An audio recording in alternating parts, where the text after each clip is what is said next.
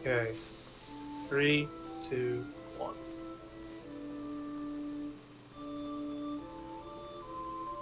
Hello. Right, so next up, we have Final Fantasy IX by Zoggoth with Murtag on the couch.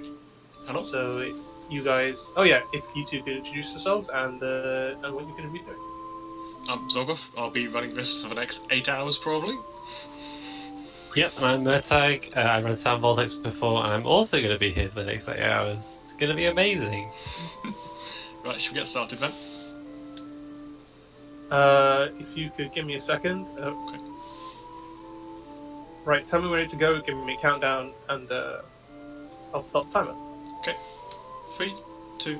Oh, hang on. 3, 2, 1, go. Right, we start. Immediately have to skip a cutscene, which is a change added in the HD version, which makes the cutscene about half an hour off the run, which is very nice. Let's go through. Yeah, so probably the first thing to talk about is that we're playing on the PC version, which is kind of different from the PSX version.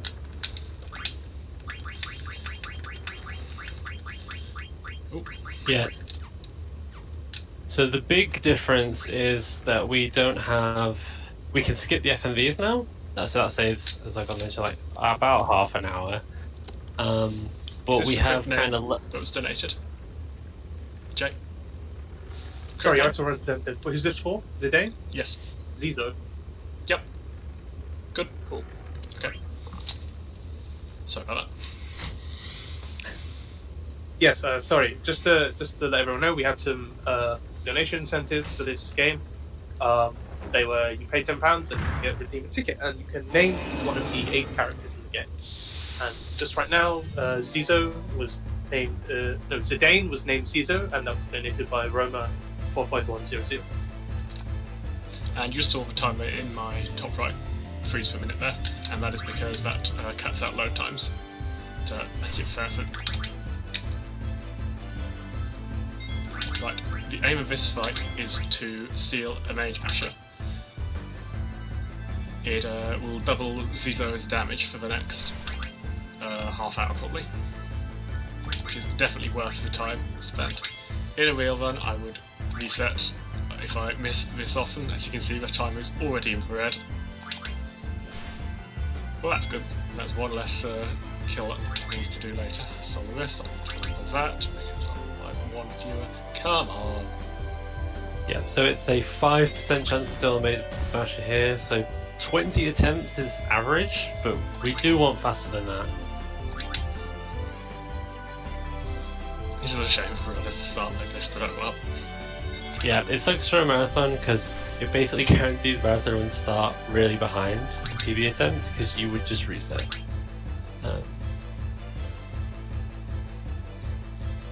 So yeah, we're playing as Zidane mainly. We're part of this like theatre group. I'm not exactly sure why our boss has the dragon's head on and is terrorizing us, but Technically we do not know this is the boss yet. But spoiler, Oh, yeah. this is your boss in disguise. yeah. Oh no, it's a dragon. Oh, come on! Have you been counting? I haven't been counting. I have not been counting. We've got to be like, what's it, like 15 now? Maybe? Something like that.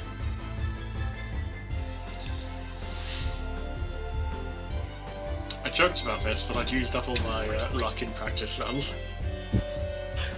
Yeah, you got it like 4th try on practice, right? There we go. I in a practice run, I got it first try, and he killed Sinner, so that was 5 moves total. Whoa! Which is the bare minimum. There we go. Yes. Full 2 minutes behind where I should be. Oh well. That's fine. We can make that back. And So, yeah, this is one of those fights that we don't need to win. So if we just lose, the game continues anyway, and it's way faster to kill ourselves. Yep. Because there's 5 people working on that. Right, now reveal this is just our boss in disguise. He's going to explain the plan. We're going to break into the castle, disguised as a theatre group, and kidnap the princess during the performance. Yeah, so just quickly continue what I was saying before about the PC version. So the main differences are we can skip FMVs. Also, the menus are a lower frame rate than they are in the PSX version.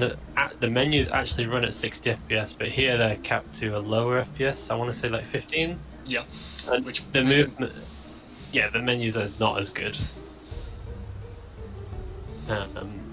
They like to drop inputs and other stuff that's not nice. So Zoggoth have to deal with that. Also, the movement I think is a little bit not quite as 60 tight. FPS. Oh. So there's a one frame trick. If you talk to that man the same frame, you get hit. Oh, come on. I didn't know about that. It's very difficult in PC because, yes, you said 60 FPS. Yeah. But it saves about 4 seconds if you get it, and you lose 1 second if you miss it. Oh well. Yeah. But the other major thing is actually in the rules that the community impose. Because there's no FMVs, because we skip them all, we are actually having to do stuff the entire run. Like, we're either playing the game or we're mashing through dialogue with very little exceptions. So that means that Zoggoth, given no other rules, wouldn't be allowed to leave that chair without losing time for 8 hours. So the community have decided that they've allowed auto clickers and turbo controllers so that you can, leave your mouse mashing through dialogue while you go to the bathroom or stand up a bit or whatever, just to make it a lot healthier to run this game, a lot more runner friendly. That means there's some nice breaks about halfway through, quarter through, and 3/4 through. Yeah, there's actually nice breaks, and there is a lot of dialogue in this game. I think the longest one is 6 minutes of straight mashing. Yeah. Even frame perfect mashing, it's 6 minutes. So I'll definitely be leaving for that one. Yeah. What's interesting is there's actually some ramifications of this that affect the run. We're going to talk more about them later, but there's actually tricks that we can do to skip parts of the game that are only possible because we have this essentially a turbo controller that can press the button every frame. But we'll talk about more about that when we get to it.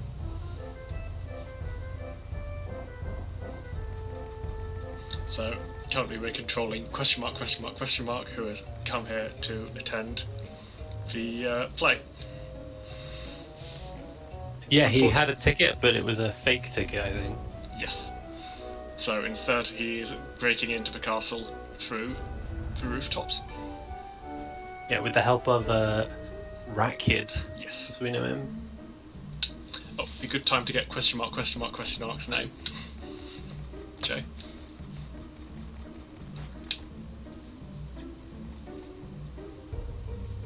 Jay, do we have a name for... Oh, right, sorry, yes. What character is this? Vivi. Vivi. Vivi's character name is Kawaii Matt. Okay. Kawaii Matt. Who donated for that? Yes. Vivi's name was decided by Q Kitsune. Thank you, Q Kitsune, for your donation. That's an appropriate name. Vivi is very, very cute. Oh, there we go. We'll have to be that.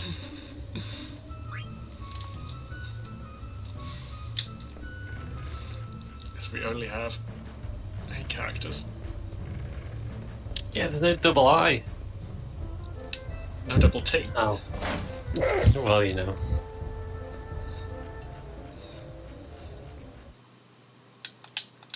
Maybe it's like a floor mat.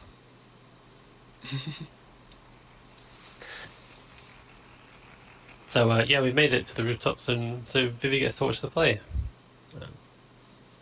Which is a mashup of various Shakespeare-inspired tropes.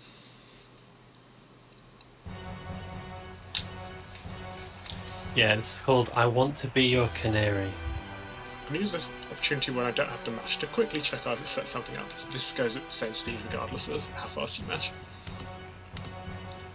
Yeah, one of the very, very few parts of the game where you actually don't need to press anything. I have not So set up Zidane... I have not set up my special auto clicker.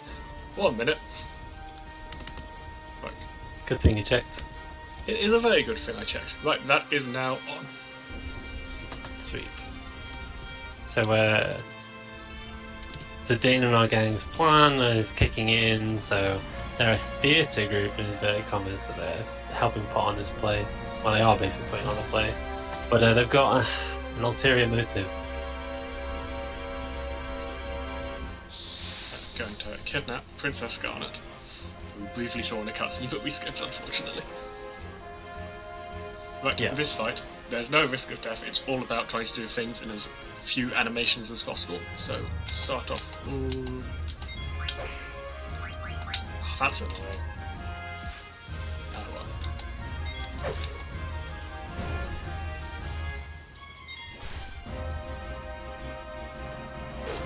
What a terrible fight. Yeah, so we take out the side guys first because they die easily and it means they won't waste time doing their animations. There's a lot of strats that we're going to see for how to speed up fights. But one of the main strategies revolves around just the least number of turns that we have to go through, the better. I think I had to show off the nice trick there. Right, it's time for the thing I've been practicing. I do have a backup plan for if I mess up here, but there is a 10,000 gil at stake if I mess up this minigame. Yep, there are 2 reset heavy points in FF9, and then after that, you're basically in for the long haul. We did the first one, which is the Mage Masher, obviously, but this is the next one. So this is actually serious time for Zoggoth, because it's 50 inputs, and if he misses any, there's a chance he might not get the 10,000 gold. I've managed to get 10,000 while missing 2 inputs, but never mind that, so serious time.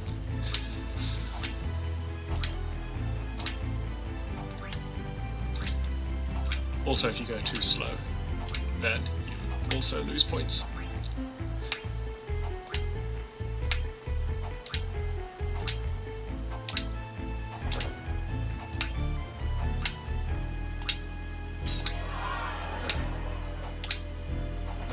Oh.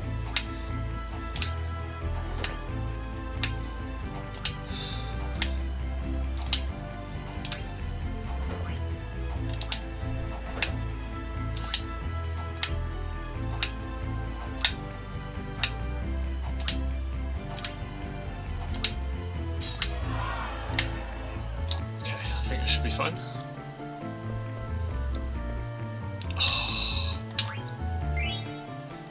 It was not fine. Okay, so I'm 9,500 gil down. I will need to find a way to get all of that back. We actually discussed what you're going to do here. Is that you got some backup strats? I do have some backup strats, yes. Okay, sweet. I've got them written down on. Yeah, I am not sure what you have to do, so I hope you know. I'm sure you do.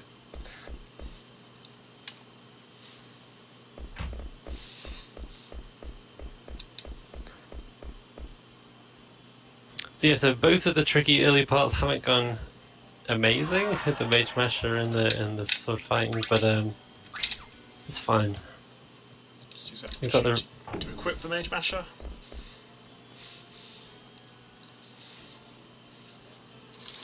So I don't forget to do it later. Because it's all the early game fights. That'll be double damage. So we're like sneaking in to try and capture Garnet, and it turns out Garnet is also trying to get herself captured at the same time, so it turns out that it's pretty easy. You say easy, we've just lost her.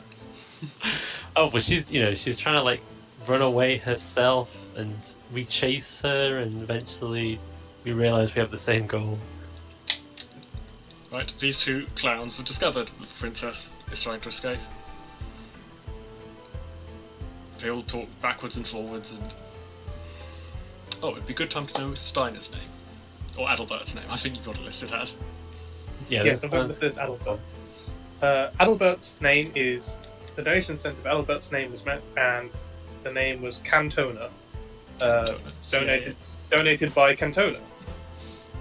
So thank you, Cantona, for your donation. And Adalbert, your name is. Cantona. So Cantona. Okay. Cantona. Nice. Out of curiosity, is it Adalbert or Steiner? His name Is is that- Adalbert Steiner. Oh, I But you choose his see, I second see. name. So his canonical surname is Steiner. Yes.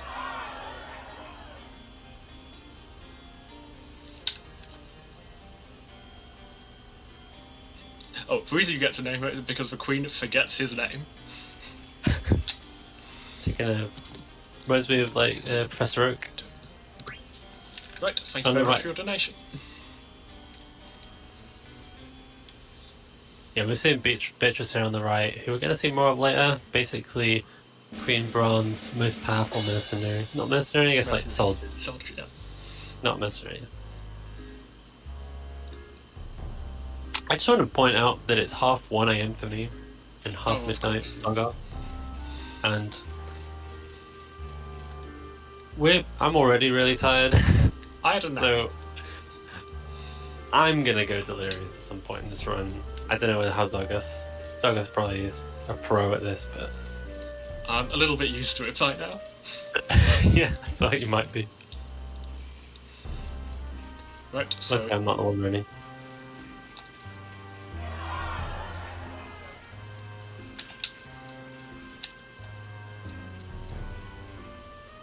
so there is a mini game where you can find and talk to all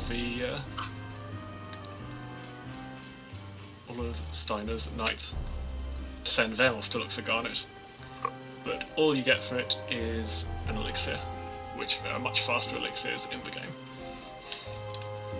I mean, it's very Yeah, we good. don't really need that many. I mean, all elixirs are good, and they all always make the run safer.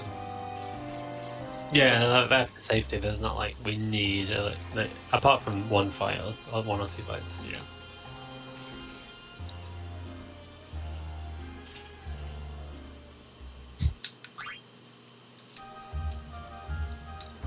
Right, so Stone chasing Garnet, they have fling themselves using some stage scenery across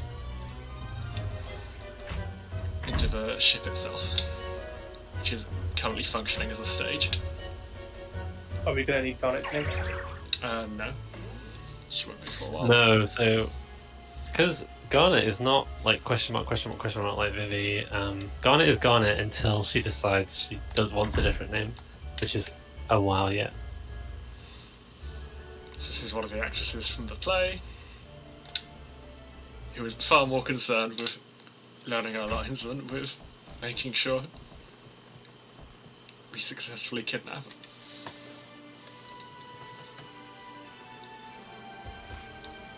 Surprise, surprise, it is Princess Garnet.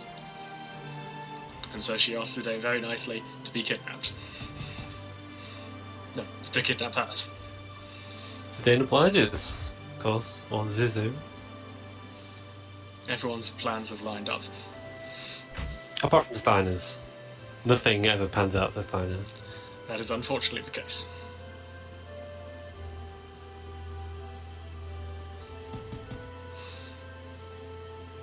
Oh no, the timer just turned red.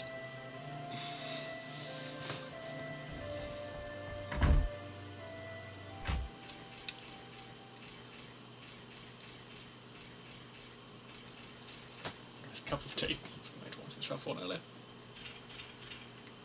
Oh, mate, I need a cup of tea. I'm trying to live off Pepsi, just trying to keep myself powered up. You know, on edge. Do we have time for a donation? Yep, absolutely. I'm not sure if this was done already, but we have £10 from Riot. I think it's 44 minutes ago, so it was during my Fury run. He says, if I were to escape from samurai prison, I would simply ask to be let out. But good luck, good work nonetheless. Thank you, Ryan. I would also be asked to let out, but I don't think they're in the mood to just let.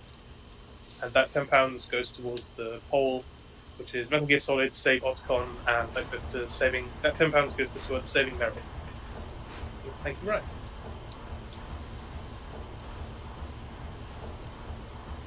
That brings our donation total amount to £861 and 8 pence, all of which is going to SpecialEffect, the games chapter. SpecialEffect are a UK charity aimed at providing accessible controls to children who have physical disabilities. So yeah, we'll bring up the hat. Great. Oh no, Steiner's found us.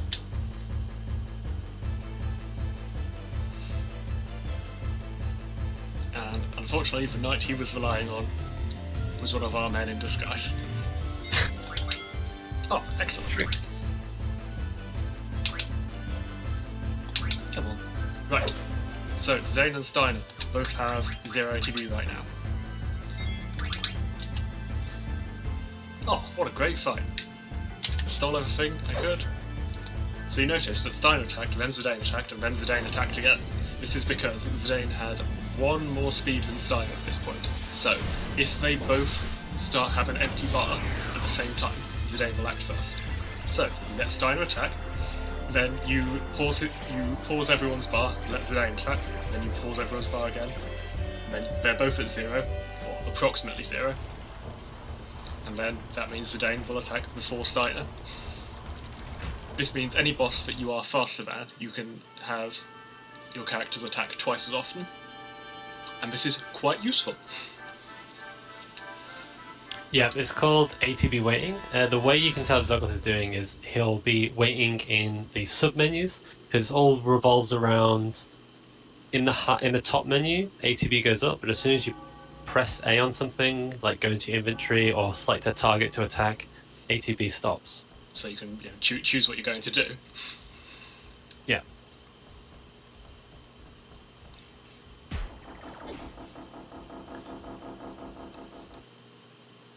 Yeah, and I just want to point out that the way that fight ended is that like Blank's armor got damaged and then insects flew out of it, and Steiner hates those insects, and so he ran away. Oh yeah, part of their plan was to cause chaos by releasing a huge number of insects into the crowd. And Blank stored them inside their armor? And then they escape. This game has a very interesting sense of humour. It's a really fun game though. It's in a lot of ways doesn't take itself as seriously as some of the Final Fantasies. Yeah. Well, the previous 2 Final Fantasies were both pretty high-tech, so this is a bit of a return to... Yeah. It's a love letter to a lot of previous Final Fantasies. Yeah, that is exactly what it is. Like, it's just got,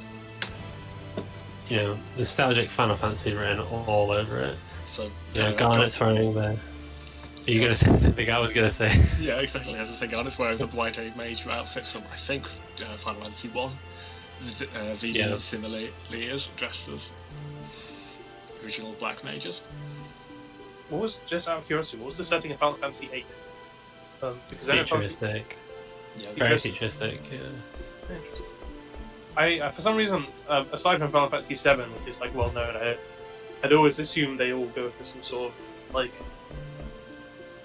medieval fantasy. But I guess there's definitely, especially the more recent ones, are also quite futuristic. Like 13, 15 are both very futuristic. I mean, I've seen some of 15, and that felt quite contemporary. Felt like but they also have transforming cars, so. That's true. We'll just put that down to magic. Magic's more fun than technology.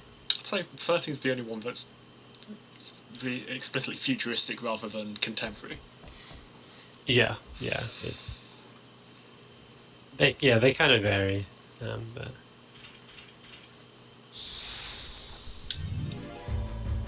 But they all have chocobos, right?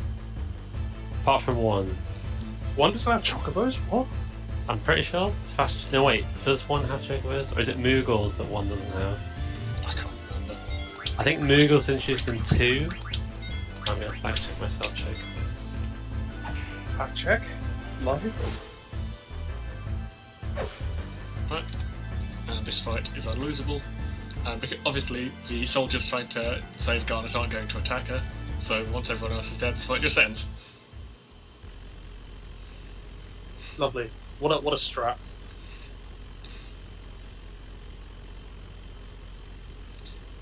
Right, Garnet's on the ship. Time to go. It looks like they're not in FF1. So yeah, we got Garnet. Let's get the hell out of here. And the Queen fires a cannon at the ship to try to stop us going, in which is a monster. Yeah, so this is like a big signal of what kind of person Queen Bran is. We're literally in the middle of her own city, and she just fires these huge artillery cannons that release really powerful, deadly monsters that explode just right above her own city. And again, same strat here as last fight. Yeah, winning isn't the quickest way to end the fight. Could have gone with Garnet.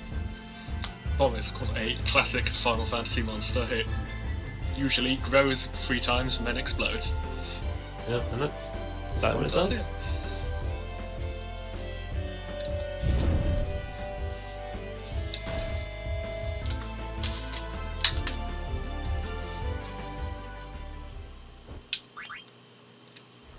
And does some severe damage to the ship that crashes in a nearby forest. The evil forest! Yeah. We do manage to get away from Alexandria though, so partial success, but we do crash, so...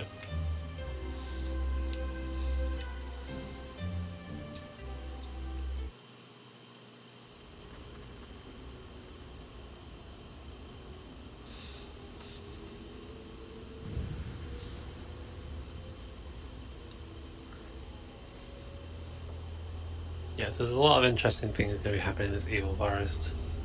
Well, fewish. Well, depends what you count as interesting.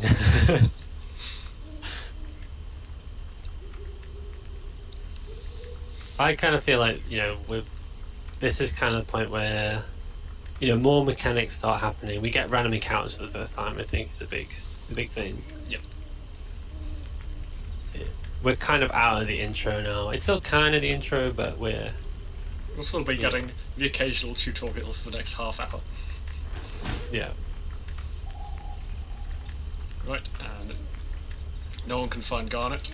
They're concerned that she might have died, turning their kidnapping into a murder.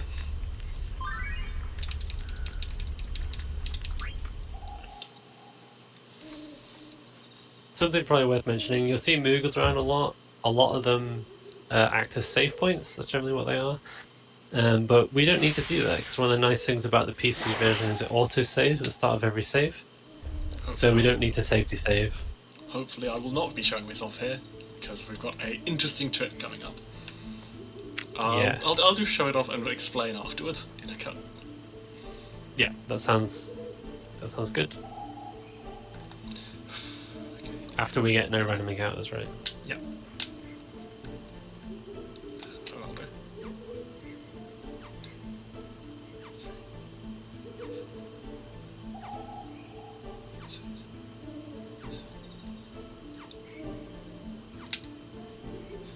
There we go. Right, so that is a 9-minute time save.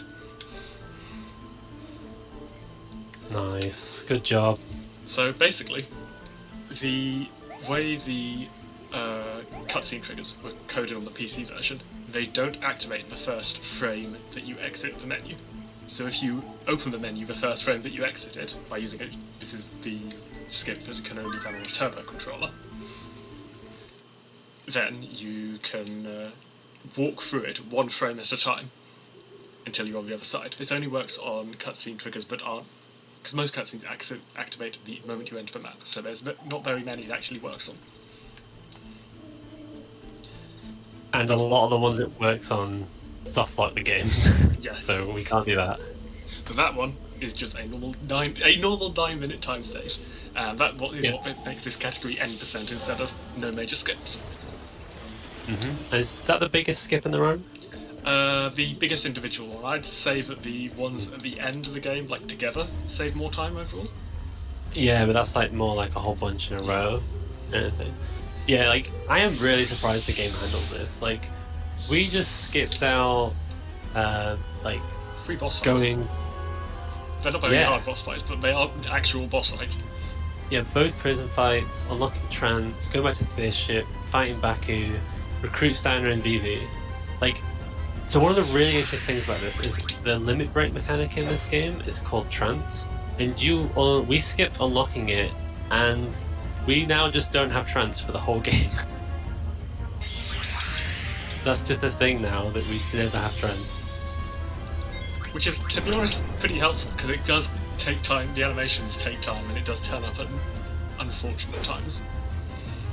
Yeah, it kind of reminds me of like critical hits in Pokemon games where, because it's extra text, it's usually bad, but there are scenarios where it's good. I think there probably are scenarios where trance does save time, but it's pretty rare.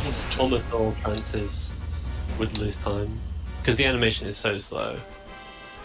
And while it does give you access to lots of cool attacks, they also have very long animations. Yeah. Animation time is everything. Oh, also, the menu buffer that I did is also the reason that I spent the entire game on defaulting to walk, because as part of the trick you need to be holding the exit menu button, which is the same as the run button. So if you're defaulting to walk, then you will go further. Oh, really? So you can do it without that, but you need to do like twice as many. Yeah, it's about twice as many. Yeah, that explains why I've seen other people do it in way more buffers. Like you did it really fast. You have to hold down a button all the time you're moving. The dedication to speed, Zoggoth. I commend it. Just hold down 2 buttons, in fact. Yeah. We didn't even talk about Plant Rain, but yeah, Fire and Fire Sword is good. This is fine. As long as it's not 2. Right, because Zizo will need some experience before the next boss. Particularly now that we don't have trance. Yeah, so boss fights usually don't give XP, so we're going to be really, really low level in this game, so you have to manage our XP very carefully. Yeah, and we often do it by killing off party members that we don't want to get XP, because XP is divided amongst the whole party. So if only one person's left, it all gets funneled on one person, which is often useful.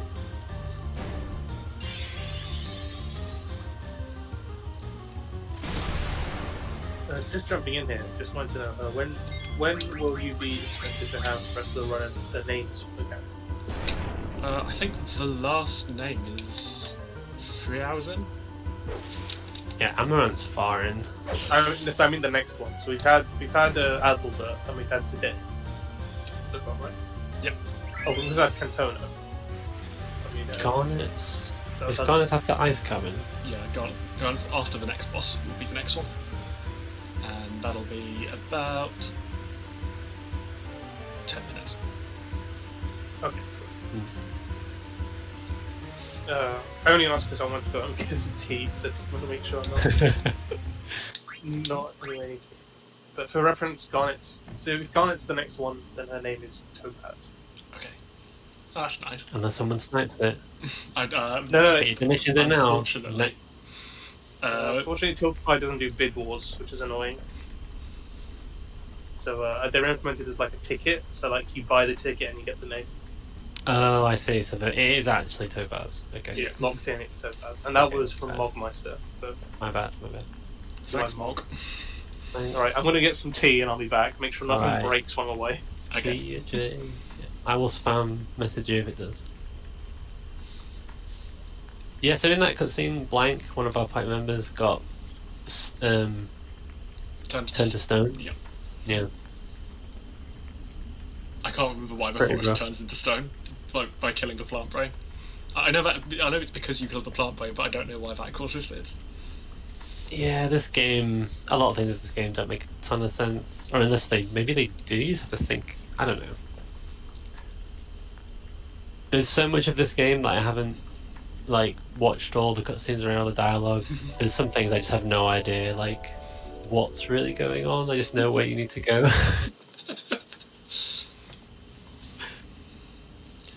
Right, so we've now rescued Princess Garnet. She was kidnapped in a cutscene we skipped because of the menu buffer. But What happened during all that time? She was kidnapped by a plant. We then went back to the ship that had crashed. We fought our boss in order to leave the gang. We got a potion that cures the plant poison. And then we went to rescue Garnet.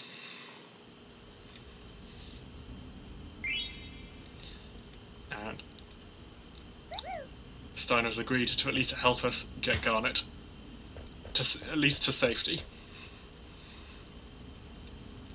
Yeah, Steiner's definitely kind of unwilling to help Albert. Doesn't really see any other way. Right, we can't get any encounters where Miss Continent is on the screen, so we should be fine. Yeah, and talking about encounters, one difference between the PC version I didn't mention is the encounter rate is much lower than the original version. Even when you're not using the booster, like just the default is much lower. Yeah. In the PSX version, you would normally expect to have about 50 encounters. It's probably reasonable throughout the whole run, whereas 20 is probably pretty average. Yeah, I'd be surprised if I got 10, 20 random encounters, to be honest. Yeah, that's maybe on the bad end. What that does mean is that we can play it very, very risky, and then just because we also have autosave, it is generally faster to quit out than to complete a battle. Yeah. There's a few places where we'll deliberately take random encounters because it's just useful to get a bit of experience if it's available. Right, I need to remember I missed the sword fight, so that chest I need to get. Because it will save me 800 gil.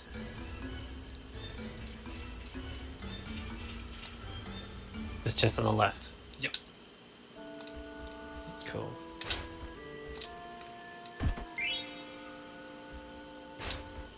So that mist there. Mist is what causes monsters. Yeah, it's So- actually part of the story about like what the deal is with mist, but yeah, if we walk in the mist we get an encounter.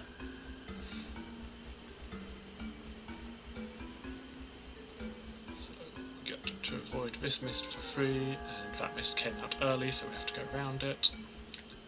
To be honest, I'd always just go around it even if it didn't come out early, for safety. Right, yes, I did remember to do the equipment back in Eagle Forest, so today should be fine.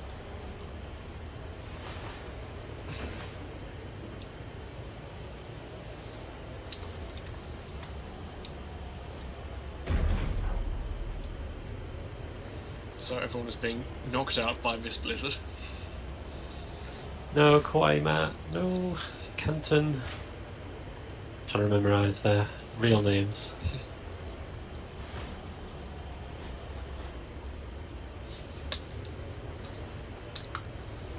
I've got my notes on a PowerPoint, so I've got a little PowerPoint to look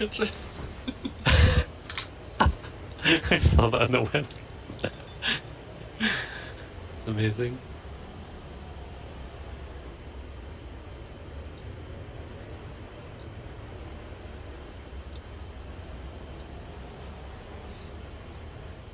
Yeah, so people are kind of dying in this life, Gavin, or I don't know, falling asleep, having a nap.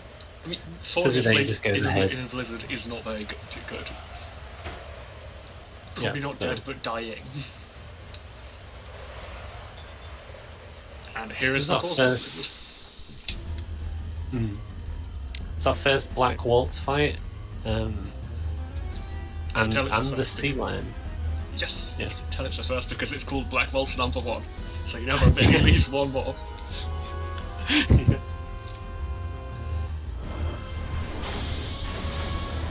Right, this is a pretty nasty fight. This is why I forced Elaine to get some experience earlier, wasting some time, but well worth it to have some extra health during this fight. That's good to see. Wing is low damage. I mean, it's particularly hard because it's 1v2. Some more low damage. Yeah.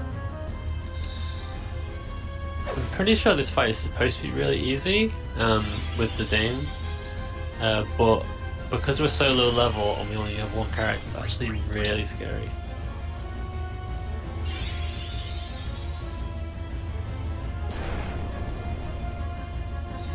fine, even if they both get maximum roll. I cannot die here, but I will wait to see how much damage they do before. Yeah, I'm gonna have to heal before I kill Black Walls. So this is already a bad fight. Yes, the annoying thing is Sea Lion can actually deal a lot of damage. Like you see that it was 32. Can't remember the top of my head what the maximum damage 36. they can do is. Yeah, 36, so we can't stay below 36.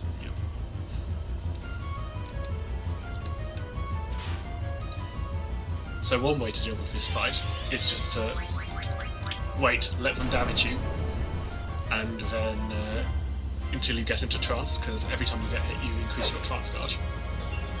That was nice. I hope I don't get any more crits, because Sea Lion has a counter attack when it gets to low health. And I do not want to get to low health too early. Did you think all of that? So the next attack will be a counter attack. It will deal a maximum of 63 damage, but then it will also get another attack, so I need to be above 99 health.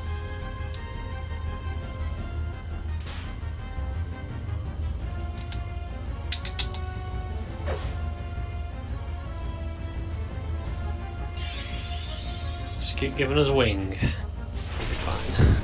That would be lovely. Any misses, that would be good. Yeah. Yeah, so it's the crystal on its chest that tells you like, how it's going to counterattack, I think? Something like that. Yeah, so once Actually, you can't deal remember it.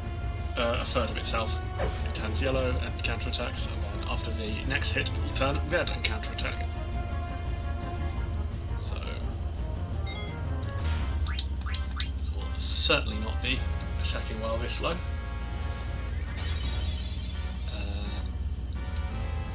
I'll do an even more powerful counterattack. Fortunately, we're not running on the original Japanese version, where Sea Lion deals 50% bonus water damage, which means this will be a maximum of, I think it ends up being 130 on the Japanese version. Oh, jeez. Oh, come on. Okay, that's fine. Maximum damage here is 36. And one more hit will kill.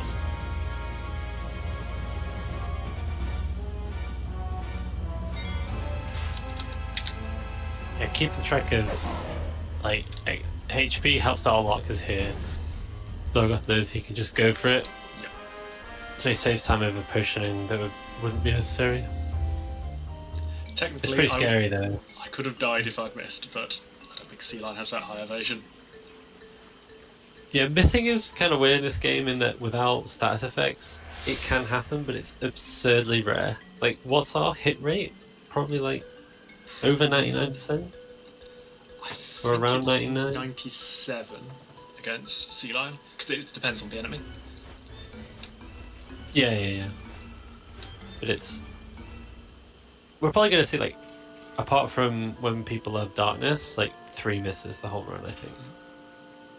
It's super rare. Crits are also very rare. But we actually got one. 100% hit rate is very different from 99% hit rate, because you can yeah. and you're not going to, because you don't want to miss and then game over, even though I did just miss that. Yeah. You mentioned earlier that that monster has completely different bonus damage in the Japanese version compared to this version. Is there a reason it was changed? Probably because it was too OP. They nerfed it. The theory is that it was actually a mistake. Oh, Zidane dies on. Because looking at someone much cleverer than me has looked at the Steam code, and it seems that the actual value for elemental bonuses isn't set up properly. It is never like initialized at the start of the fight, so the actual bonuses that it gets depends on just some random junk data somewhere else in the code, which is why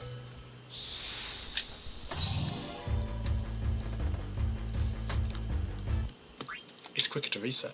It is quicker, particularly when I'm risking dying. So close again. Is that? I've decided I'm going to keep track of encounters. Is that 2 encounters? That is 2 Just encounters on screen? 2 screens. That is very unlikely on this version. Yeah, so it's two is the total right now. Yeah. That is pretty common on the PSX version, but getting 2 encounters is like that quickly is rare. You see.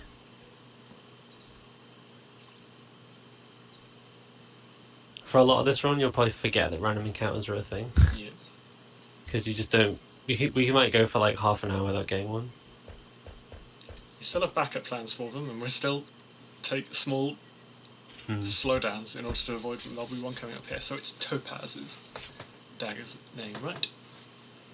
Oh, so the reason she's changing her name is because often they're sneaking around with a princess. It might be a good idea to change her name so she can be in disguise.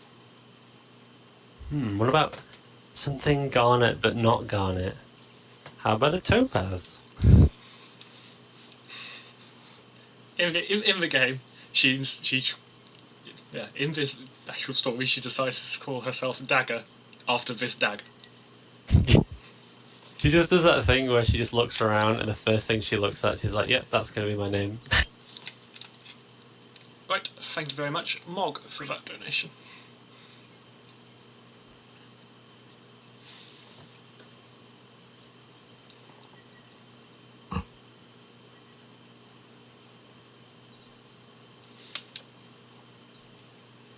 In addition to changing her name, they're trying to teach her to speak like a commoner.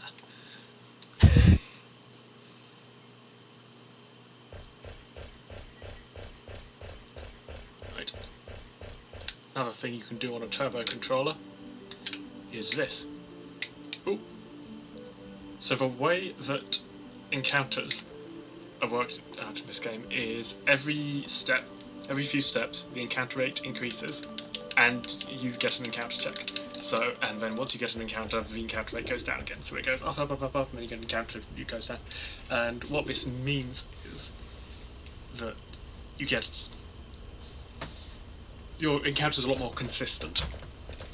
Because if you have just say a flat encounter rate, then you can go ages without one, or get one immediately. Whereas if the encounter rate increases slowly and then goes back down, then there's a certain amount of time you can't walk forever. You will eventually get 100%, and you're very unlikely to get one right at the start.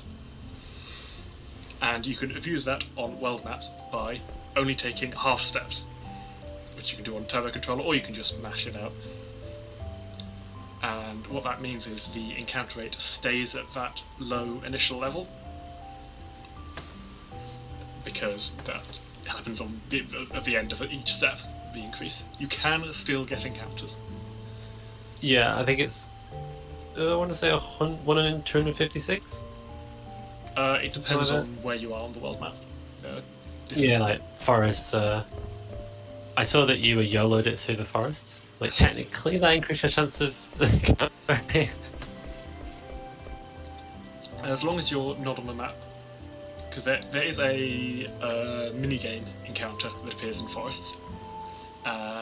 And that cannot be avoided that has the same encounter rate regardless of how much you start a step. Ah, right.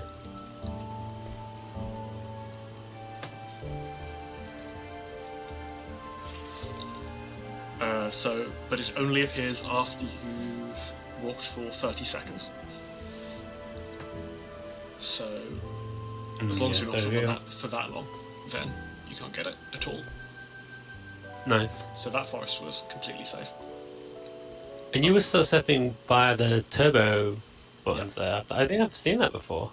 What are you holding to get that to work? I have got it set to my right analog stick, since that's not used for anything else. Nice. It's just alternating between pressing and not pressing every frame. And that's fine because you're allowed to. Since you're allowed to turbo, you're also allowed to decide what speed you turbo. You're not required to have any particular speed. Nice. Yeah, I know a lot of people really hurt their hands and damage their controllers with stuck stepping, especially on the PSX version where they can't do that.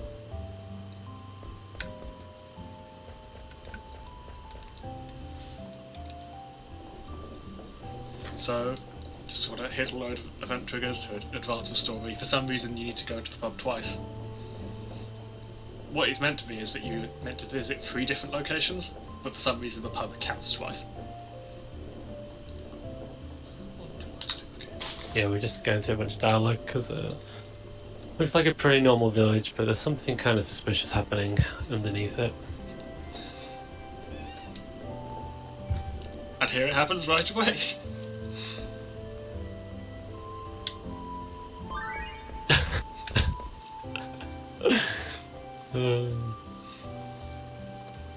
Right, there is some RNG, but you can take a random amount of time for this conversation to start. But once it's started, there is a 6-second timer save in it by selecting the correct dialogue options.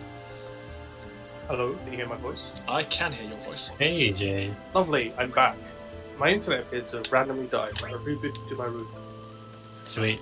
Well, you're back now. Let's hope that doesn't happen again. I have reasonable faith in the stream to run smoothly without me, but I would still like to be there. Yeah, well, you know, it's fine. We named Garnet Topaz, it's all good. Oh yeah, okay, cool. When is the next one, Zoggoth? I can't really think. In Limblom. Freya. Yep. The last thing I remember doing was asking why the crit rates for that monster was changed between the Japanese version and the English version, and then my internet died, Yeah. so I never got the answer. So it's believed that this is a bug, that they don't use the actual intended crit rates. They instead, they're never initialized, and it uses whatever data happens to be in memory.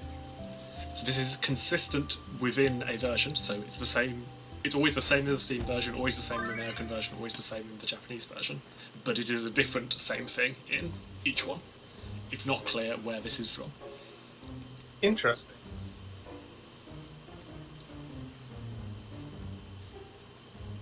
And that is Yeah, I just because looked at the... Oh, go on.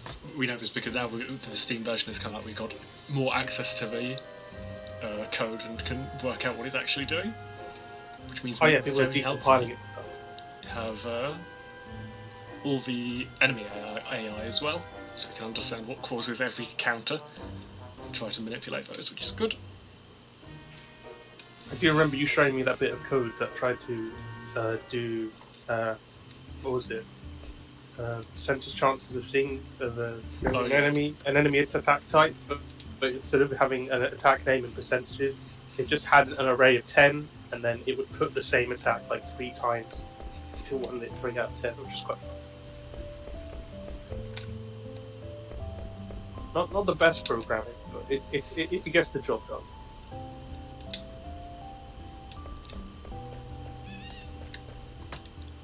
Right, so we were planning to all meet up at the inn, and Kawaii Matt never turned up, so we've gone looking for him. And we have found him down this hole in the ground. It took me way too long to realise who. I heard like "Goodbye, Matt," and I was like, "Who's that?" I was like, "Oh yeah, Kawaii Matt." Oh no! What a horrible mistake to make.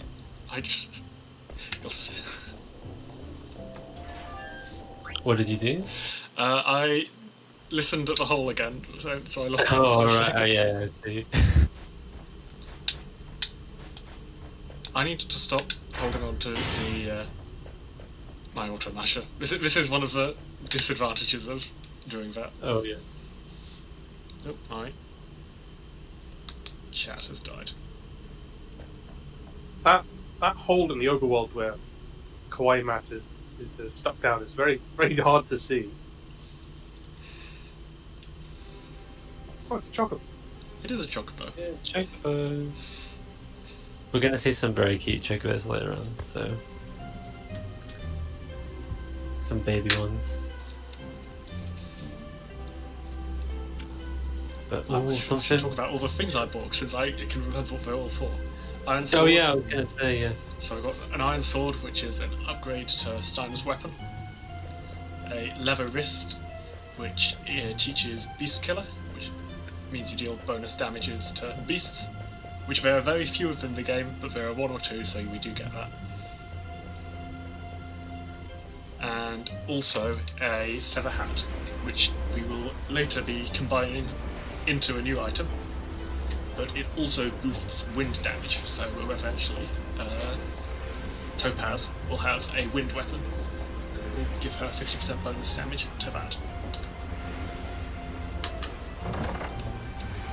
What we didn't buy, which we normally would, is wrists. There is a trick to get a lot of money by buying wrists and steepled hats and combining them together. That costs 1,400 each. They sell for and the resultant cotton robes sell for 2,000 gold each, so you can get 600 per thing. But because I lost the sword fight, I do not have enough money to do any of that. So, Yeah, I was gonna ask about that. It's sad to not do it yet. I guess you just have to. You might have to do an extra cycle of buying them or something. But I'm sure you guys figure it out. I absolutely do. Just don't forget whatever the backup is you have to do. I missed the 1 second time save. If you notice there, the game slid to a stop. You can reduce that sliding animation by walking immediately before it happens. It saves about 1 second.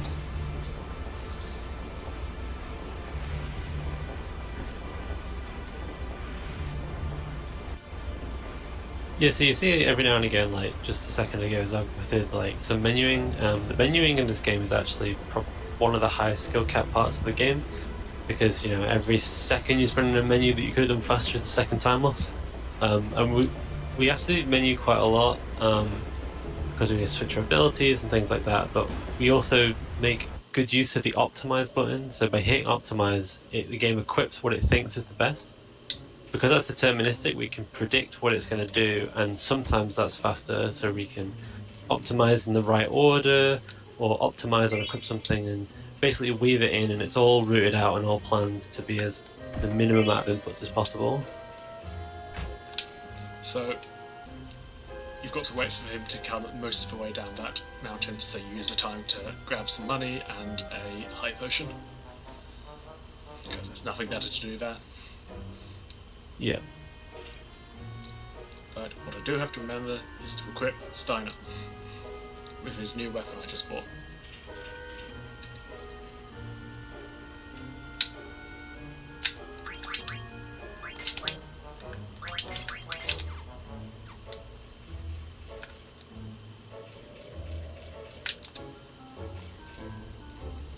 Right, that means he'll be doing significantly more damage. I also equipped Bird Killer, that's 50% bonus damage against birds, and basically every enemy in this game is a bird. If it flies, it's a bird. If it's got wings, it's a bird. There are definitely things that do neither of those things and that are still birds. So Sea Lion earlier, that was a bird. I did not know Sea Lion was a bird. It's got wings! I mean, it does use wing. Like, Okay. and that's a good way. My favourite one, even though it's obvious, is Ark as a bird. It's like, it's a mechanical airship. It's a bird. It floats, therefore bird. Yeah. But anyway, Yeah, the another next thing that- boss Oh, God. is a bird, so we'll be using that. One thing I wanted to mention as well is, so you equip some abilities. The way abilities work in this game is really interesting and adds a lot to the routing in this game. So basically, like, equipment that you have abilities. So, like, is it your weapon or amulet or something that gives Bird Killer? His armour gives bird killer. Right, yeah, his armor gives Bird Killer. So while he's wearing that armor, we can equip that ability by spending, like basically spending ability points to go into it. But as we do fights, we get AP. And if you get enough AP, you learn that ability permanently. So we could take off that armor, put it on somebody else, and still use Bird Killer. And that's all routed out. And we swap our abilities depending on what fight's coming up.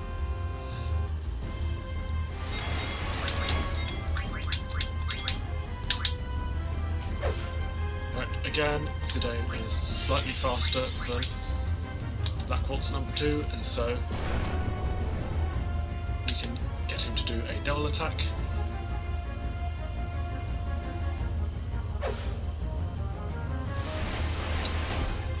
So I'm going to leave this go because the next time when you get Black Waltz number 2 below half HP, he will use a powerful counterattack. So he is now below half HP. The powerful counterattack targets Steiner and misses. And now we can Cantona, and now we can revive Cantona. And the counterattack has a huge animation. It actually hits everyone except Garnet, but because Steiner is dead, it doesn't go off at all. Nice. Good strat. Again, Steiner's doing a huge amount of damage because of Bird Killer, and also because we bought a new weapon. It has wings and it's not on the ground. Double bird. If I will. So again, because I have lost some money in the sword fight, I will steal from that enemy. I wouldn't normally because it wastes 2 seconds.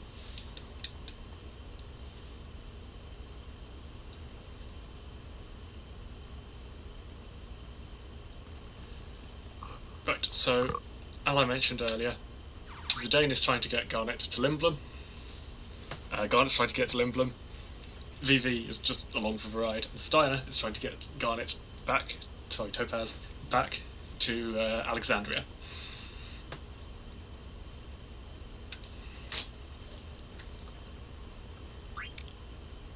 So I think everybody agrees that they want an airship, but they don't agree on where they should go. Yeah.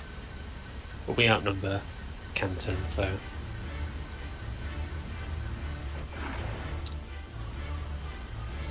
Something else.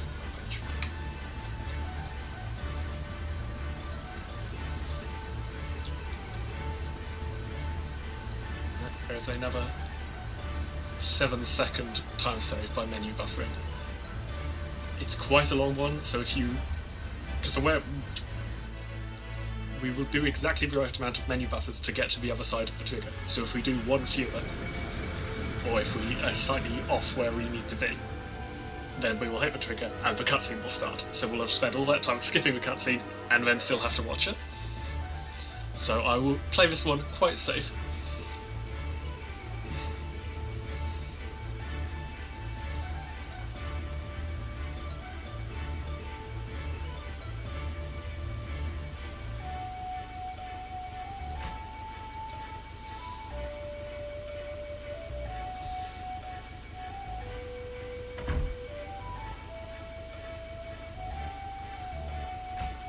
So this is our second airship that we've got on.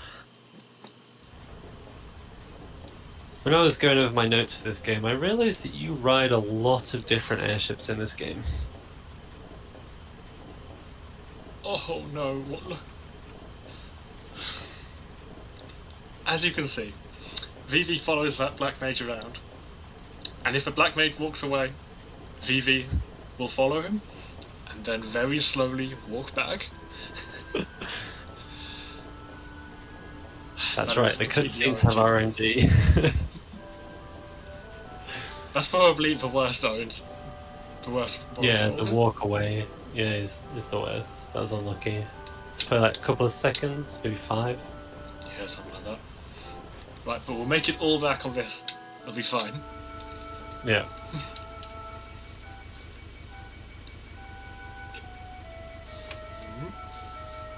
Right.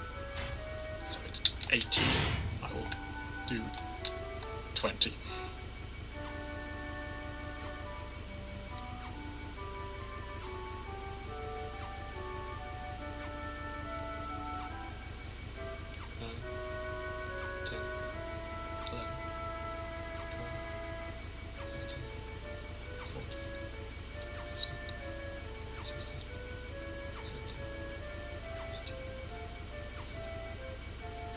Come on. Okay. So that's skipped an entire FMV. Nice. So it saves significantly more time than you'd think.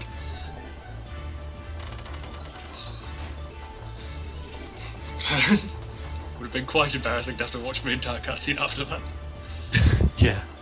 Have I already missed the explanation of how the pausing based cutscene skip works? Or So- will you explain that? The dialogue doesn't start in the frame after you open the menu. So if you after you close the menu. So if you close the menu and open it the next frame, which you can do with a turbo controller, which is why this is a different category than no major skips, then you can walk through it one frame at a time. You can make it faster by confusingly, making it faster by walking, because you hold down the run button. So if you're running, by default, you will walk during the skip, and if you walk by default, you will run during the skip. So this would take this would have taken 40, which would definitely not be worth it if I was running. But because I was walking, it only takes 20.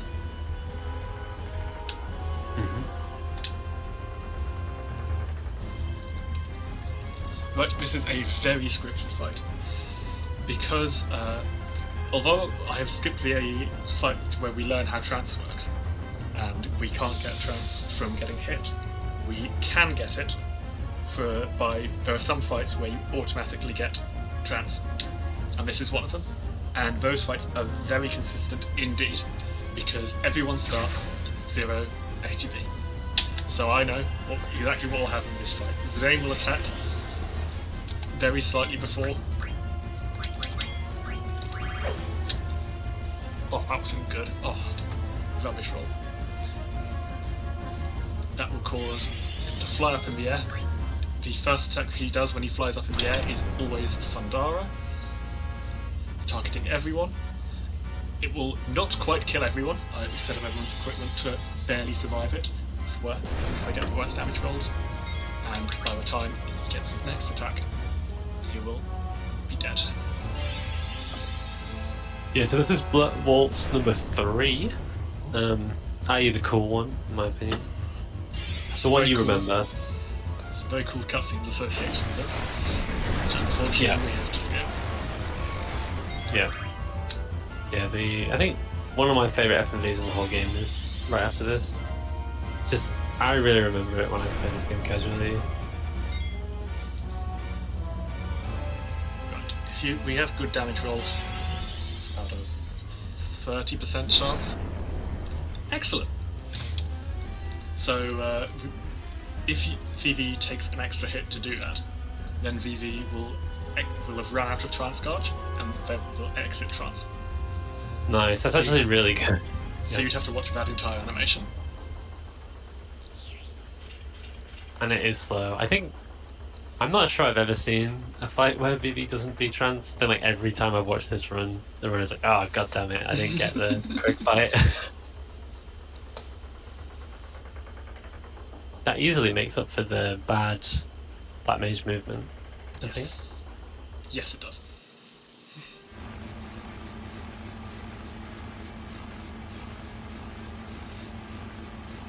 We did already know that these guys had sent the Black Mages, but they sent them to try to bring Garnet back to Alexandria, because they do not trust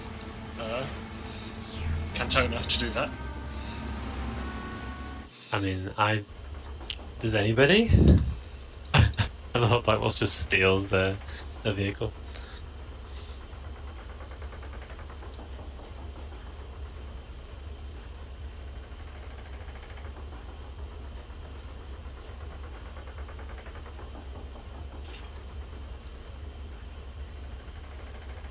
Yeah, the FMV coming up has the like super iconic shot of Vivi like looking like off the edge of the airship. It is a great shame, but it does make the run half an hour faster to be able to skip them. Yeah, so it's very worth, but I'm not used to this being so slow. I always turn on the super speed booster whenever I'm here during practice. Oh, at least it's a nice break. Hey, not having to press things.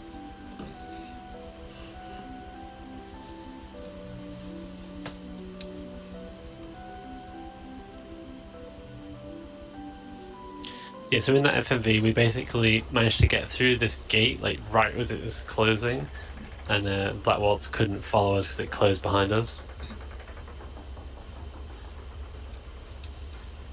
So we have now succeeded to get to London. So, the reason for those gates, so the continent will, these airships run on the mist present in the air. They use that for power. And so they can't go very high above the mist. This is the same mist that causes monsters. Yeah, I like that the fact that you can't go very high off the ground is actually part of the lore. And because everywhere is surrounded, there's a big mountain range straight to the middle. We are now cut off from the... They've had to build this giant gate in the mountain for the ships to go through.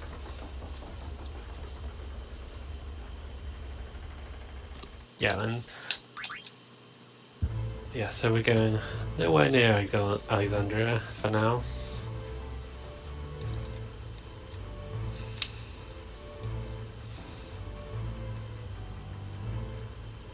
So we're now in Lindblom. Yes, which is an enormous castle with a town inside it, which is good fun. Yeah, it's a super huge city. A lot to do here. Pretty much every single time we're here, we're just going to be mashing through dialogue. Yeah, there is some very long cutscenes here. Yeah. You often come back here like after going out and doing a bunch of stuff, and it's like a big lore dump and story stuff happens, and you go out and do the next thing. So, Regent Sid, the ruler of Lindblom, was expecting us. For some reason. It is slightly slower to make that guy vanish, but I like making him vanish. It's quicker to walk around. I like how he's just like, stop running into them. Fine, I'll just disappear if you're going to run into the back of me. I think it's just to stop you getting stuck in places. Certain people are programmed to vanish if you charge into them long enough. Yeah.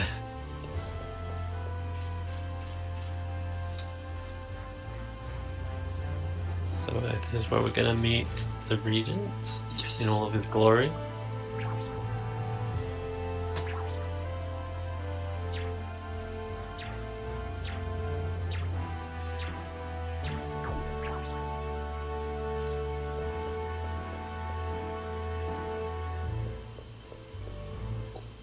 Walk, it says. Yep. Because he is an Oglop, which is basically like a little insect thing. If you remember a long time ago with the insects inside Blank's armor that scared Steiner, it's the same thing. He's just an Oglop with a big mustache. I don't think he's explained yet, but he will shortly explain that someone has kidnapped his wife, turned him into an Oglop, and ran away. What is Freya's name? Since that will be coming up soon.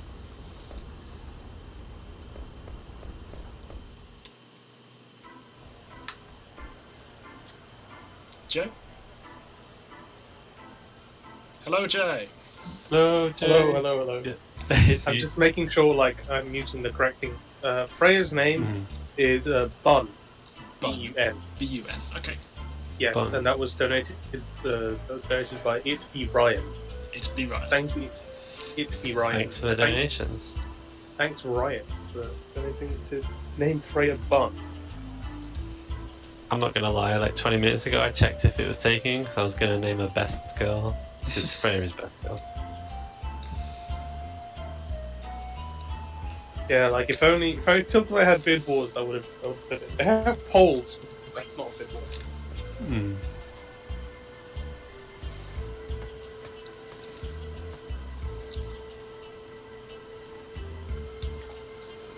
I just noticed the picture on the left when you were naming Freya is like from like later in the game. I guess there just wasn't a good picture earlier on. Yeah, that's because that's in an FMV, so they wanted an FMV shot of her. think Yeah, Steiners Freya is- is a. Oh god. I think Steiners is from after you meet him as well, but it's not from quite as big a scene. Yeah, Freya is not a human. She's like a Vermisian. Basically, like rat folk. We'll be going there pretty soon.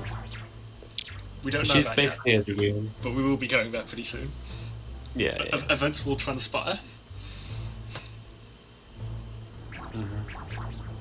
That's every JRPG. Events transpire.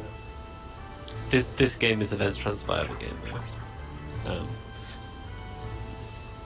The story has so many twists and turns and goes all over the place so much. You never know where you are in the game. Like, am I near the end? Am I 10% of the way through? I have no idea.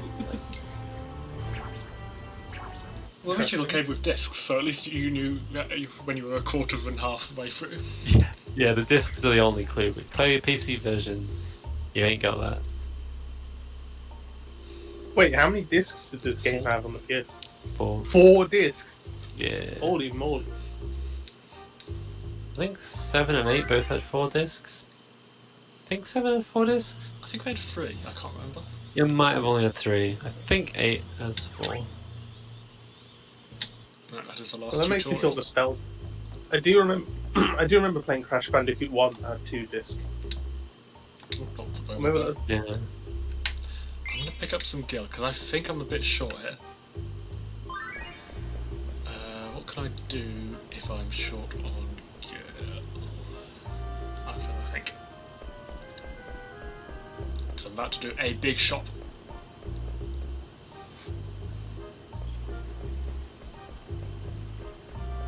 If you're wondering what the ATE, Active Time Event, in the bottom left is, that's basically an opportunity to do a bonus cutscene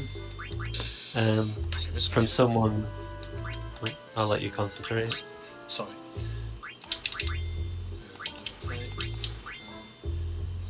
Headgear, once, hat. Yeah, this is going to be a bit short. I will sell.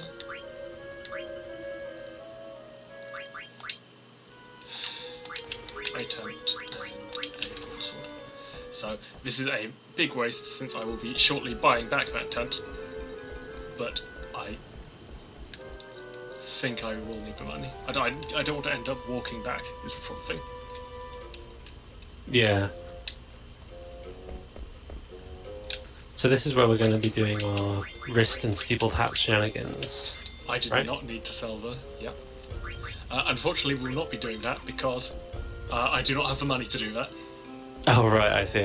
You didn't have money to do it at all.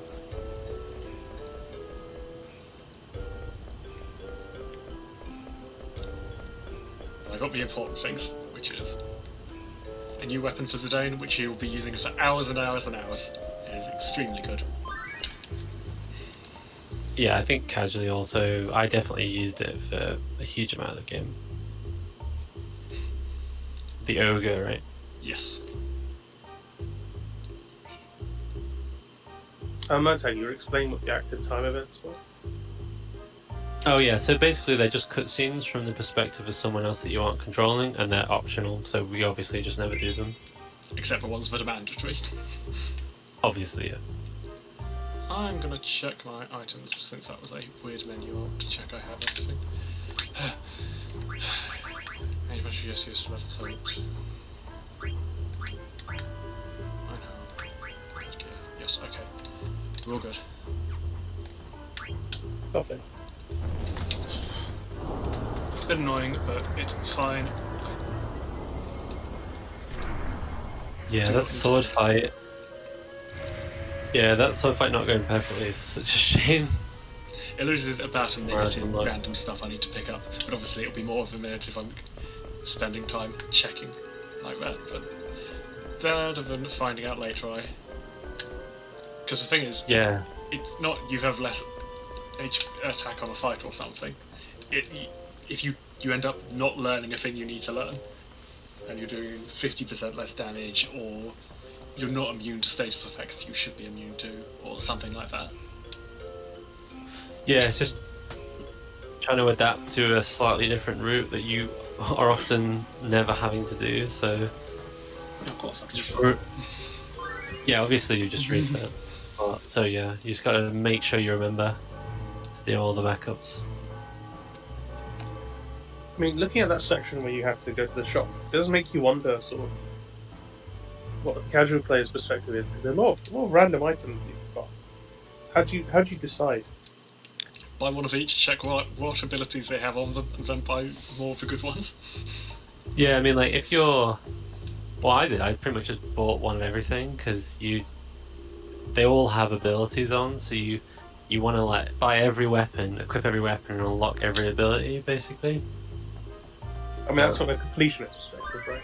Yeah, but you kind of buy them, and then you might not unlock every ability, but you want to have access to every ability because you want it. And you've probably done like loads of random encounters, so you actually have a good amount of money and stuff. Understandable. Double checking, it's Freya been named here? Freya, yeah. yes. Okay. Just marking off the list I have. Yeah, it's a while till the next one now. Quite a while, yes. So, it is a Queen, character, right? yes, Queen, who is optional, but if you have her in your party, then you get extra dialogue. And to be honest, they're not a great character, either in story terms or in battle terms, so... Are they optional? I thought They're Quina wasn't. optional until later on. Right, yeah, it does force you to get Quina eventually. Yeah. Not gonna lie, I think Quina might be my least favourite thing about this game. It's not just that she's kind of a bad, uninteresting character with no development. She, in my opinion, just ruins some cutscenes with her stupid lines during serious moments. Oh, you went in. Quina. Seriously, well, I mean, like, you'll see. She's basically Lickitung. I've seen this. Oh, it's that. Okay. Yeah, I remember the character now. Yeah. Yeah. I mean, there's one cool strat late in the game that we use Quina for, so that's something. Oh, so at this point you can use menu buffers to get past that onto the elevator. But if you go up there, then you'll find nothing up there until you've done the actual intended way. Yeah. So what is going on right now? Some kids told Zidane to go say hi to Garnet. And he's decided to do this. But she's missing. He can hear her singing from upstairs. So now he has to break into the castle in disguise. Yeah, this is like pretty much how this game works. Is it'll have like serious, like a dungeon moment, but then it'll always break it up with some like silly kind of just like fun little side thing. And so yeah, well, that's the kind of stuff we're doing right now. But it adds a lot to the character of the game. It makes it feel very different from like coming out of Final Fantasy VIII, which I actually played through the first time like last year. Like, I think this game has aged a lot better because it's not taking itself super seriously, whereas Final Fantasy VIII now is just you play as an edgelord and everything's really serious and edgy.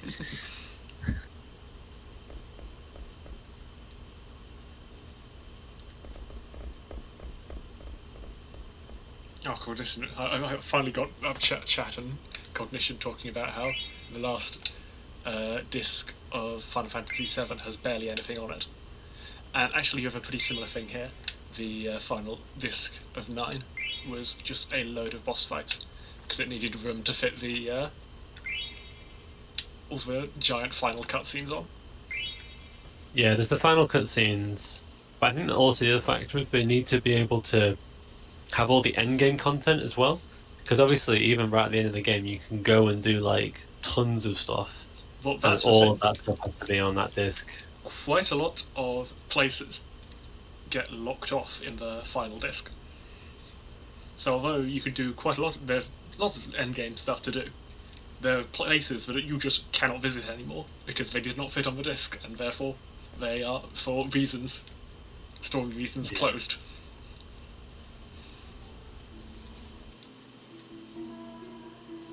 I mean, does it not let you do like does it not pop up with a thing saying if you would like to enter here, please enter this or whatever? No. Or does it just straight up tell you no? Only story moments tell you to switch disc. That's it. And you never like switch back. I've Interesting. played games where you have to switch back and forth all the time. Actually. Wait, does this mean it's impossible to backtrack I mean, at certain Yeah. story points? Yeah, I mean the game is fairly linear. Oh, okay, interesting. For some reason, I was under the impression that, like, since there's an overworld with an airship, you can visit wherever you want at any time. But I guess it's No, like I mean, like later on, kind of. the disc where you have the airship, where you get the airship, doesn't have a lot of cutscenes on it. So and that's really the main time is disc free to do all the side quests. Yeah. Like we hit disc 3 and get the airship about 2/3 of the way through the game, and we could go to a lot of places and do a lot of stuff. We won't, obviously, because we want to finish the game as quick as possible. But you can. Well, unless we need to go do the rebirth ring, we might go see a random place, but probably not. Here's another question: if you have, is there enough time for another question? Sure. So if the PlayStation 1 version has four discs, Yep. how does this work with people running the PlayStation 1 version of the speedrun, both either as an emulated or the real? You have to change discs during your run. Yeah. Okay. You open. Which is really interesting. I don't want to stir up controversy, but in the PlayStation 1 version, there actually is a way to skip the cutscenes, the FMVs, but the way you do it is you open the disc tray and close it again. Because the game just freaks out because it can't read the disc, but then it can read the disc again, and its reaction is to skip to the end. However, that's not allowed because that's considered hardware manipulation. You're like messing with your console while you're playing the game. Okay, that's reasonable. But you have to open the disc tray when the game tells you to open the disc tray. So the rules are you're only allowed to open the disc tray when the game tells you tells you to open the disc tray. So, Yes.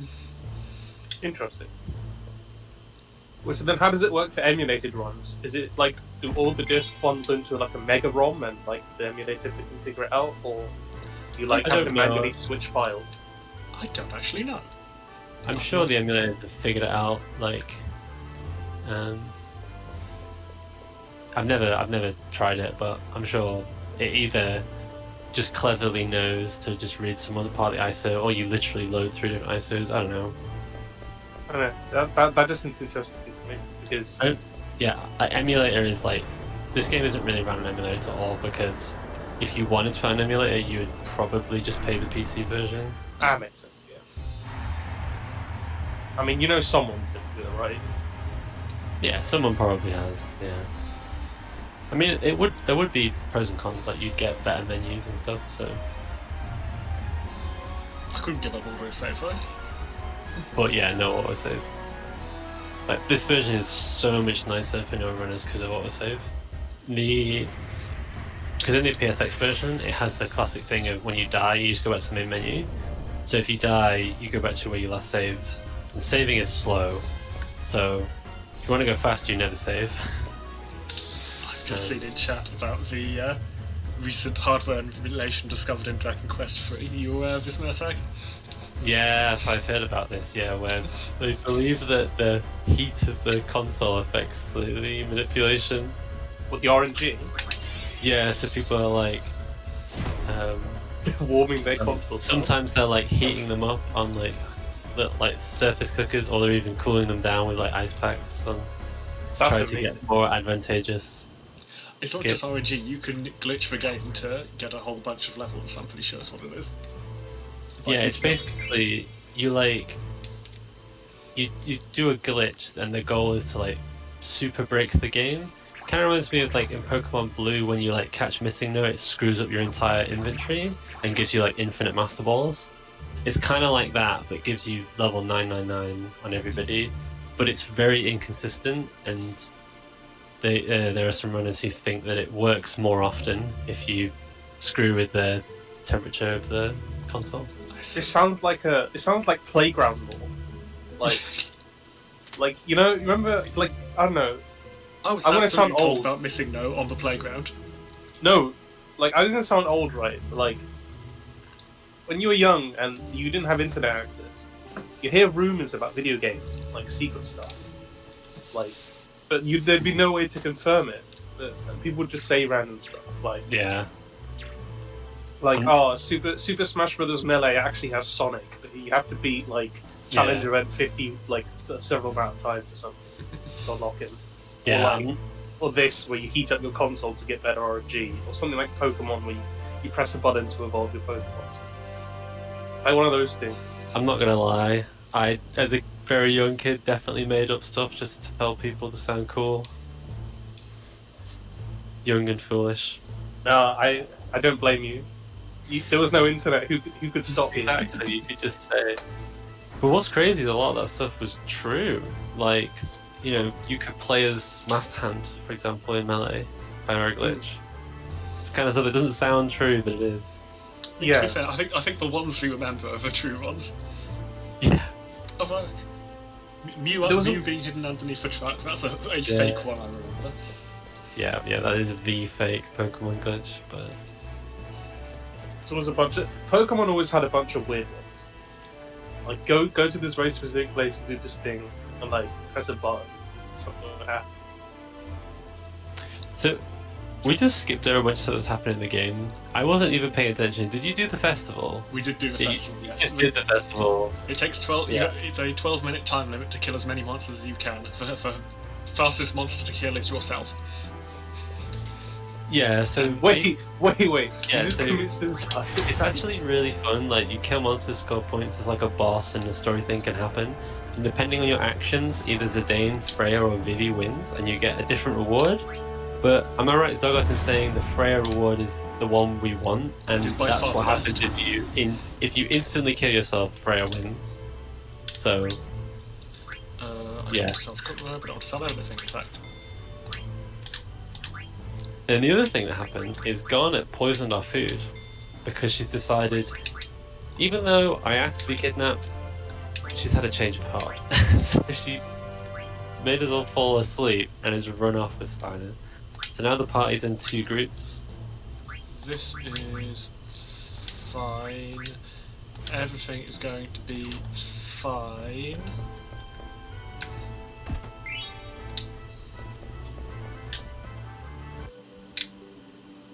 You make me quite nervous, Zoggoth, not gonna lie. Just tell me everything's okay. Everything's okay.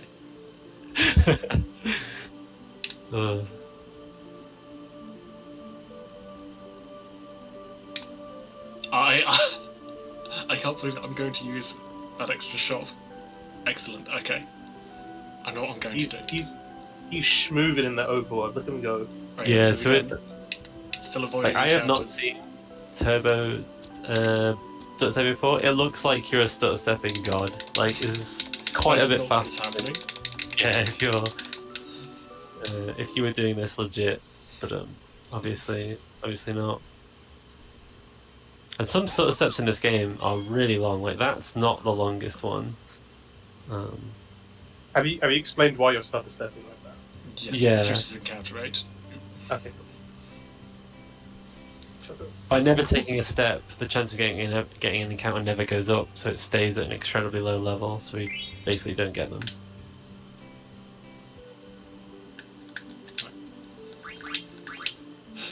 So here we're unlocking chocobos and getting some Gessel's greens, which I guess is optional, but chocobos save a lot of time.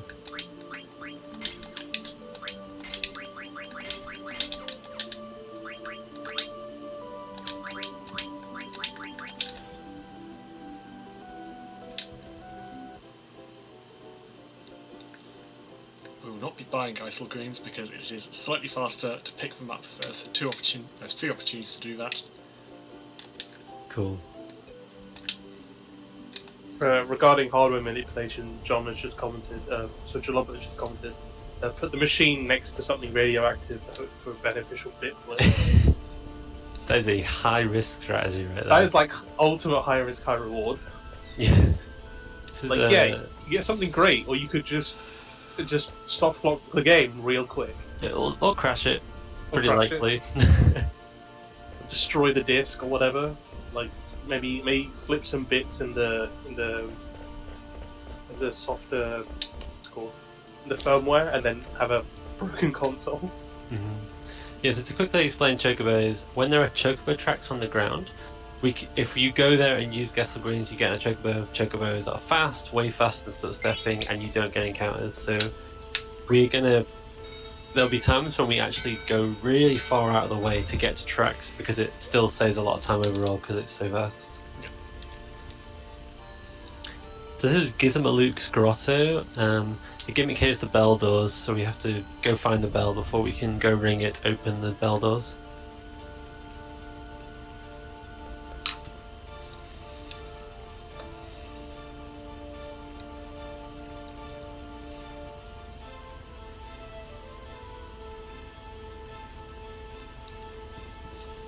Zorn and Fauna back here again. Yep. Right, I need to calm myself down. Because things are going wrong with the gill route. I thought you said it was fine, Zoggoth. I thought you said it was fine.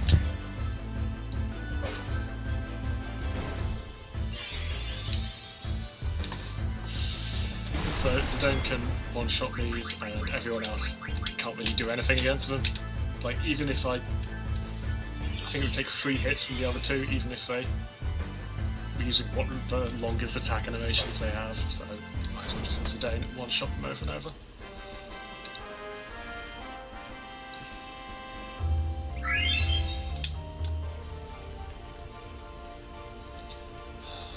Let's play it safe, play it safe, play it safe.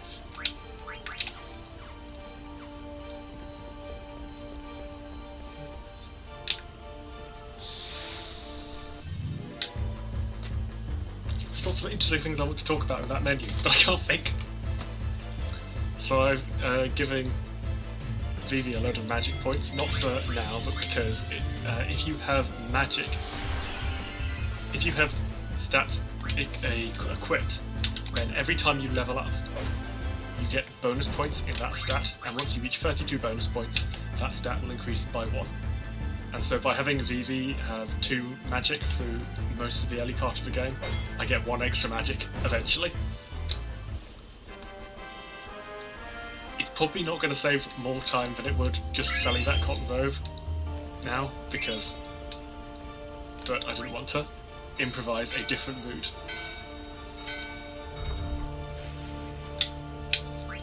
Yeah, is there an easy fix for a gill thing? Like, can you just get an extra chest or something? I know I have a list of here's all the chests I need to pick up. Okay. Just don't forget any.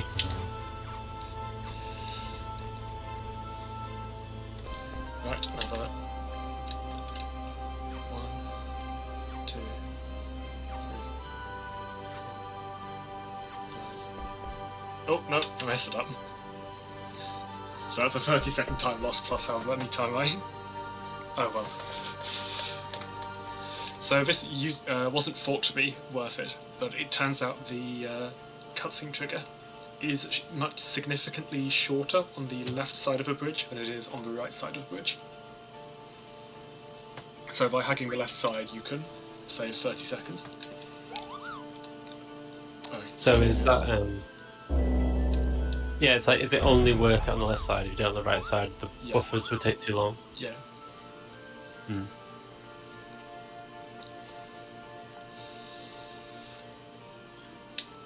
Don't forget to pick up the bell in this room. Yeah.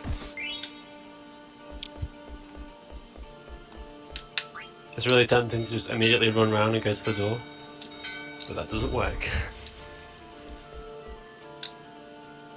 I did run throw in the front row, right? I will. Yeah. Okay, thank you. I'm fairly sure you recently switched rows, and I think you moved Freya to the front row. Excellent. Because if you're on the front row, you deal bonus damage and take bonus physical damage. Both physical. Yeah, standard Final Fantasy RPG stuff. In the back row, you deal half damage, take half, but ranged inverted commas attacks like spells aren't affected by that. Right, this is an incredibly nasty fight.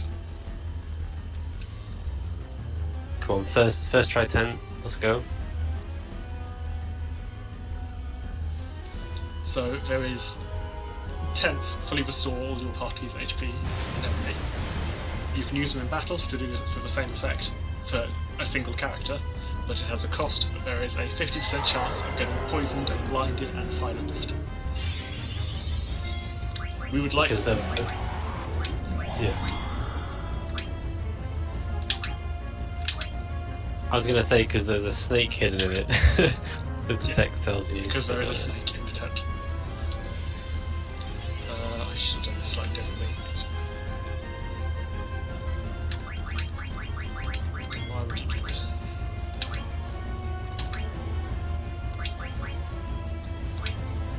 So that first tent didn't work. Second tent didn't work. So normally I'd bring 3.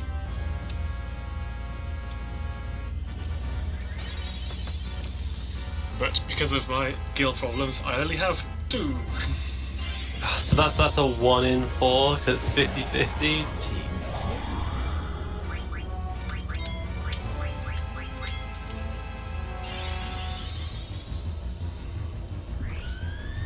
I can still at least inflict blind with Zidane's Soul Blade. But it won't be silenced, so that's pretty spooky, right? Yep. Yeah, so its crash now will miss a lot because it's blind, but it can still cast spells, which we normally prevent with the tent, so I'm praying for you, Zoggoth. Oh, double crash. Okay, only 1 hit, that's fine.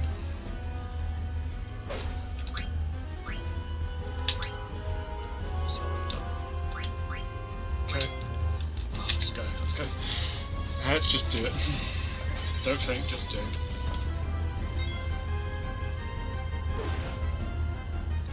Right, that was 2 hits overall. Okay, so Freya hits are half hits. Yeah, that's water.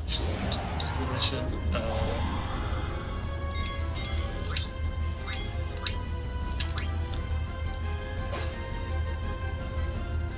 3 hits. Crash.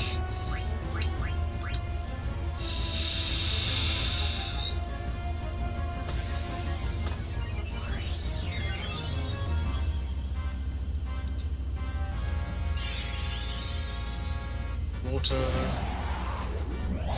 Horrible. Yeah, then we won't get any waters because he'd just be silenced. And you skip the animation and you just skip his turn. So this is way hits. scary.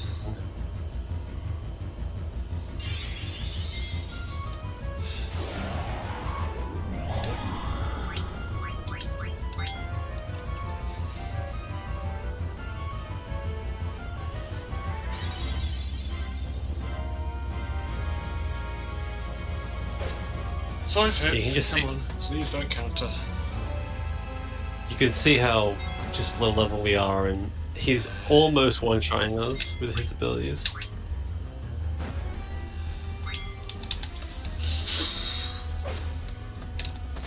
Okay. I'm a bit behind, so nice. Good job, Duggan. That was a good backdrop. I don't think I've ever seen someone beat Gizmo without successfully tenting him. Not since my casual playthrough, anyway.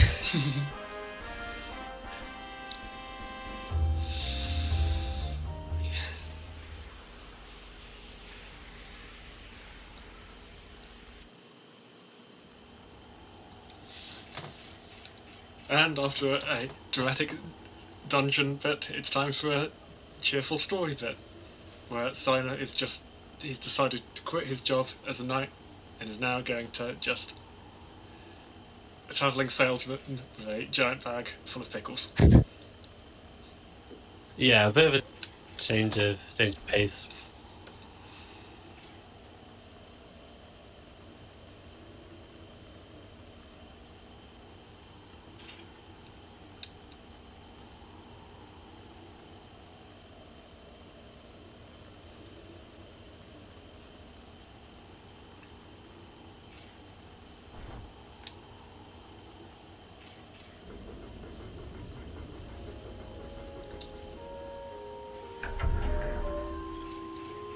Right, a bunch of minor time saves because there's lots of dialogue options here.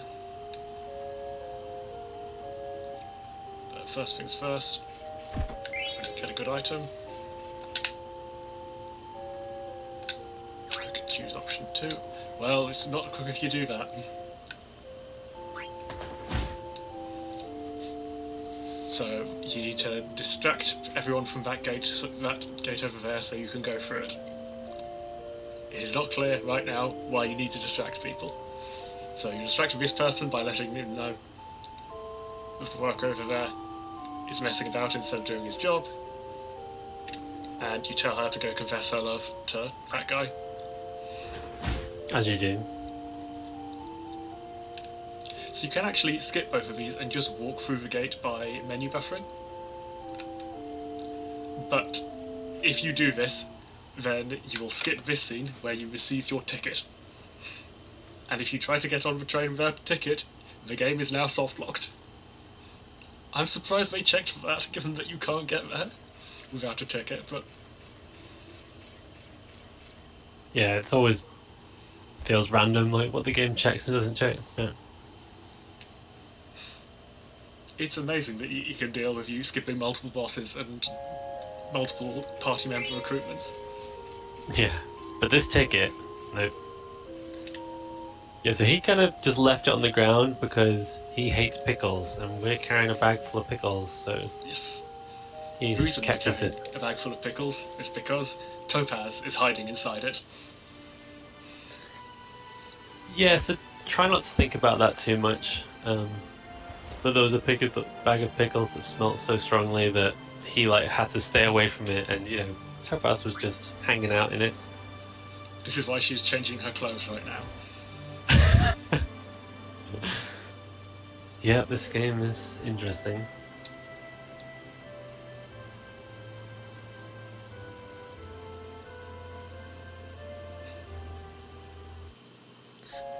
This is why I like to call this team Team Pickle. Because we're going to be split like this for quite a long time, really. With kind of Garnet, Steiner, and then the Freya, Vivi, Zidane on the other one. Right. So, helpfully, there is a shop there.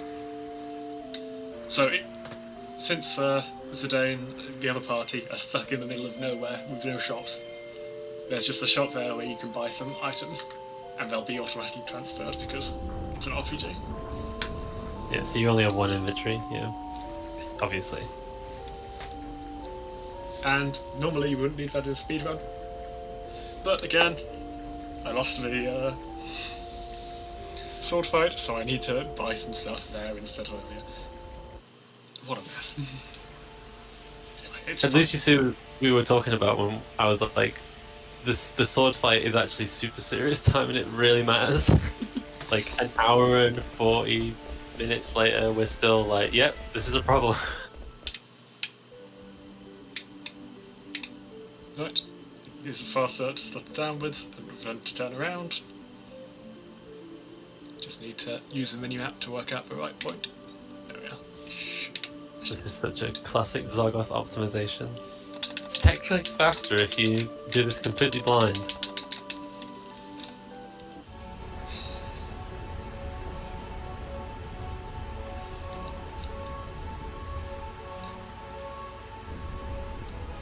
This is Bernicia. It's where Freya's from, basically.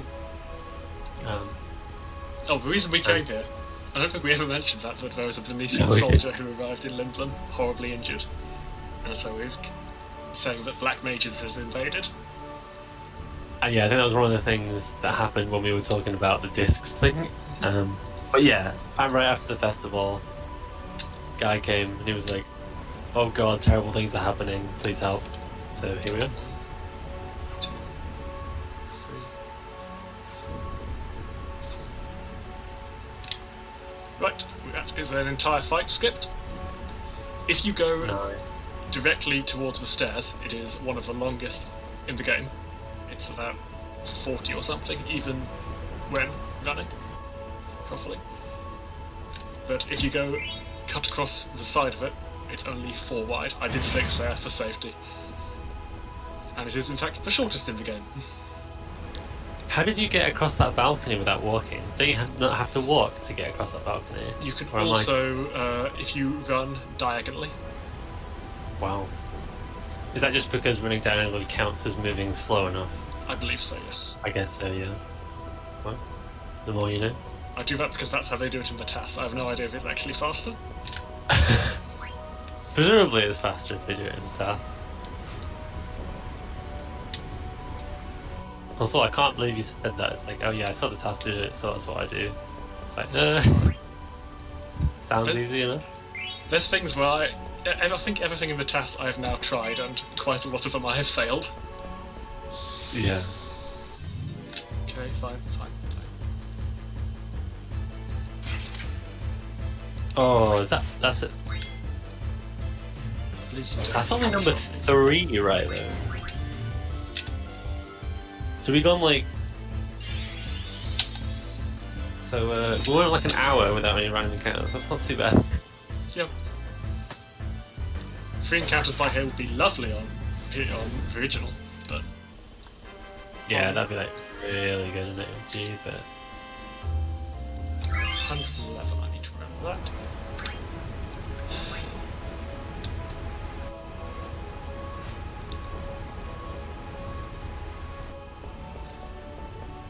I do have to fight that because I can't, or I could have always reset the room, but because I can't flee right now, I haven't equipped flee. I will not be doing so for quite a while because I'm a risk taker. Yeah, the risk reward calculation is just so good on PC because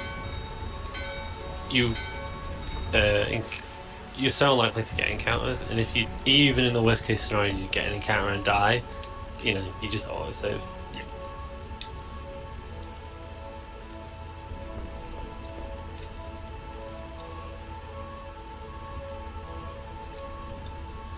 So I need to. Oh, I should have checked how much.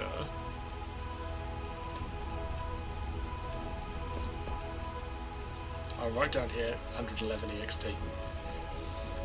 I will probably not actually use this information, but it is useful to know. What I did not record is how much gil I got from them, but I'm just going to be playing it very safe on gil for quite a while.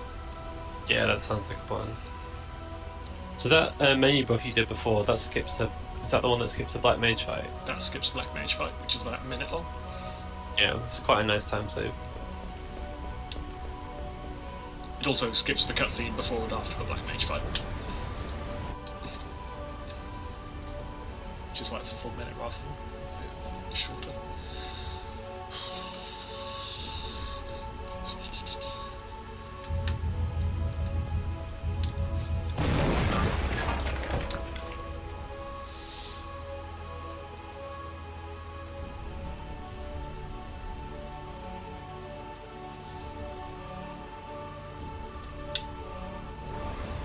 This is more of the missions that we've managed to find that we want to save.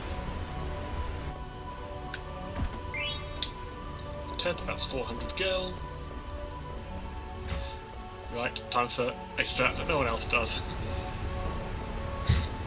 I have timed it out. I did a load of runs, and timed how long each one took. This comes out even, but it has higher highs and lower lows, so I will do it. Oh, it's the high variance. Yes. The way of speedrunning.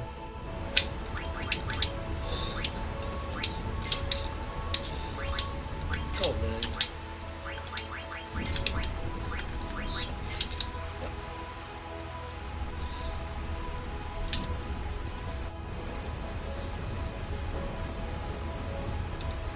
So the next fight ends either after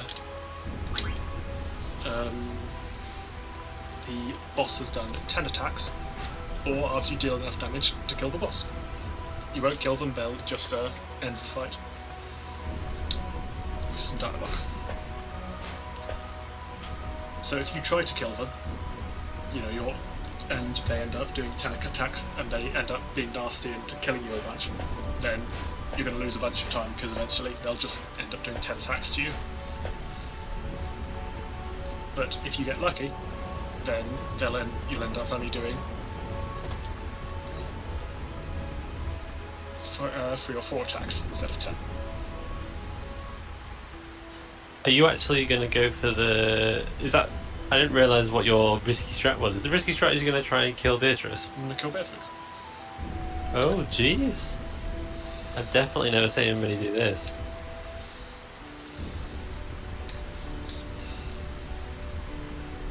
Is this part of your new strat planning? Yes. Trying to get people to do that no one else does. I don't care if anyone does this one. I don't think anyone else has done a run where they walk by default in order to make all the menu buffers shorter.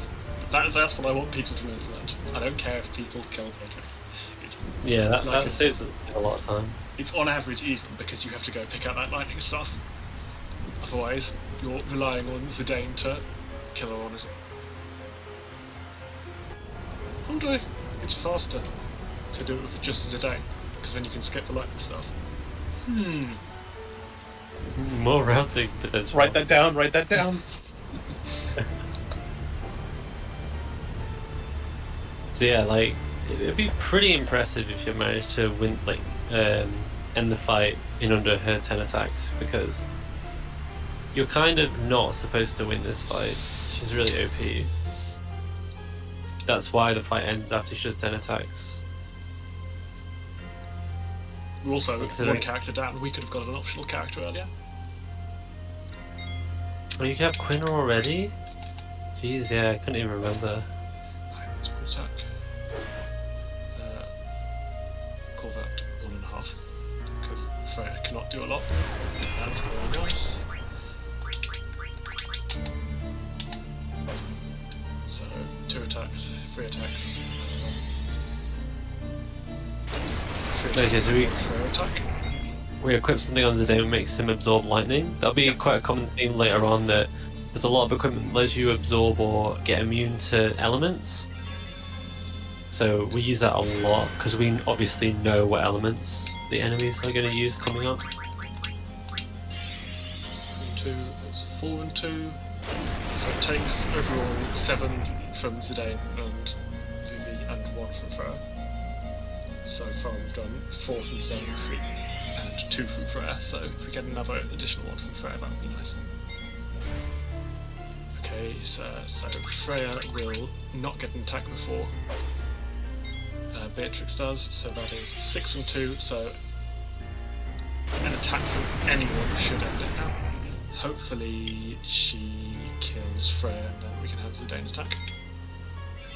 Yeah, this is going really good. Like, you immediately got Thunder Slash on Zidane, then you got a regular hit on Freya that didn't kill. There we go. So that is probably faster than... That probably came out ahead overall because of a nice... Nice. Good strat.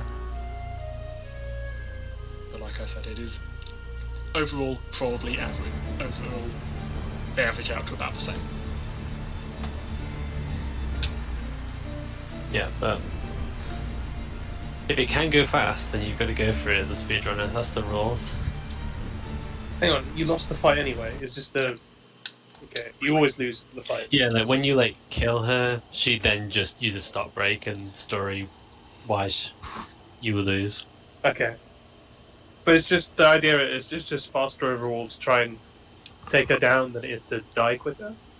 Yeah, there's 2 things that can cause her to use stop break: her using 10 attacks, or you making her run out of HP. Well, can you not just die like in other fights? No, if you actually just wipe, then you actually lose. Oh, that's yeah. Oh, that's silly. It's just a survive fight, yeah. I know. I mean, if they're gonna do the thing where you lose in the cutscene anyway, you just like make yourself lose as quickly as possible. Yeah, it's Like the that. game is not consistent. Like, there are a lot of fights you could just lose, as we've seen, but that fight, no.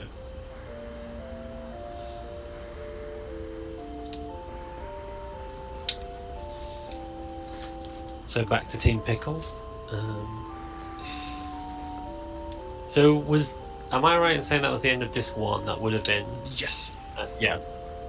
So yeah, that FMV we skipped. So end of Disc 1, like, sub 2 hour disc 1. That's probably decent. Tolerable. I'm now just imagining the strats people have for disc changing. Based on what I've seen, I think people don't push it very far because they're way too worried of scratching their discs.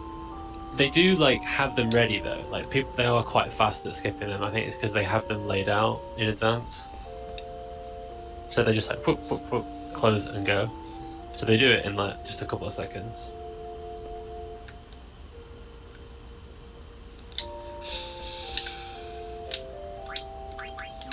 Yeah, we need to sell something. Let's go for those ethers.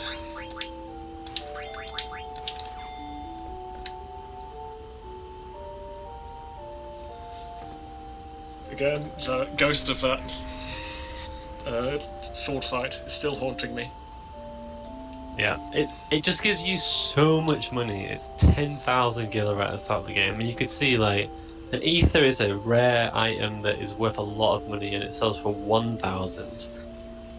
So it's yeah, not ideal.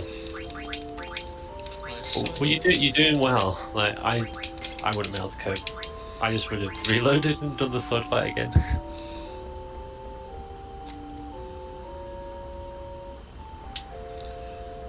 Right, I'm gonna do something here.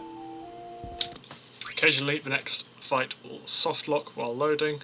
It is rather than risk that in a marathon, I will just reset now. So what I would do in the actual if it's soft lock would just be this, but I would also have to watch an additional cut the dialogue before the fight again. So I'll just do it now.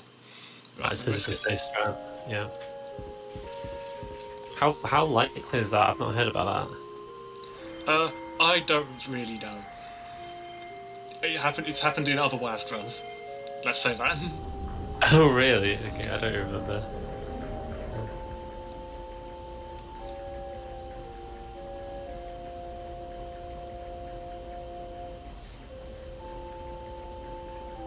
So Sinner and Marcus are just here. Yes, they are Not looking really for. sure why. They've managed to escape from the evil forest, and are now looking for a way to turn it back from stone so that they can rescue Blank. That's why they're all here, heading to Treno. Right, so this is the full cutscene, so it'd be however long this is. Yeah, it's like a good minute. Watch.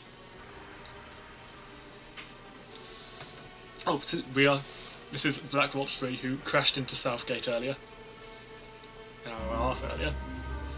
Only an hour earlier. But is still determined to complete his mission and bring back the princess. Yeah, despite being kind of busted. He is so busted that it is very difficult to lose this fight. If you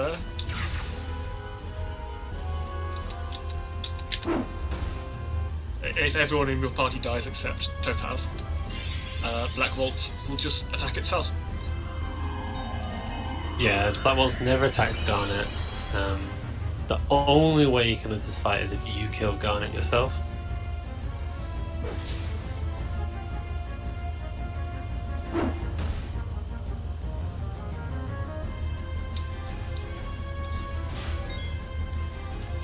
So you're going to actually opt to hit him with Steiner rather than just kill off Steiner? Steiner does more damage than Black Waltz, so it's better to... That's fair. And I think Steiner should... Oh, well that's good, nice. And this should kill him.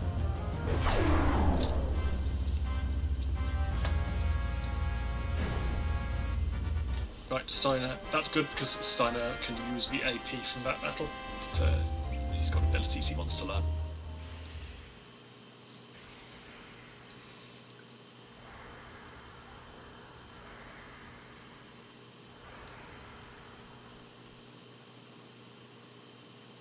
Yeah, at least we got 1,000 gil from that fight. Yeah.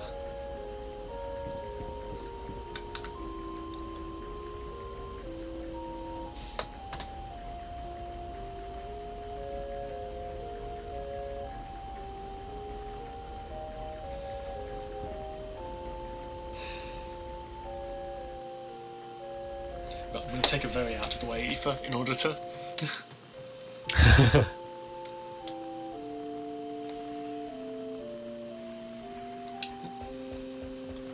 Right, so this is the next time you can do the trick with cotton robes that I never did. So you can head back to Dali. So I'm pretty sure the cotton robe trick was intended because they go to great lengths to make sure that you never have access to all 3 parts of it at once. And I assume that means you're meant to buy as many wrists as you can when you have them available. And then... Right, yeah, not thought about it like that. That does make sense. Right, so Steiner would like some experience before the next fight. So I'm going to deliberately tank an encounter here. That's why I'm running instead of stepping. Excellent. Jay, the stream timer has paused. The real-time timer. Are you there? Chat is letting us know. I am here. Fun errors have happened. Is that CG though? Give me a second. Did you just get an unintended encounter? No, that was an intended one. Okay.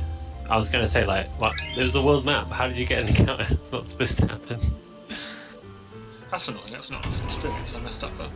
Oh well. Okay. Plan. I have a plan.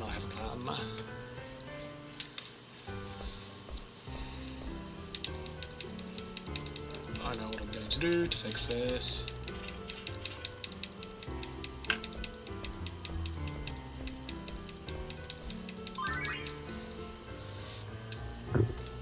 Right, this cutscene is of Topaz getting mugged, or pickpocketed even. And if you go confront the pickpocket, they will give you an extremely good piece of equipment, very, very early, very, very cheap. So definitely worth the 37 seconds it takes. Anything else, right? Nice.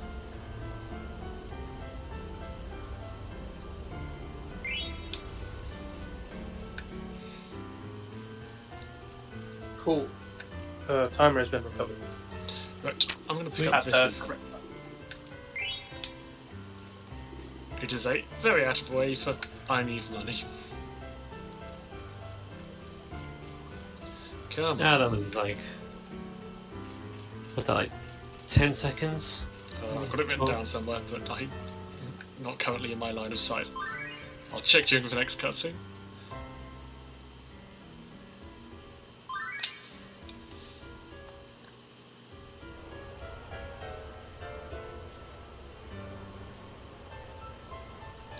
.8 according to my timings.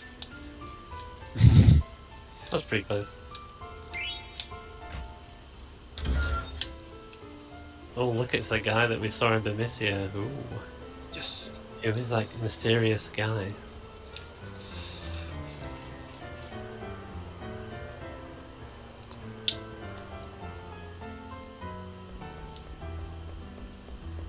I'm gonna quickly refill my drink. I'll be 30 seconds. Need to think about this. Okay. Sell tests, sell ethers. Buy. Full sword. Buy. Master. Buy. 2 bandanas. Buy. Buy chainmail. Do not buy chain plate because I will pick that up later. I am back. So we decide to help Marcus with his plan of unfreezing the forest.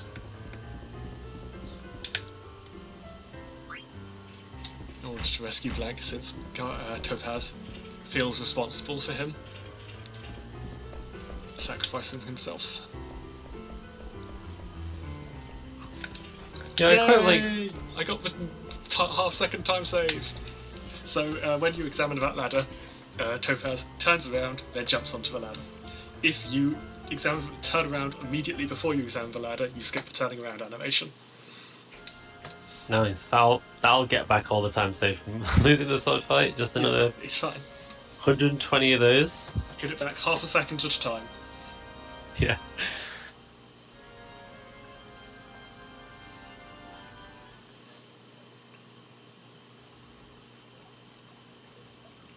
Yeah, I was gonna say I actually really like the kind of Marcus and the gang, because the kind of camaraderie that they show by being like, as soon as blank gets petrified, it's like, okay, objective in life is to rescue our friend.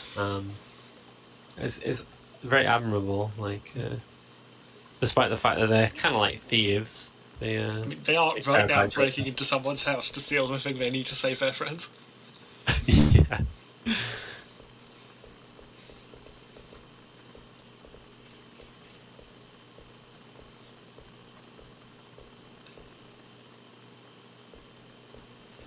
And because the person whose house it is Topaz's old tutor, he agrees to just give them the super soft.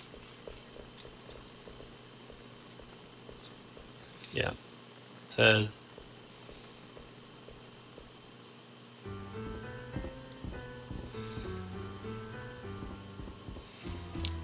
Dr. Tot, yeah, that's his name. He has like an observatory. It's pretty cool. Yeah.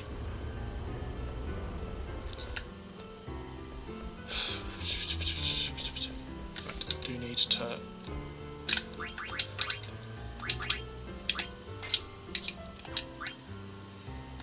Oh.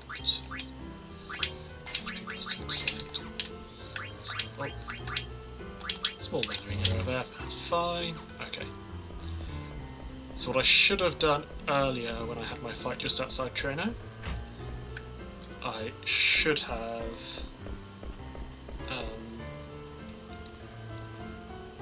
got all the experience up to Steiner, because I kind of want him to be level 3 for the next fight rather than level 2, just for the having enough HP to survive all the boss's attacks. So what yeah, you had that right. Well, level 2, 2 hours in. You can beat the boss at level 1 and still be level 1 3 hours in. Yeah. Yeah. It gets pretty ridiculous how underleveled we are. But I will instead deliberately take an encounter in the next dungeon. Is there a level cap in this game? 99. You won't reach that. The highest I might reach is 31. If I really ratted it out, I could probably reach 32 or 3. Yeah, casually I'd probably reach like 60 or something in the final boss. Just looking at the non-load timer and the RTA, I'm surprised there's not that much of a difference. There's only like 3 seconds between, like, not counting full loads. It's obviously loading is really, really fast because it's PC loading for a PS1 game. But you do have a lot of them. Yeah. It's half a second, it's 1,000 times. Yeah. There's like 3 minutes right now, I think, the difference. Yeah, that's the case. Oh, it's minutes, my brain. Yeah. It's late, Jay, but it's okay. We're here for you. Yeah, it's a 3-minute discrepancy of 2 hours. So yeah, that makes sense why you do that. Yeah. I forgot the name of the main character in this game earlier on, and I was like, wow. This is I'm tired. Or Zizo. Yeah, this is it. Oh, I might go get some tea at some point. So this is Gargan Roofs. Pretty interesting area. It's like these secret tunnels that have a pretty interesting mechanism of getting around. You think they just have like a mine cart or something, but no.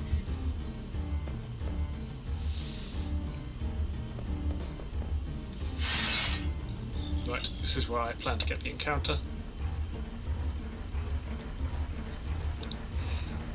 If you intentionally get the encounter, should I add it to the list of encounters? You should add this one, but not the one before Trainer, because what I should have done is got all the experience I needed from that one, rather than having to need this one. Sorry, is the transport system? It is a Gargant. It is a huge giant ant. That it hangs upside down and carries you underneath it in a gondola. Yep. Yep. As you can see, we're in a great position to kill these. Steiner can one-shot them, and they give a huge amount of experience, which is a reference to Final Fantasy 1, where there are giant purple worms that give a huge amount of experience.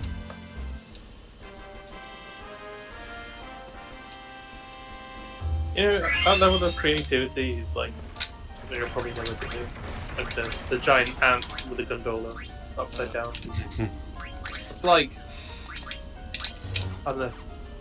Right, so there is something, I just did something that no one else does. Well, I'm sure someone out there has done it.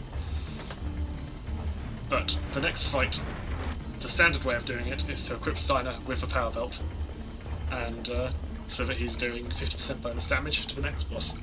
However, this means the power belt is stuck with this party for quite a while, which is a pretty big disadvantage.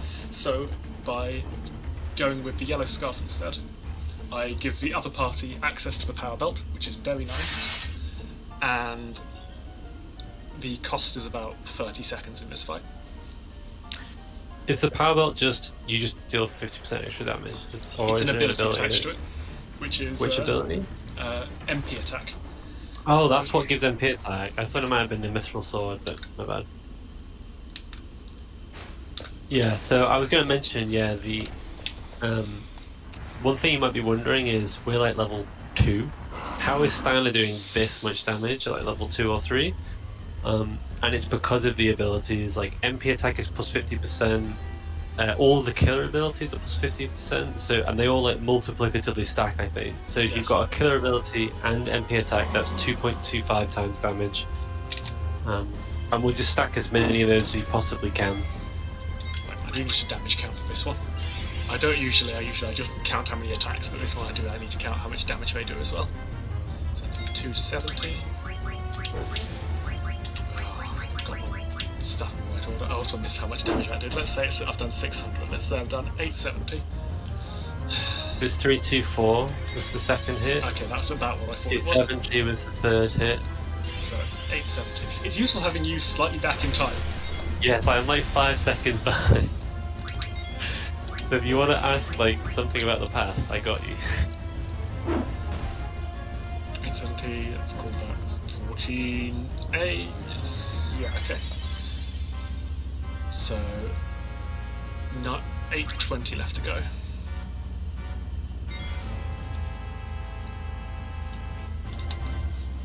Yeah, so this is Rakvahavra or something like that. Valvurava. Is that? Yes. That's not how I guess that's pronounced, but I'll go with that. But this is another boss that escapes rather than... There we are. So you need to make sure you don't do too many attacks because the escape it takes up a turn. So you need to make sure the boss has a turn while having taken enough damage. Otherwise you'll be wasting attacks.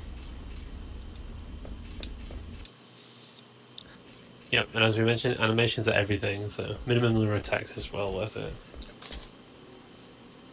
And yeah, that boss design also kind of freaks me out. Like, it's like a worm but with like a gas mask. Kind of weird. I'm not sure how I feel about it.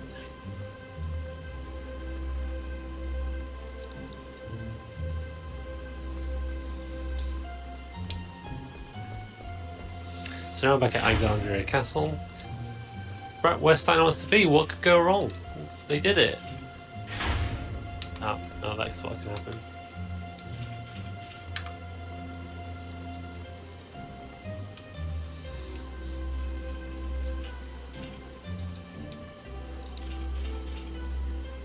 So they're captured.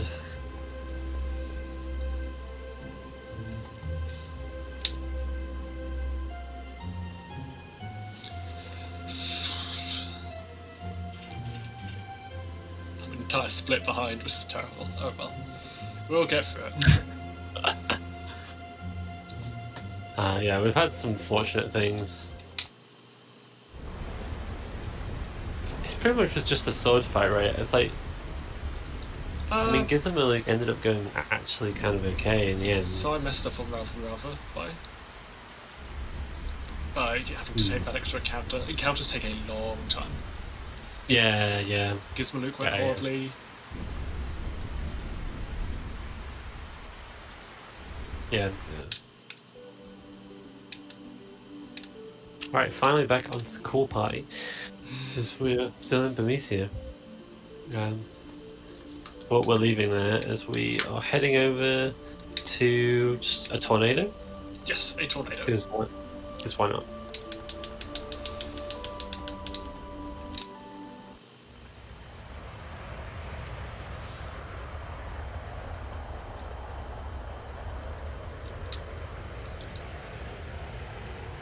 So it turns out there's actually a huge tree inside the tornado. Just clay rare.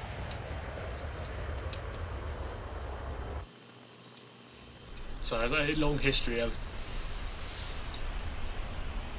Clarins and Vermissians have been at slight odds for so long that no one really remembers why.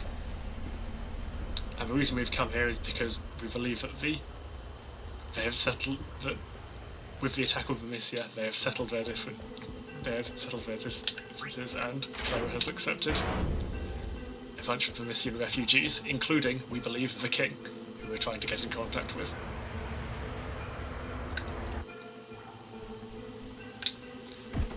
Yep, so this is another dungeon that we need to get up to the top. The unique mechanic is the quicksand. If we fall in, you have to mash to get out.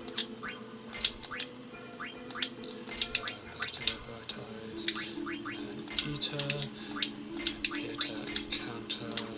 Yep, that's good.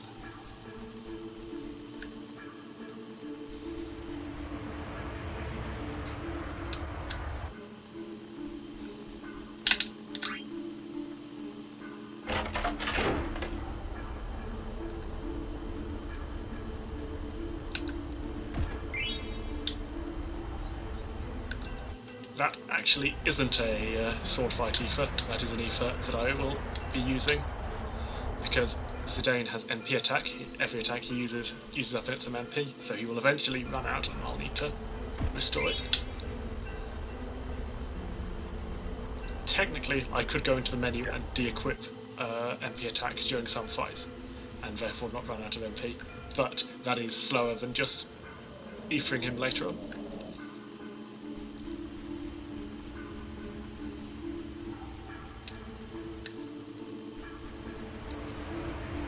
Yeah, everything's routed out, every menu. Like, as much as possible, we group together menus, so minimize the amount of times we have to open and close the menu. Yep. And also to make it simple so it's easier to remember.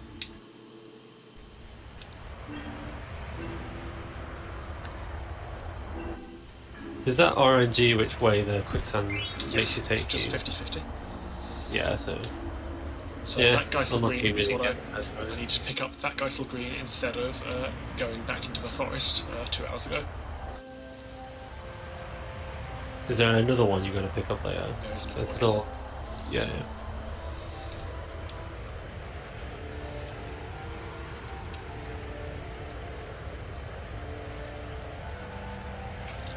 Right. So now we're in Clara's trunk where we wanted to be, which is like the settlement, which is where we want to be. Right, another 2-minute time save by not taking the guided tour. Yeah. Best skip. Right, I should be able to afford this. I probably should have done it later though. Needle fork, partisan, 2 before. Yep, excellent.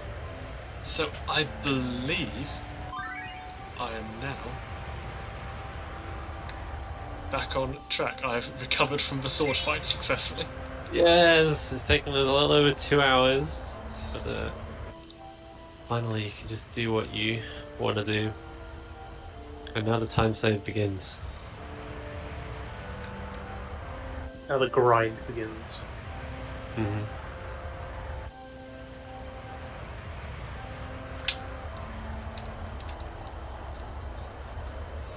We're still well under 8-hour pace, right? So I think, Yeah, it'll be fine.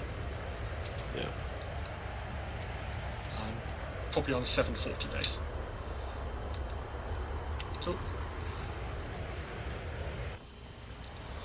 Although,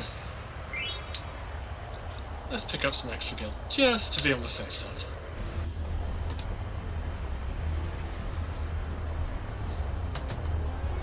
Yeah, second place is Spike Vegeta at 735, so I'd absolutely love it if we managed to do better than that, but we'll see. Even if we can get less faster than a 7-hour 57, that's fourth place.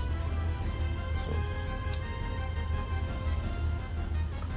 Oh, so this is Antlion. And Rat Kid is back. Turns out his name is Puck. Oh, Vivi is super buff now. He's got a huge number of magic boosts and also a new staff that teaches second level spells. Which this boss is reachable as Zara. So Yeah, so look at this damage. there's not even a point attacking with anyone else right now. Yeah, because remember, animations are what matter. It's not even worth the animation to attack, because that could be time spent just casting Bizarro. Oh, excellent. That's a high damage roll. I will be absolutely fine. I might even kill this boss in 3 hits without needing an extra attack. So earlier, I equipped Freya with one of the most useful abilities in the game, Bright Eyes. It makes you immune to darkness, which hardly ever comes up, but it does come up here, so I can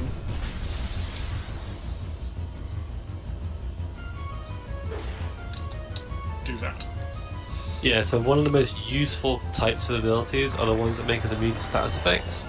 Because a lot of bosses deal loads of status effects, and it's really horrible casually, but when you know exactly what to do and you set up all in advance, we can make them a lot more manageable. Shame that boss didn't drop an ether.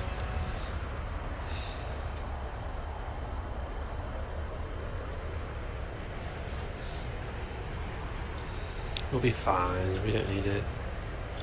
Just double checking the category of this one. Is this any percent or any percent no major skip? Any percent. So the major skip in question is menu buffering. Yeah, that's why we use the turbo controller to get through to the menus. You don't do that in no major skips.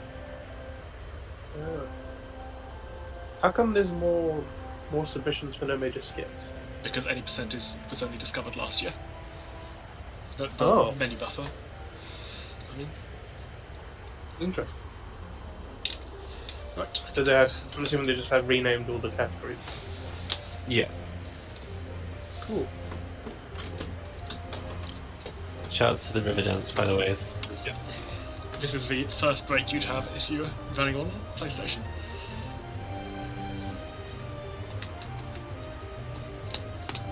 Shouts to ESA Winter a year ago, where they actually tried to replicate this in time at the event. It was pretty amazing. That sounds pretty cool. I feel really sorry for PlayStation runners because you have this long break, then you have a single line of dialogue, and then you have another long break. How long is this break? About Well, a minute. apart from FMVs, obviously. Yeah, so in PlayStation you need it. And again, but in PC, it's the FMV that's annoying because you can't just mash through it. You have to actually skip. Wait, you can or can't skip FMVs? On You can skip them, but not without. You need to give actual inputs rather than just mashing. Oh, sorry. Oh, on PC is what you mean. On PlayStation, FMVs aren't skippable. Oh, I'm going to sneak off because I have 3.5 minutes. See you in a minute. you have 3 minutes Cool. of break. Stretch your legs, Zoggoth. Chair stream, let's go. You have a chest stream? What has he got in the background there? Ooh. How you doing, Jay? I'm alright. Yeah. Hanging on. I prepped for being able to stay up today, so I showed up for the beginning of WASD, helped set up, and then by 2 PM I dropped off and had a nap. I woke up at 6. Nice. I wanted to do that, but I just can't nap. My brain just does not do napping, so I've just been up since my run, so Damn. I tried to sleep as much as possible last night just to prepare, so I slept for like 10 or 11 hours, so... Well, you're really, really stormy man. Yeah, I'm just storming through. I'm feeling okay. Like, I'm sure that once 6-7 a.m. rolls around, I'm gonna be pretty bad. But You're gonna be out there. I'll be okay.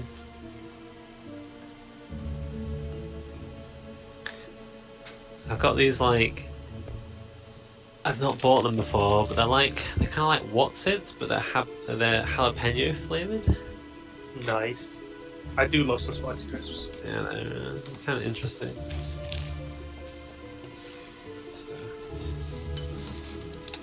I will mute my mic when I eat them though, that'll be so annoying. I turned up just in time to do this half-second time save. I did, and I missed it. Oh well. It's faster to not believe her.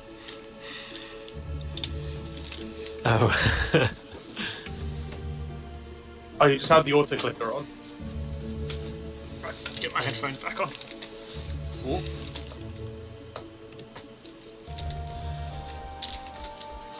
Hello, I'm back. Oh. We're just discussing snacks. What snacks do you have, Luke? So, I have some crisps, I have some Kendall cake that I haven't started on. I was looking away from the screen and did not realise the lines to work. Right.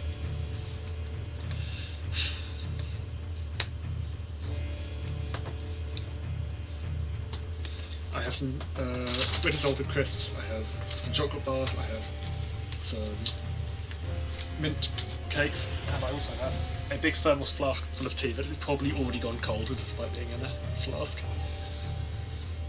That's a bit of a rubbish flask then.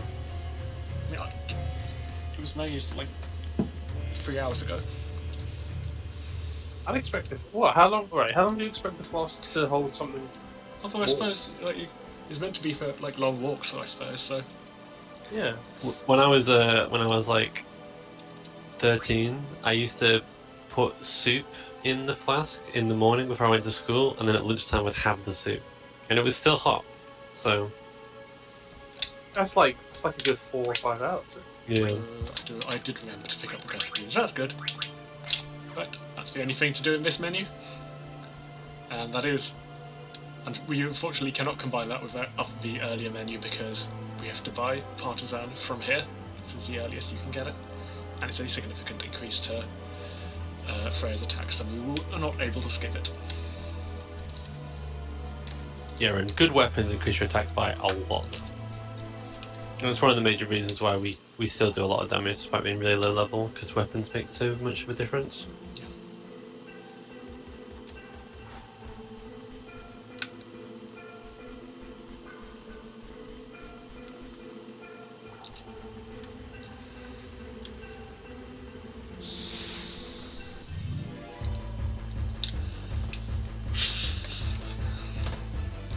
Right, so if these enemies get to low health, they will run away.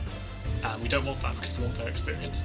So I will have, since Freya can sometimes not quite kill them, I will have Vivi attack, then Freya attack. And that will always kill. Okay, so she would have killed anyway. And of course Zidane will always kill because he's got the power belt, which has MP attack, 50% bonus damage. Yeah, nice. Right, now Freya can kill. I should have picked up that kill. Oh well.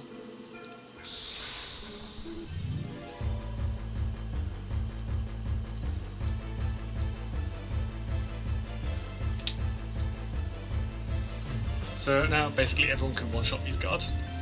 Vivi can by casting a spell, but obviously that takes a lot longer than an attack animation, so...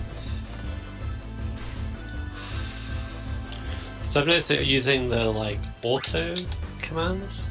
Yeah, just when I want my currently selected person to attack the top enemy, then that's just faster. Is that mechanic in the? I don't believe it is in the original. Yeah, it's not in the PlayStation version yet.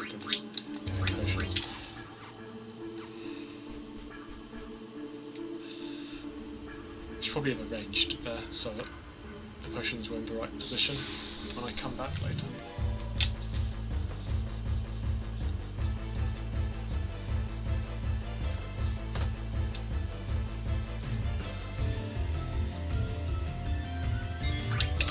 this is the sort of situation where you'd want to Bizarra, since both other characters will take a long time, so it's probably save an entire attack animation from an enemy.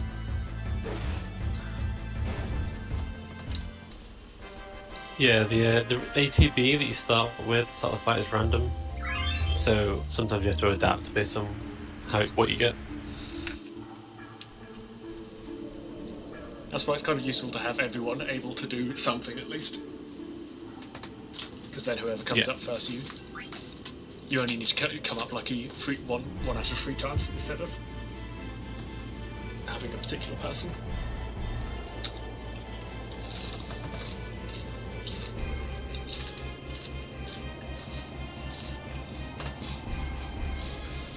So we fall all the way down. Fight all the way up. And then we're just going to go back again.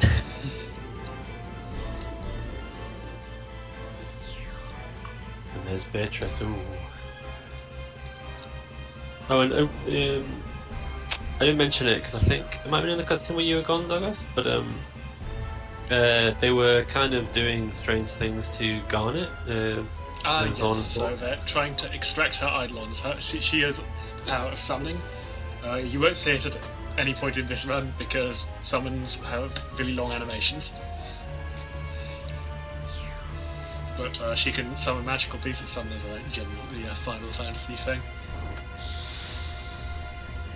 Yeah, you're not supposed to be able to do it at this in this whole first part of the game. Yeah, they deliberately set the MP costs too high.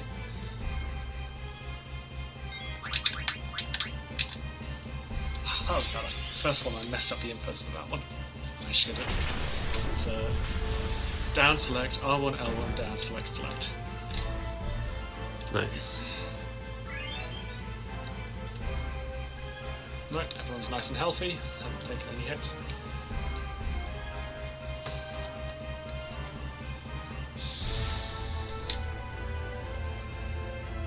This is the first one we're going to be actually reasonably leveled, since we get a whole bunch of experience from all these fights. Yeah, boss fights normally don't give us XP, but forced fights like this do, so these are kind of our only chance to get some XP, so make the most of it whenever we can.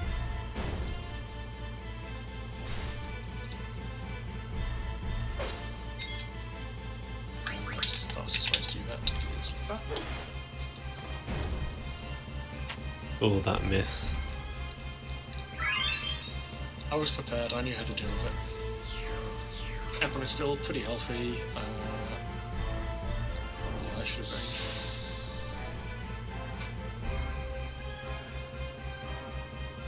Yeah, so Bran is just launching an attack into the Clara settlements. That's where all the black mages are coming from, and the soldiers. We're just trying to defend the people. Yeah, really nice to be. I do have one ether, which I do need. So we've got Mankiller on Freya and Zidane? Yes, Is that right? so that's bonus 50% damage. Yeah, that's a good chunk of our damage right there.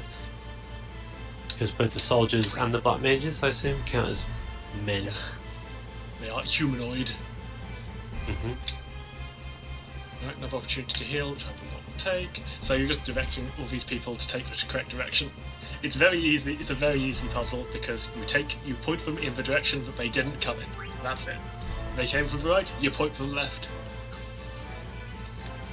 Yeah, if you clock onto that is. It's not like the game really gives you any second chances.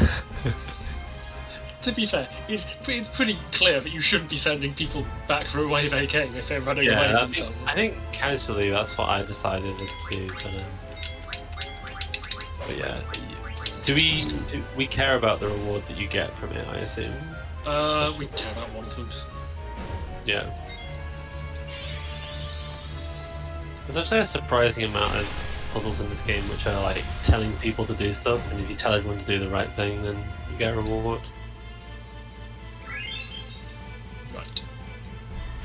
So, because I got an encounter in Amicia, I should be able to take the shorter encounter here. So you get there's 3 possible encounters to choose from. There's 1 enemy, 2 enemies, or 3 enemies. And I can take these. Oh, I could have taken the 2 enemy one. I took the 3 enemy one. Oh wait, it's fine. Everything's fine.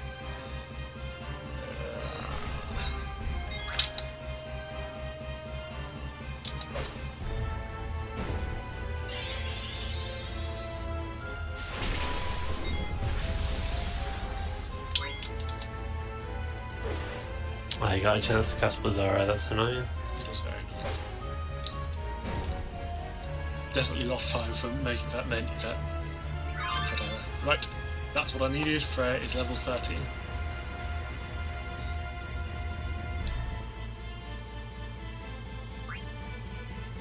Right, and straight after the last 3-minute break, we have another 3-minute break, but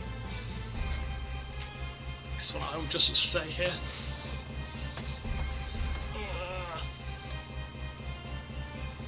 Actually, I should really stretch my legs. It's important. It is very important. Stay hydrated, stay stretched, and everything. Ooh, Yeah. This is your posture check reminder. Yeah. This is also a reminder to unclench your jaw, lower your shoulders, and relax the muscles in your forehead. Relax the muscles on your forehead. I've not heard that one before. Relax the muscles. Try it. I don't know how to do it. You'd be surprised not like how much tension you have just passively attempting to hold up your own eyebrows. Just like relax them. I feel a lot of tension on my eyelids. No, you got to keep them up. So this is the cool character. Yes, Fretley. The reason that Freya left Missio in the first place is to search for him after he vanished, searching for the greatest swords in the land. Unfortunately, he has forgotten all about her. He has amnesia. Ooh. Oh no. Yeah. What have you done? Poured tea all over myself. I saw it on the webcam. I got to see the action replay. There we go. Yeah, I really like the Fretley and Freya dynamic. Yeah, the fact that he's forgotten her and stuff. It's a real shame that it doesn't get a proper resolution. I think that's fine. I think them trying to move through their relationship without fixing this. I think this is trying to revive it is fine. Because there isn't really a reason that Fretley, as far as I know, lost his memory. Yeah, that's what I mean. It's not that I'm saying that they need to get back together, but it's actually very. Fretley appears only very sparingly in the game, so we don't actually know much about him. We don't really know what happens to him near the end of the game. We don't see him. We see him in the final cutscene with Freya. Oh, do you? Yeah. Do we get that at least? Oh, so here's Beatrice. Here's a silver jewel. This is what they were here for in the first place. They've stolen the Mysian jewel, and they've stolen the Claywood jewel now. They also have the one from Alexandria. What are they going to do? Well, not good things. Right, I'm not going to pick up the cards. I'm going to take the non-risky card strat. The low risk, low reward in this case. I do not play because in 2.5 hours I'll be playing card games. I can get some cards off those kids. I chose not to because I plan to throw away all my cards in order to get some better ones. Yeah. Right, so this is a fight that benefits a lot from us having Power Belt here instead of Steiner, because Zidane is doing a huge amount of damage. Yeah. MP attack and man killer, so 2.25 times damage. That is correct. Plus ogre, which is a really good weapon. Yeah. Hopefully, a shock will kill someone.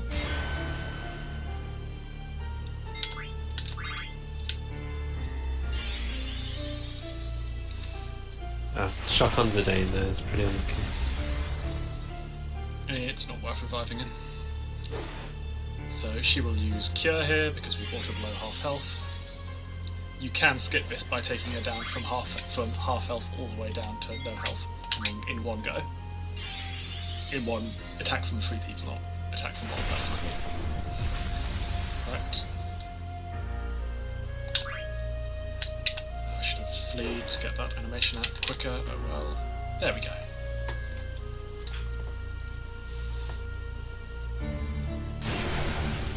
So I still saved a significant amount of time by having Zidane having Power Belt. More importantly, well, importantly for me, probably not to anyone else, because he got a load of levels with Power Belt equipped. Every single level he got 3 out of 32 bonus strength, and that will eventually add up to 1 bonus strength at exactly the right point I need. Yeah, we don't have many points of strength because we level up so little, so that's why you're often saying things like, "Oh, I really need Freya to be level 13 or Steiner to be level 3," just because that 1 extra point can make quite a big difference. I will check. I've got my weird notes up here. Keep track of every single stat upgrade. Oh, I forgot. It says here, in my notes, remember to boast. Because of those stat upgrades, Vivi had 11 extra health in that fight. It wasn't useful, but he had it. It could have been useful, maybe. So I just want to quickly say that FMV is also a very cool FMV. Yep. And you can see Farrah's pretty upset. So, Bronn, Queen Bronn, who stole Garnet's, Topaz's summons, just straight up destroyed summoned one of Odin. the summons. Yeah, and just killed everyone. They're all destroyed. It's bad. Which is particularly bad given that it was full of refugees from the other place she destroyed. Yeah, practically no militaries. It's just she'd even stolen the thing that she wanted from them. She just destroyed it for no real reason. Beatrix is upset partly because of all the murder, but also because her soldiers were upstaged by the Black Mages. And by the Summon. Bravana building up a whole collection of extremely powerful weaponry. Yeah, shouts to the OST here as well. Focus. Yeah. Rose of May, I love it. Big fan of the piano.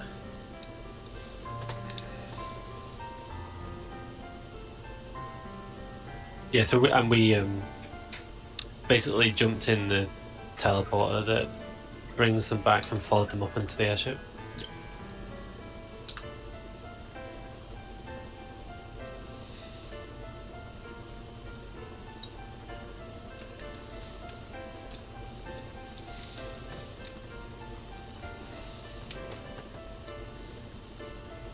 Yeah, so basically Beatrice right now is just going, "Are we the baddies?"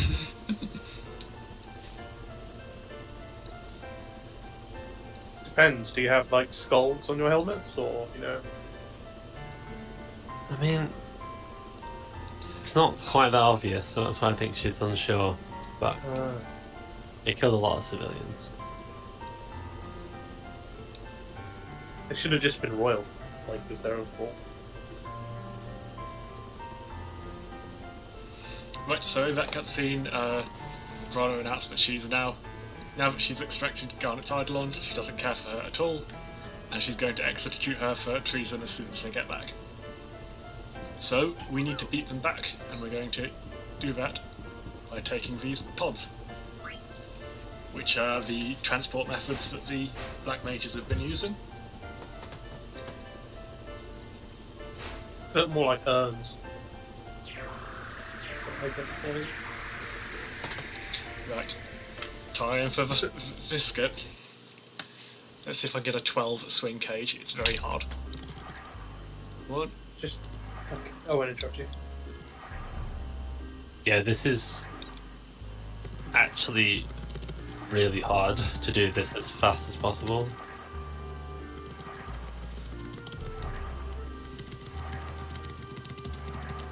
I don't think I've got it. No, I haven't got it.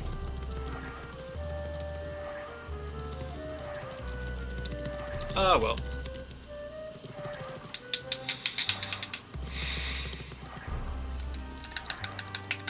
Maybe it's because I'm doing it on the keyboard. It doesn't seem very responsive. So the simple way to do it is just swing right when you're going right, swing left when you're going left. Right, time for another skip. Yeah, I don't think I've ever seen anyone get that in a marathon. There's one. Oh. So those guards are intended to be mandatory fights, but you can walk around them if you manipulate their AI properly. Right, so I believe Steiner cannot. I don't care about the experience from these fights, because obviously my route does work without them. Skipping both fights and getting around them is really difficult. Skipping past one of them is fairly doable, and Zoggoth did get past one of them. They was both very hard.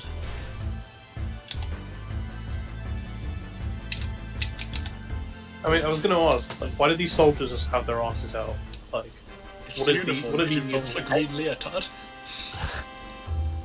Yeah, I mean, on one hand, I could sit here and argue why it's been bronze strategy or something, or I could just say this game was made in Japan 20 years ago.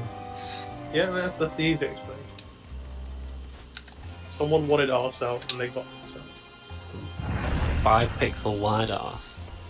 Right, I'm slowly making time back now. Nice. Just to ask quickly, when are the next round of names coming up? Still 4 left. After a couple more bosses. Okay. Yeah. 3 more bosses, in fact. Is Ico next or Quina? Quina's next, right? Yeah. Quina. Wait, just double checking. We've got Vivi. Yep. Have we got Vivi? Yep, Okay. got PV. And we've got Freya. Yep. Okay. Yeah. We've got Steiner, and we've got Zidane, and we've got Dot. So the people missing are Kina, Aiko, and Amaranth. Yeah, that's right. Yeah, it's mad how far you go in the game and still don't have your whole party. I mean, say you played this game casually, how far would you be? You Like, could how many hours easily is have it? 20 hours before you pick up and still have only 6 party members. Yeah, if you look at our timer and times it by about 4 or 5, that's probably about a casual playthrough speed. If you're just you're just trying to beat the main game, you're not like massively exploring out, you're probably going to take you about 40 hours to beat this game. I mean, it depends. Once you've got access to Chocobo Hot and Cold, then you can spend hours on that. Yeah, exactly. If you go for Osman, it's going to be a little bit longer, but if you just kind of beat the game, then it's about 40 to 50 hours. So we'd probably normally be about 12 hours into a casual playthrough right now.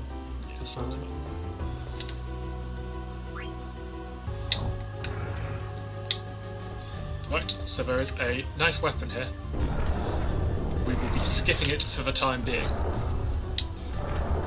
because it is 16 seconds faster to pick it up on the way up from the way down. And all it loses you is a bit of... you can't equip it for the fight at the bottom of these stairs. Oh, nice. Yeah, I've seen people get it at the top there. Just those rotating platforms, they're not RNG. They always go in a set pattern, so they're not really a problem. They're weird casually, you're like, what the hell is going on? But once you know the pattern, it's fine.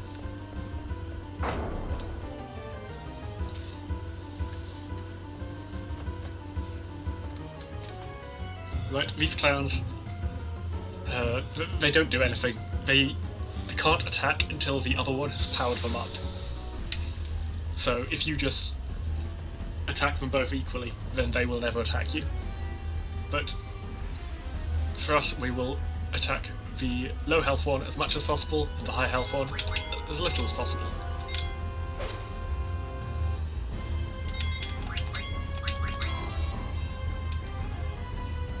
So its timer is a bit rubbish because we haven't got him his good sword.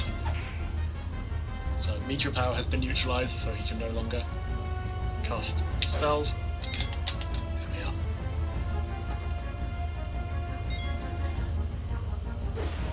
Yeah, and that's I guess why you're attacking with the V, is just to disrupt that powering up. That's all it is.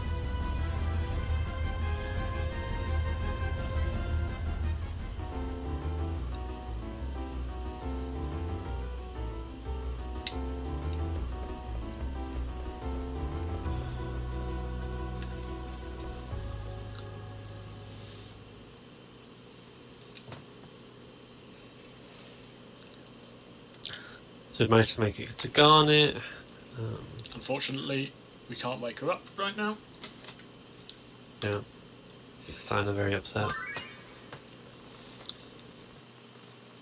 Meanwhile, Marcus is rescuing Blank in the Evil Forest. We will not see the resolution of this arc because we skip it by menu buffering over it. Oh really? Yeah, yeah. But shortly they will come and save us. We will not need saving because we have the power of steps. Yeah, the if you remember the trap that they got caught in when they first arrived here, it's like the same thing. If I recall. That is correct. I will. Yeah. But this time, Marcus and Blank come and rescue us from it, but yeah, I guess we won't see that. You can't make that cycle. Right, so because the animation of sitting down takes slightly longer, we will not be able to pick up a tent. In exchange, we get 16 seconds. This is worth it. My notes here say "ah" to remind me to do this menu. Yeah, there's about 40 menus in this game that if you forget to do them, then it is really bad. Because it's not just about, you know, putting on slightly better gear to do slightly more damage, it's about equipping abilities that, you know, like Insomnia, which makes us so we can't fall asleep, which is pretty goddamn important. Bosses that can put us asleep. In this case, it's just random enemies that can put us asleep. Yeah. I could deal with that built in real life right now. Yeah. Yeah, everyone equip Insomniac. We got enough AP. Yeah, what item gives you Insomniac? We need to go get some. Yeah. You got a metal helm. There's also a cold ring that does it.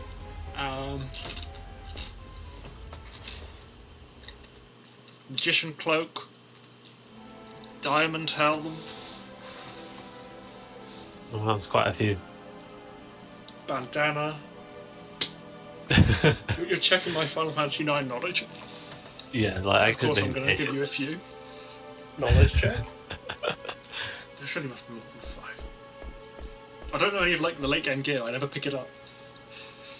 So are we past the point where you would do Tantarian, or is it? Yes.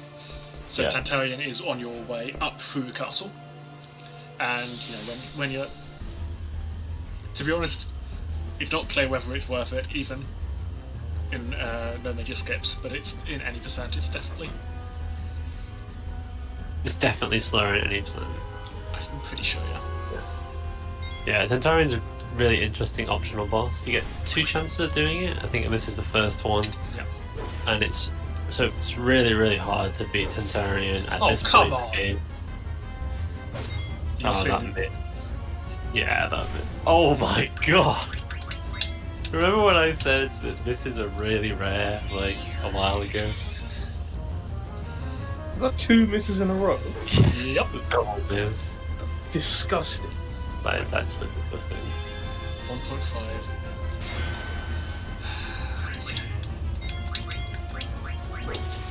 Yes, this is another Beatrix.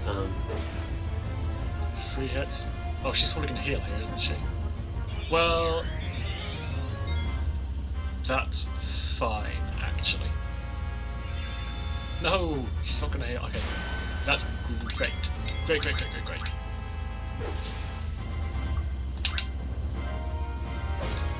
Yeah. Kill Quaymat. We don't need him. Yeah, skip cure. Nice. So, when she queued up her previous attack, she was above half health, and when she queued up, and by the time she was queued up Cura, she was dead. So she didn't use Stock Break, she said to use Clim Hazard. Whoa. Do you think it's an FS7 reference? Maybe? I'm not sure. I think Cloud has Clim Hazard. Okay. Let me Google it. It's useful because you're not on stream, like in in-person events. So you can just Google things. Yeah. I'm just You here. can just bring up your phone. Yeah, Clim Hazard is a limit break for Cloud in FF7. Got more FF7 knowledge from me. Yeah, I think it's in FF7 Remake as well, that's why I remember it. I'm sure I'll get round to that eventually. When's Good the video game, by FF9? the way. When's FF9 remake though? I know, when is FF9 Remake? I don't think people like 9 as much as 7. I mean, it's not as popular, but... Why is 7 so popular? Because it was the PlayStation 1. first edition. Yeah. Oh. And it was, like, revolutionary in many ways. Oh, it was the first 3D one. I think that's more important. Yeah, first 3D It one. was a huge step up from 6. Because actually 6 was on the PlayStation. I forgot about that. It was originally a SNES game, 6. It was a SNES game to the PS1. Yep. Interesting. The SNES version is some wild bugs. I'm assuming any chance to fix bugs or port it would probably be appreciated. Right, and now we have Beatrix on our side, briefly. We don't get to name her, that's how we know that she's not permanent. Yeah. Yeah, she's decided that, do you know what? That's it. I'm gonna help out these guys, because I'm clearly on the evil team. Pretty much all these fights just revolve around, hopefully Beatrix doesn't get put to sleep. Because she's not the main party member, you can't equip her with abilities like sleep immunity. Oh, I got an ore. So I've got to previous to this, you've got to be a little bit worried about running out of Phoenix Downs, but every single Bandersnatch, those big pink dogs that you find, will drop a Phoenix Down. So I will be good for quite a while. That one just dropped an ore, which I don't need to think about. I'm not thinking about guild now because I've got enough. Yeah, I've it's escaped fine. the shadow of. Yeah. Again, all my 50% damage bonuses are coming in clutch here. Everyone, Zidane, Steiner, and Vivi can all one-shot these. Oh, probably shouldn't attack with Garnet. It's fine. Yeah, so we got a new weapon for Steiner, so he's doing really good damage now. Oh, excellent. One of the things I That's a really- great attack. Yeah, nice, that was a good fight. One of the things I really like about FF9 is you can continually change about who's your strongest party member, who you want to be mainly attacking with. It's not like, oh yeah, Steiner's the best. We just always use Steiner for the whole run. It's constantly changing. It makes it really interesting in my opinion. So Steiner will not be doing much damage here because he does not have access to the Beast Killer. It's only on a weak sword. And obviously you don't want to equip a weak sword to do more damage, that it'll work. Yeah, and there's no way we could have routed in, I guess, learning it earlier on. AP's way too valuable, and we'd have to use a weak sword, so... Oh, come on. Too low rolled. You just got crit. It didn't really matter, but still. Well, to be fair, Steiner is the person I want crit here because he's about to leave the party, and when you leave the party, you get healed. Yeah, so it like really doesn't matter.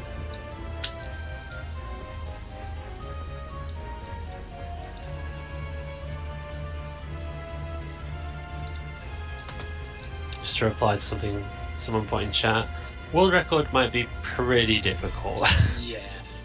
Slash At the start of a run, it was possible. I don't think at this point it is. I can't remember what button I need to press to switch to my comparisons on my splits, but I believe I'm significantly behind the average of this. And these are the splits, but I stole these splits from the world record holder, so it'll be his average. Right, yeah. Yeah, it's... The world record is really good. It's way faster than anybody else. But yeah, 7 hours 21 minutes without loads. We're not really on that pace. We need like everything to go really well to stand a chance of that. It's certainly possible with this route because the world record is missing the... This was before we discovered walking is faster on menu buffers. At which point I made a huge number of... Yeah, not only made the menu buffers that exist faster, but also made even more viable, so like loads of time so.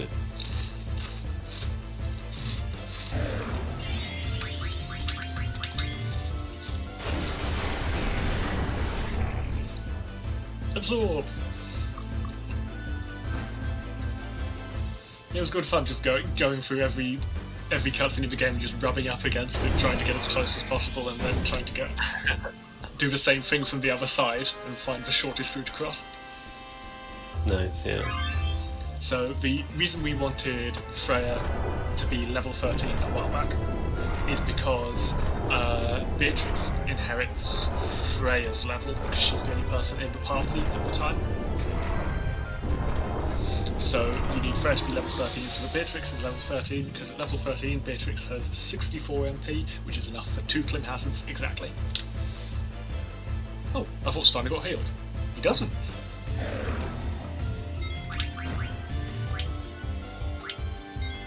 Thanks, Freya.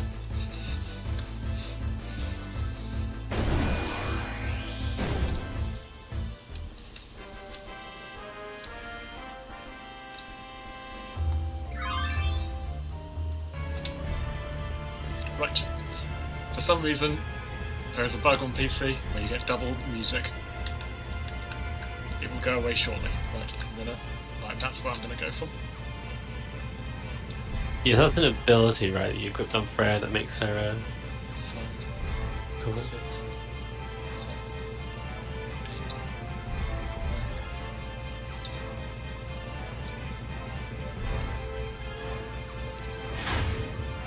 8. Ooh. Okay, it's good. I dropped it, but I dropped it just late enough. Sorry, I need to think. Okay.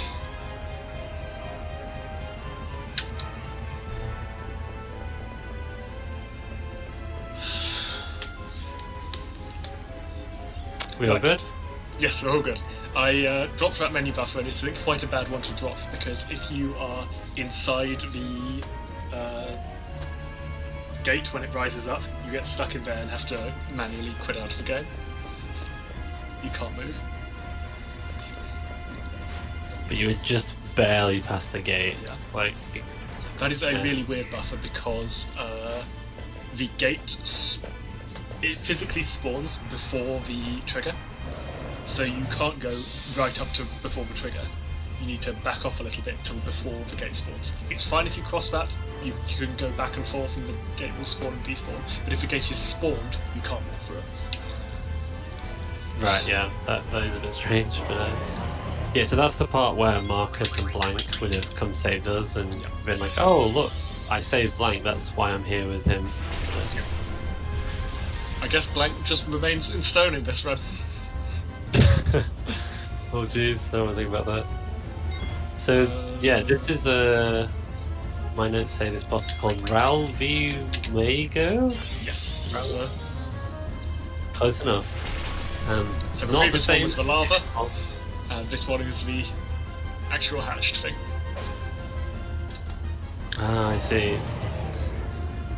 different colour, but looks close enough.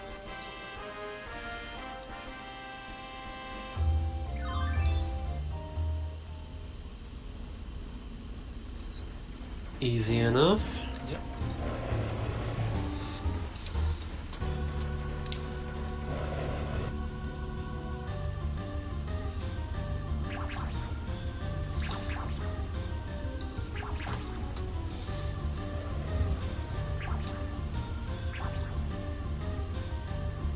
So that previous stutter that I did,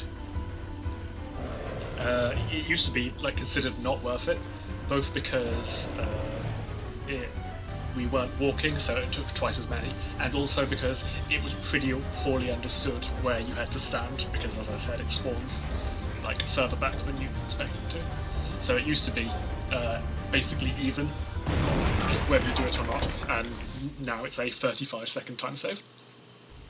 Yeah, nice. Because it skips the whole cutscene of you going to go see Marcus rescuing Blank, right? Yeah. Yeah.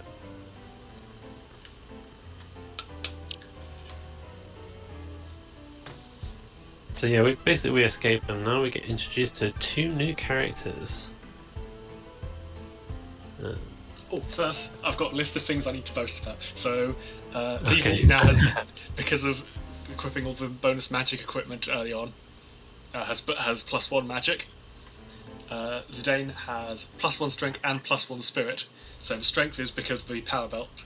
The spirit is which usually people leave on Steiner. The spirit is I've had loads of spirit things equipped for ages. You can focus if you focus entirely strength, you'll have +1 strength. If you focus entirely spirit, you'll have +1 spirit. But by bringing power belt and going between the two, you can gain both. And since both strength and spirit influence Zidane's damage, that's a pretty significant gain. And Garnet has plus strength, which means plus HP, which Garnet's not very useful. Strength on Garnet, not very useful. But anyway, what this means is I will be able to skip an entire shop. So there's a shop coming up where usually I would buy a single weapon for Zidane and then leave. But because I have just enough strength on Zidane and magic on Vivi, I should be getting them to exactly enough damage to kill without it, which is very helpful. Anyway, back to the actual plot. Brana is sending some people after Topaz, or in this case, Topaz's medallion. She doesn't care about Topaz, just the medallion. I just wanted to say shout out to Impact Font, just on the screen.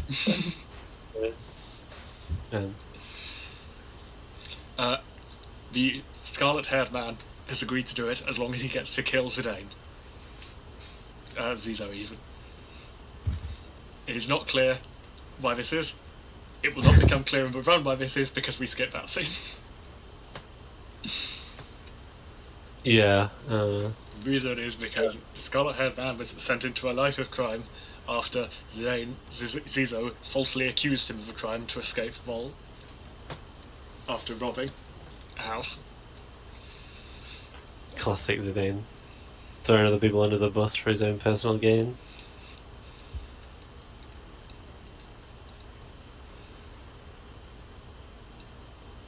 Yeah, so this guy's Ramu. He wants us to do a quest where we piece a story together.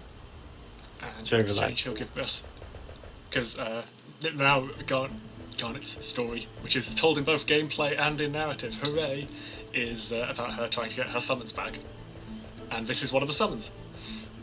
And he will join your team if you solve the puzzle. Oh. Summons are very useful, and we can skip solving the puzzle. And we can always get them to join later. So the way that summons work, they work the same as any other ability. You learn them off equipment. Summons generally come off gems. So up until now there's been no gems available, and then eventually gems will become just a thing that enemies drop. So a lot of standard summons can be found just from killing enemies. Topaz is one of them. Topaz teaches Ifrit. But we're not going to do any of it. No, We are going to see because- one animation later, but other than that... Not by choice. Oh, if Yeah. I could skip that summon.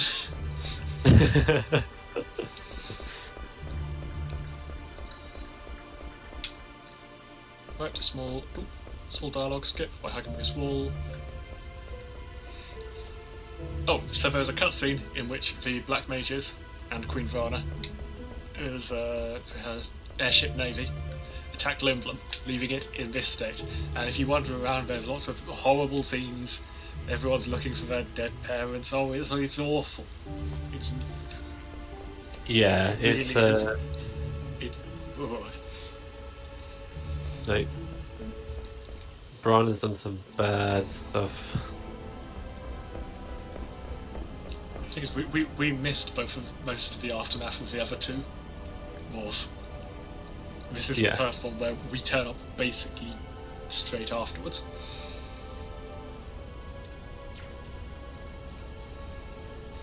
And so we discovered that the reason they attacked is because they were looking for the sacred gem of Limblum, which is Raven's Claw, I think. I have no idea. So now Brana has the gem of Limblum, the gem of Clara, which she got after invading Clara,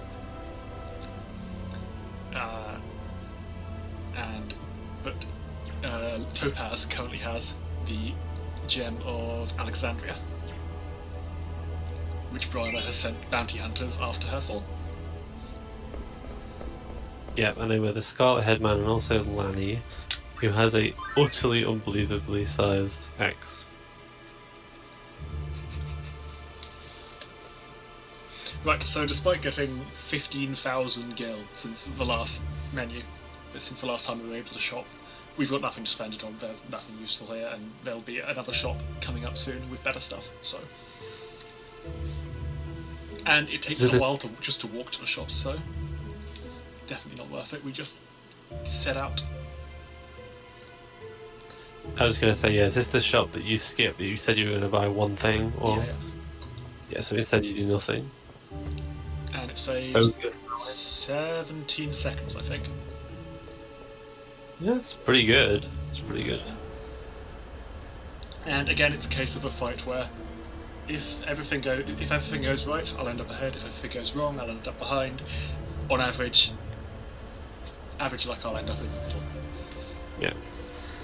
But since we're speedrunners, risk is the way to go. Yep. I mean, maybe not in a marathon, but screw it, just do it anyway in a marathon.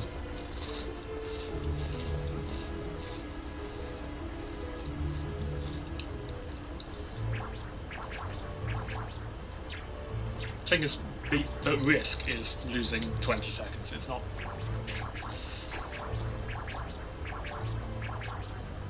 It's not even having to load an autosave. It's fine. Yeah.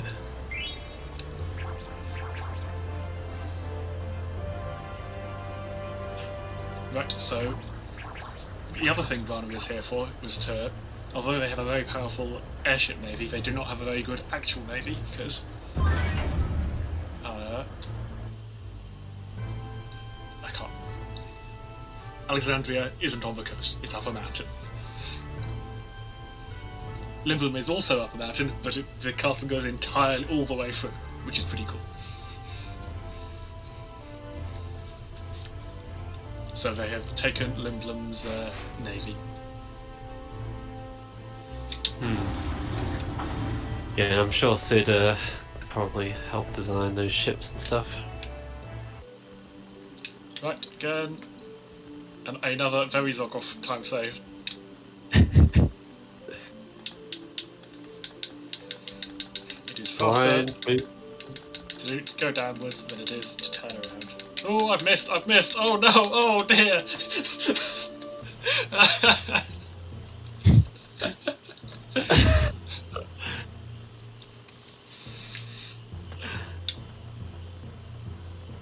In classic Zoggoth fashion. Oh. perfect planning, less than perfect execution. No. Right, we need to wait for the frog to come here. This is how you catch frogs, you just wait for them to come and see you. Right, Jay, can I have Queena's name, please? You can indeed. Queen's name was donated by was quinoa. How do you spell quinoa? Is it that? It's literally just Keena's name, but you put an O before the A. Thank you. Right, thank you very much, Tanksky, for naming Queena. Quinoa or quinoa? Quinoa? I believe it is Quinoa? just quinoa. Alright. Let's Google this together.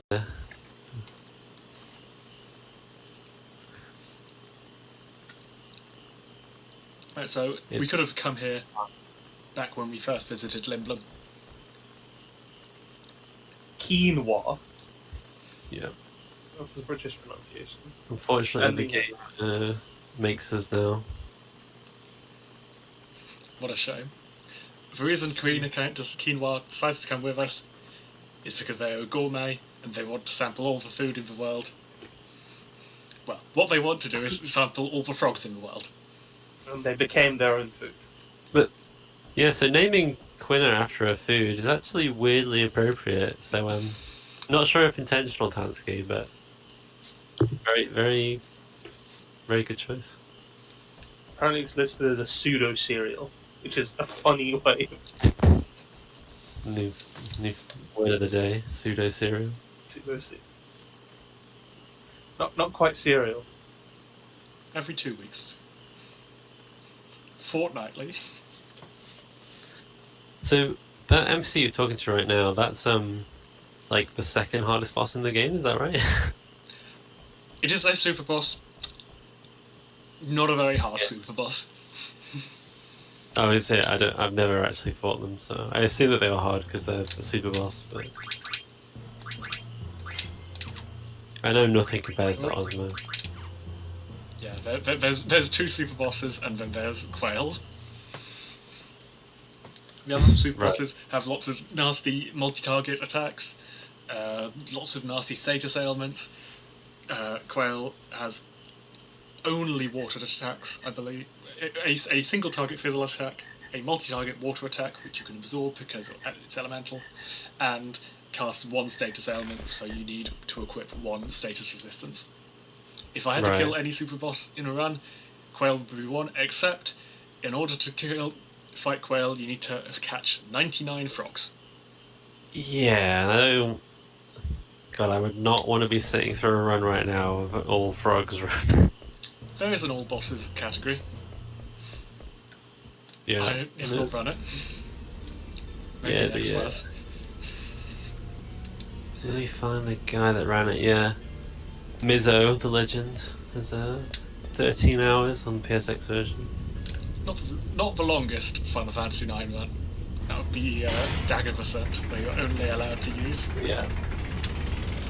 Yeah, Garnet Only was run at ESA a year ago, and I watched a lot of it, and it was the best thing that I've ever seen in my whole life.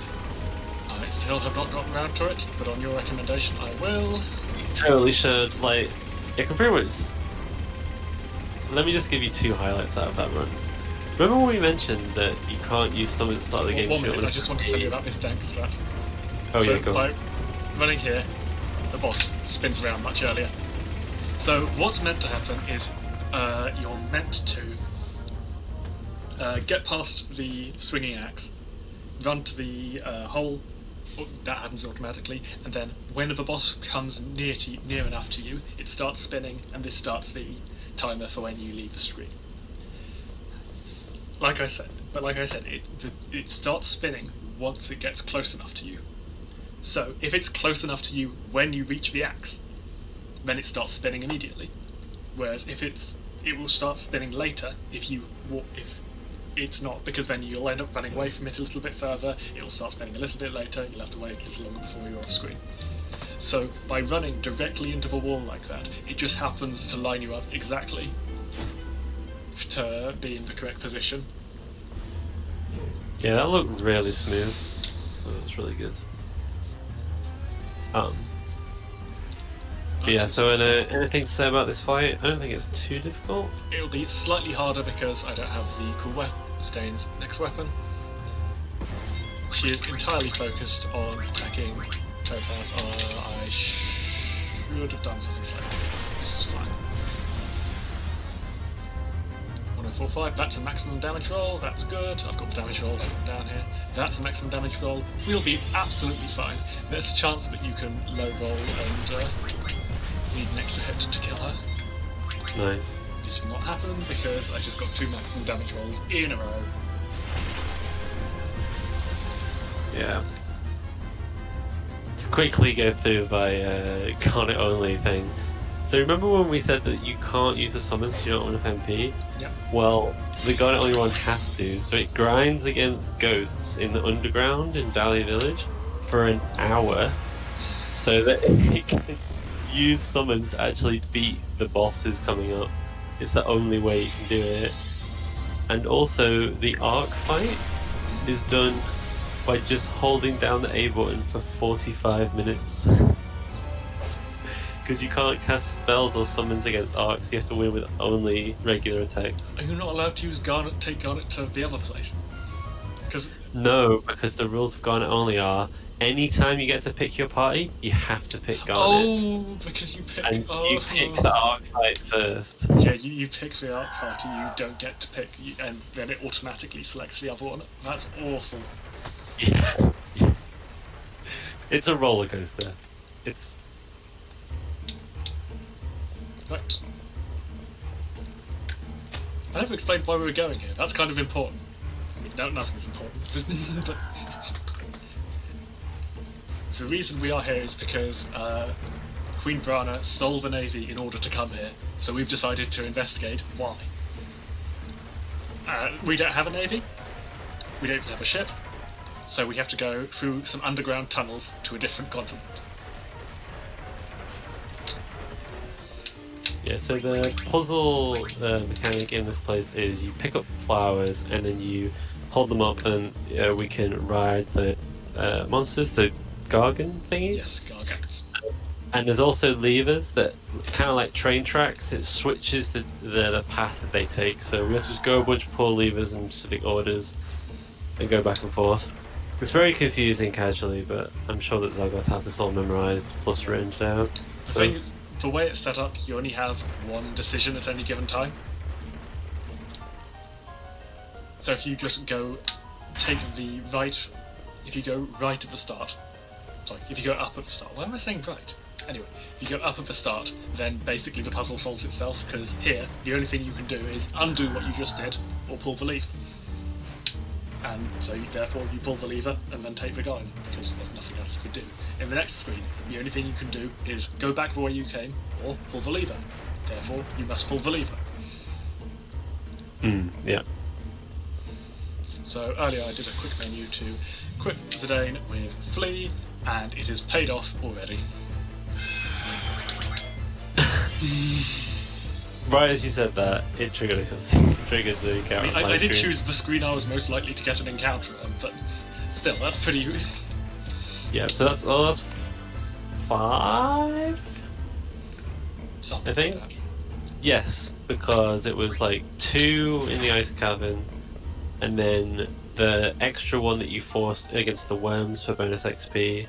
There was, before that, there was like a bunch of yellow ooze things. I can't remember what that was though. That was in the ice cavern. Those were flans. And then there's that one. There's 5. We fought 2 basilisks in Bernicia.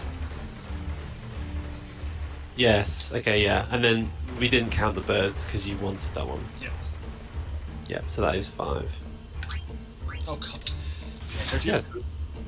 the run button is also the cancel button, which means if I hold cancel too long when I'm trying to pull that lever, it will automatically hold cancel, select the second option, which is don't pull the lever, and therefore I'll have to waste half a second reopening the... half a second everywhere. How terrible. Right, let's carry on. Yeah. I'm just having flashbacks to that skip you did with Garnet to stop her from turning around at the ladder. All that work. Years of training wasted. Yeah. There's a couple of places like that where you talk to someone and then it takes control of you and turns you around, where you can save time by turning around first.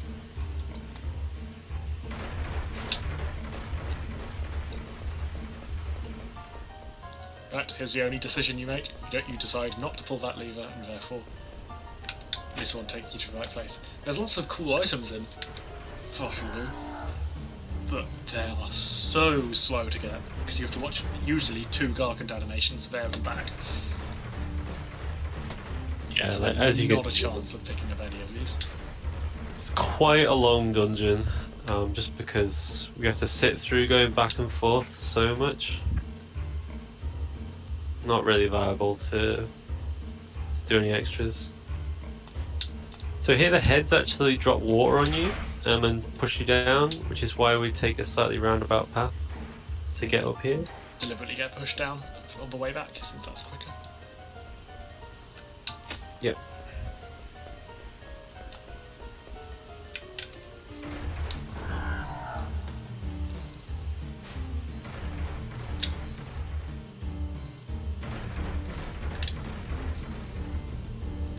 Yeah, this is a very clean fossil room. Yeah, very nice. Yeah, that axe dodging strat before Lenny was actually legit. Like, I wasn't really paying attention. I was like, oh shit, that's like really clean. like, I've seen so many people just like, just try and dodge it or panic and pause, and Right, you again, just like straight in. as long as Outer Continent is on screen, you can't get encounters, so... run If you remember normally. that, like 3 hours ago, but then now we need to start step. And since I also mentioned several hours ago that there is a minigame encounter that appears if you've been on the map for 30 seconds in forests that you cannot avoid by stutter stepping. So since there is a forest nearby that we will eventually be walking through, I will have to get a chocobo, because chocobos, that is the other way to avoid encounters. And again, let's go for it. Yes! You're gonna go for the backwards movement again. How's that? Nice, that was pretty good. That was pretty good that time, I'll give you that.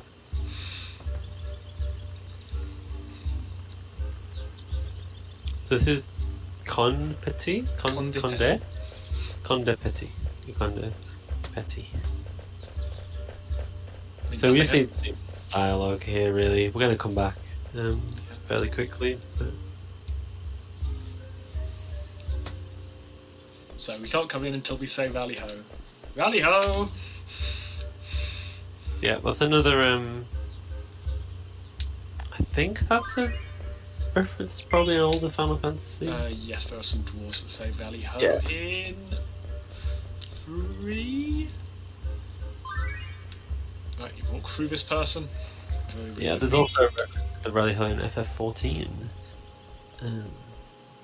MMOs.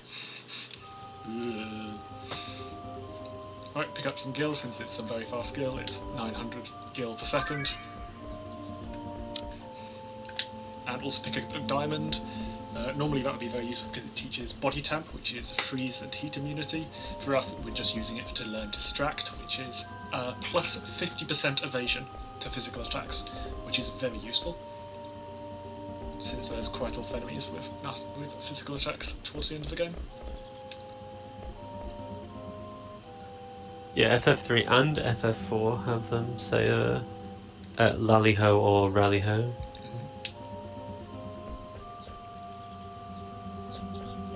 I assume that Rally-Ho is like a translation inconsistency. There's lots of L's and R's, since it's the same character in Japanese. Yeah, exactly, because R and L are the same character. So you often see stuff translated either way. Messed up a bit on that. Right, so that's the forest where we're trying to avoid. So anyway, the actual plot here is while we were in that village, we spotted a black mage who seemed to be walking in that That's a shame. Well, that's fine. I'll just flee. No point resetting here since it would take me back to it. This is a very long screen. 6. I assume that we get this encounter and have to flee. That's taken into account for mine, but I think it still counts as an encounter since you can sometimes avoid them.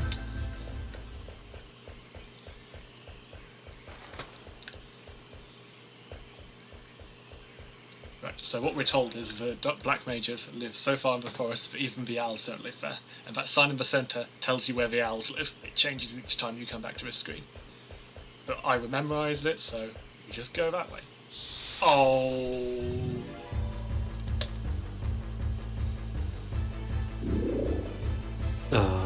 Yeah, this is another one of the screens where you're more likely to get encounters just because you have to run a long way. So That's set. See, because I got an encounter already, I assumed I took There's 2 different ways to go through this screen. One takes longer, but the other takes fewer steps.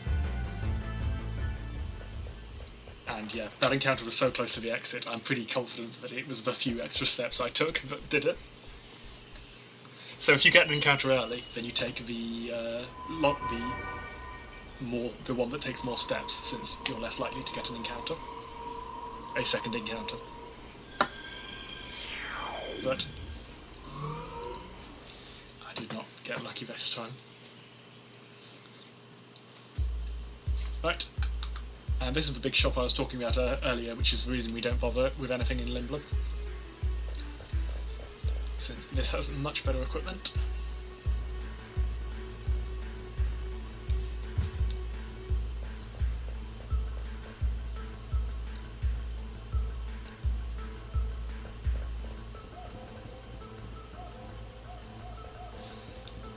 Oh, I need to pay attention to my notes.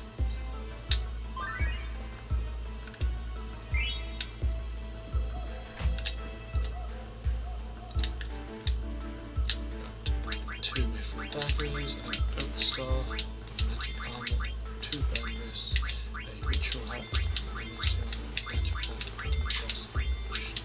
survival vest. Excellent. We okay?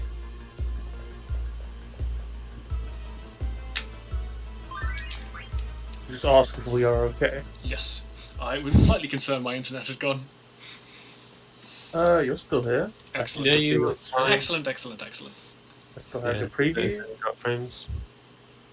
Your Probably audio still comes to tons of stream. frames. Everyone's still here. It's all good. I'm So this starting is to fade out, but I'm fine. Go grab a tea. so I actually first. grab a tea as well. We manually activate that ATE earlier because it's faster. Normally if you just try to walk there, it will...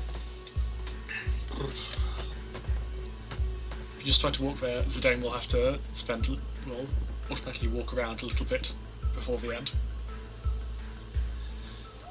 And it is. Yeah. You can save 2 seconds by activating it manually rather than automatically when you arrive. Another time save we're doing here is we need to visit the synthesis shop, but if we visit it now, well, before, it would take 4 seconds longer than visiting at the end. Because there's there's a short scene. Yeah, and story-wise, this is the Black Mage Village. It turns out that quite a lot of the Black Mages have kind of become self-aware and aren't just mindless, just like Vivians. And so they've come here to kind of, both because they don't want to scare the humans, but also because they don't want to be attacked by the humans either. So they hide away. But they have discovered that they have, despite being constructed, they still have a limited lifespan. So we'll shortly be going to the Black Mage Cemetery for a scene.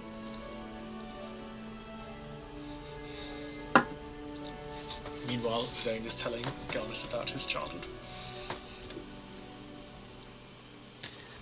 I'm going to quickly refill my drink and grab some food. Be right back. Vivi will talk about the nature of death. on the nature of dying.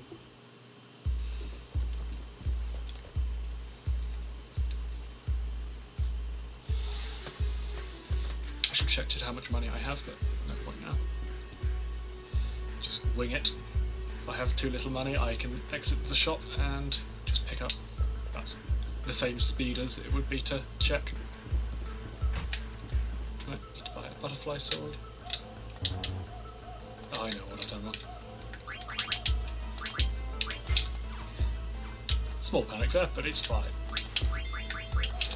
And a boom tooth. But I'm in fact above how much money I would normally have. Oh, because of that it was... You have more money than you need. Yes, because I picked up enough stuff.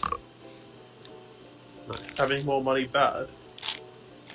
Well, it means I could have left behind some, but it's not actually bad. No, I mean like, if you have excess money, there's no detriment. No, it is fine. It's just that in the past he could have picked up less stuff and it would have saved time. Oh my goodness, okay, right. Realign. So we'll be coming back here, so we leave the chocobo in a more convenient position. That means we use one fuel Geisel green, but it is also actually faster to do so. And it takes less. So really, it annoys me when people don't do it, because it is better in multiple ways. It is faster. Also better is to walk along the lower between the trees here, but I've now managed it's faster in the task, but I've never managed to get it faster in an actual practice, so...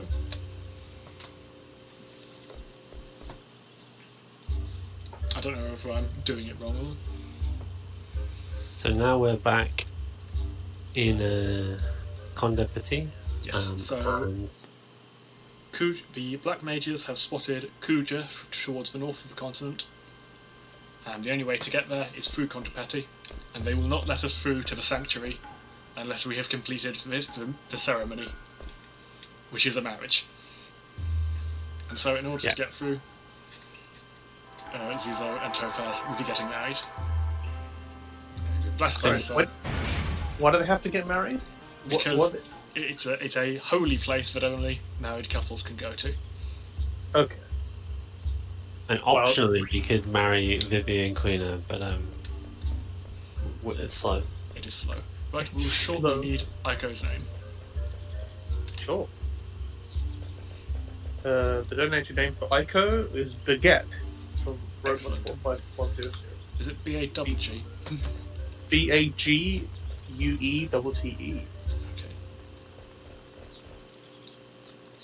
Okay. Roma 45100 is the person who contacted us and is currently, I believe, running our French restream. I see. Well, thank you very much for them for their excellent donation and for their restream, which I have not looked at, but I assume is also excellent. I'll have to have a look at it. I believe they're also responsible for making my Fury run in French. But French were not last time, so I'm assuming people just like hearing Fury in French. Yeah, shout out to the French restream. It's very exciting. Very cool. Right, so we now have 5 party members. There's only room for 4 people in our party, so someone's going to have to go. Fortunately, it is quinoa. Off they go. They're going off to eat a Moogle. Cognition TV is very unhappy that we cannot name Aiko. There we are. They get. I can check the spelling because someone's posted the link. Lovely.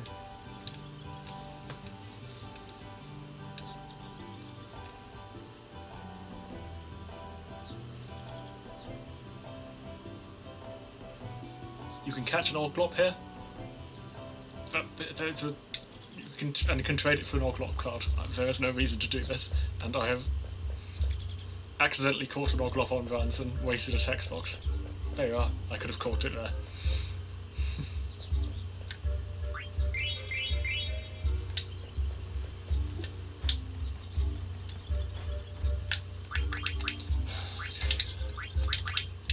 Lamb's Tiara, that's just for...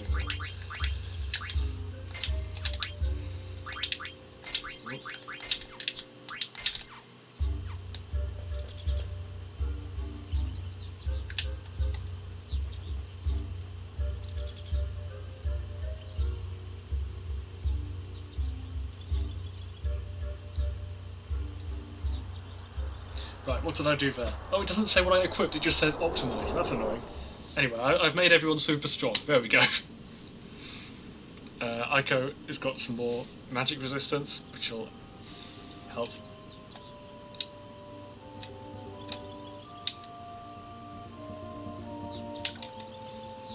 So this next boss is another one that is faster because I have bonus strength and spirit and magic from levelling up in a certain way.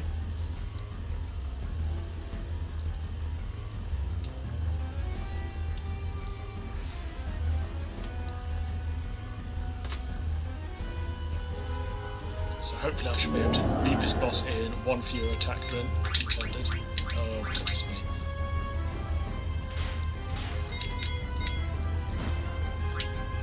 Oh, crit.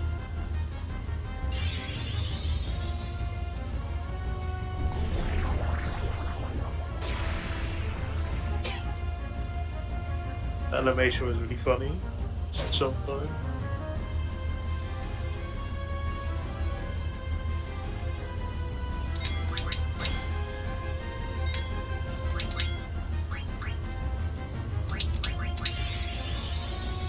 So this boss counters, when it gets down to half health, we'll use Kiraga, and it is queued up with attack now, and now it is at half health, so it won't use Kiraga until next turn, by which point we will have killed it.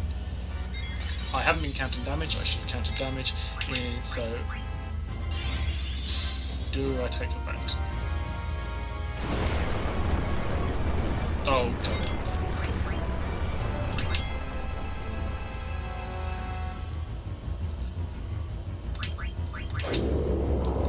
There we go, one fewer attack, which is an entire spell animation, which is good.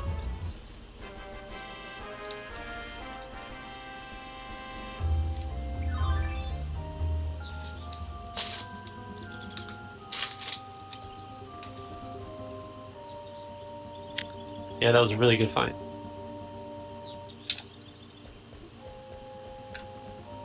This screen is at a weird angle. This is where direction you go if you hold directly up, is at this.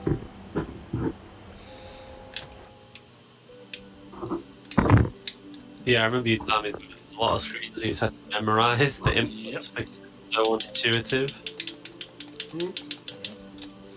Backwards Zoggoth movement. Oh, I forgot to mention there is a 8-minute time save waiting to be found here. You can skip this entire journey to Verdane Sowing and go straight to the Eiffel Tree. You can menu buffer through, get all the way to the bottom of the Eiffel Tree, or Eiffel Tree, or whatever it's called, and the boss will not spawn. And at that point you've soft locked the game. So if you could find some way to get the boss to spawn, like everything else in the tree, that all spawns, but not for fight the boss that you need to actually That's continue really the game. weird. Are there triggers in the tree that work? Yes. Like normal? Oh. Wow, that's really strange. You wouldn't expect it to like stop before it to work, but then after it doesn't work. Mm.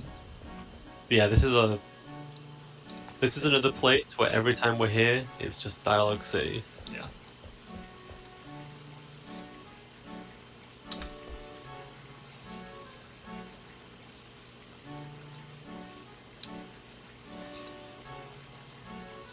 So, around here we've got lots of places where we can very easily get encounters.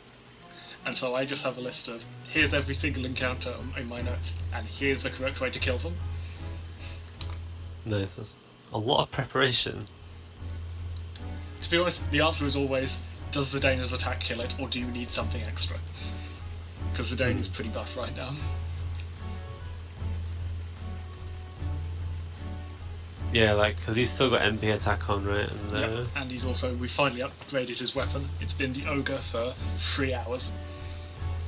Yep, but no longer. Like, usually when we upgrade someone's weapon, they become the strongest. That's right, how everyone like ones up. Yep. One up everybody.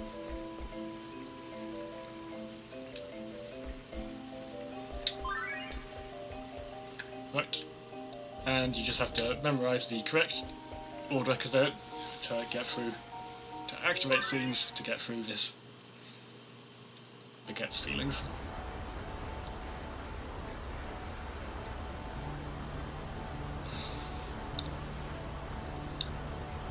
So Aiko is smitten with Zidane and is trying to get him to fall in love with her by making him some lovely food. With the help of these Moogles. Who are the only other people who live in this village. Why does it get stuck with that? Whatever, it's fine. And depending on the options you choose, you'll get a different outcome. We don't care.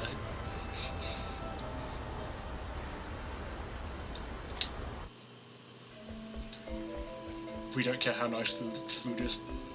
We just...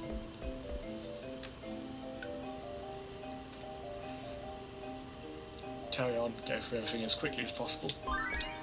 We can't even get the best food because we skipped one of the scenes. By doing all the other scenes in the correct order. So the main thing we're here to do is to direct Topaz to the summon wall. As I mentioned earlier, she's a summoner who has lost all her summons, and now we have found the village of the summoners, which has a wall full of summons, which we are now visiting. Yeah, which is what basically Aiko's guarding along with all these Moogles. Yes. But we can go take a look.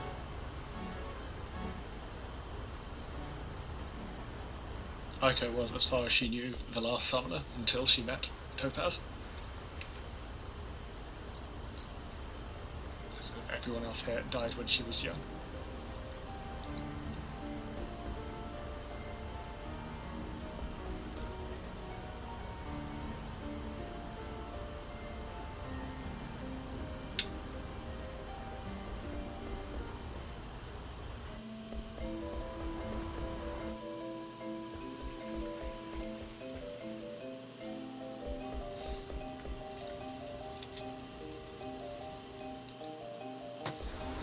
Oh, I need a stretch.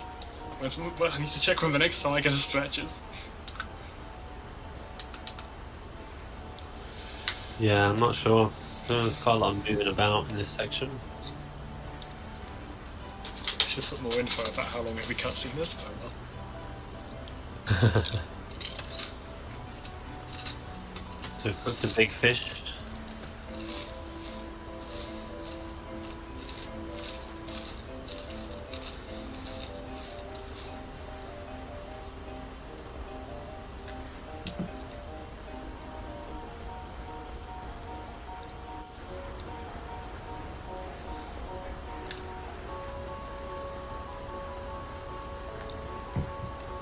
So coming up is a pretty exciting skip, I think.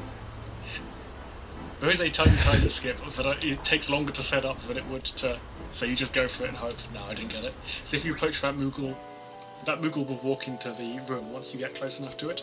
But if you approach from the right angle, you can talk to the Moogle before it enters the room. And that means that you just save the animation of it entering into the room. It takes like 2 seconds, but there's not really a way to set it up to come in at the right angle, so you might as well just go for it and hope. Yeah, there's another skip. I don't think I've ever seen anybody get in a run. It's really precise for the 2 second time save that it is.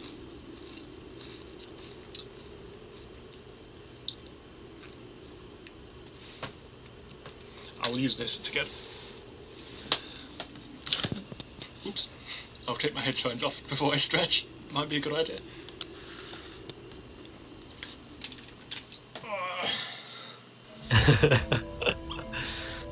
Exercise stream.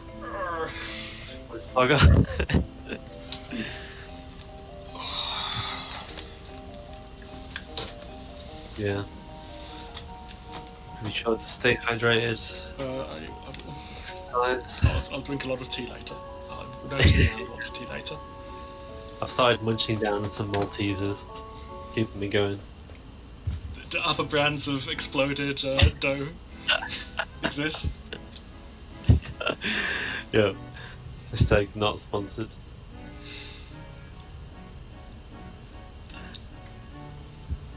But if you'd like to sponsor no? Yeah. Right, we just walk here rather than... because it's such a short thing, and I know how to kill every encounter. Ballsy, I like it. It paid off. I didn't do it the Nice. first time because, like, most of my party were dead. Depending on how Hill Geiger's goes. I'll not do the second one because it's a significantly longer walk, although I do know how to kill every encounter here.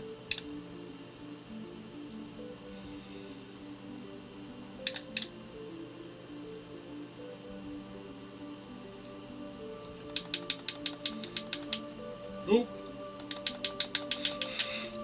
It's fine, everything's fine. Okay. I was like, did you get an encounter?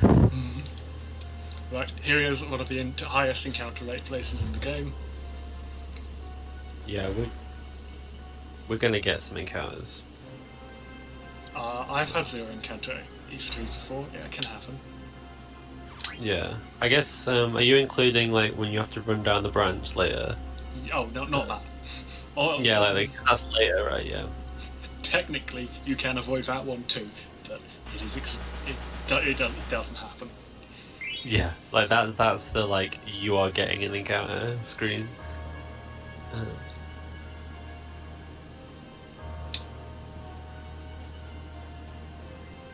Yes, this is the E3. Oh, go on. I don't know how it's pronounced. I believe there is only one recorded instance of an RTA skipping encounter on the way down. Oh, there we go. Nice.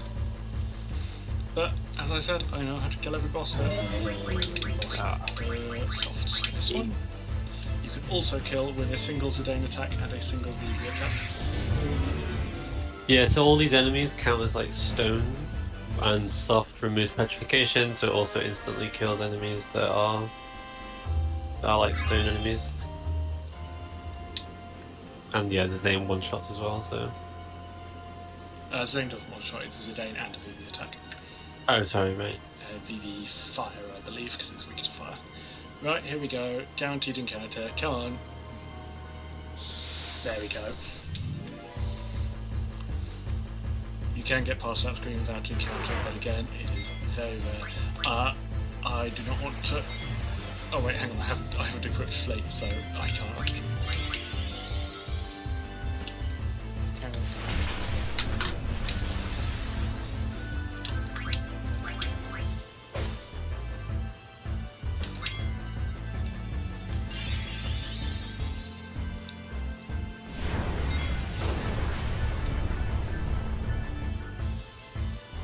That's a shame. But let's see what it does.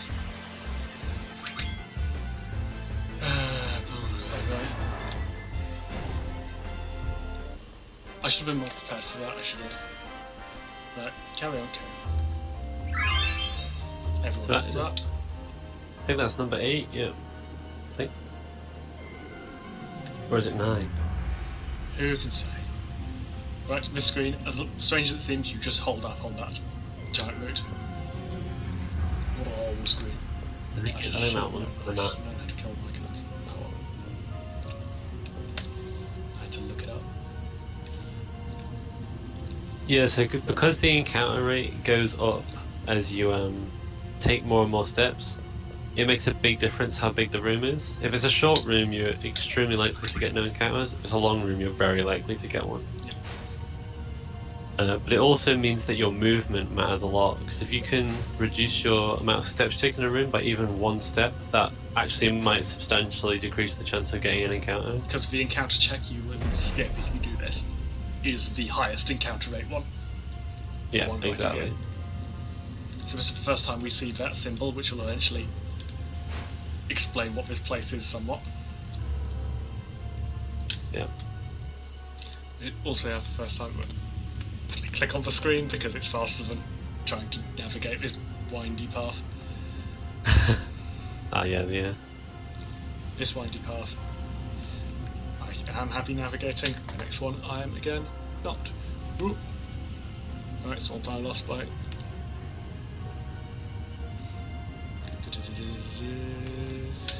Ooh dear, there we go.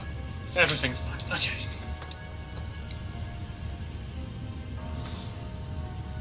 Nice.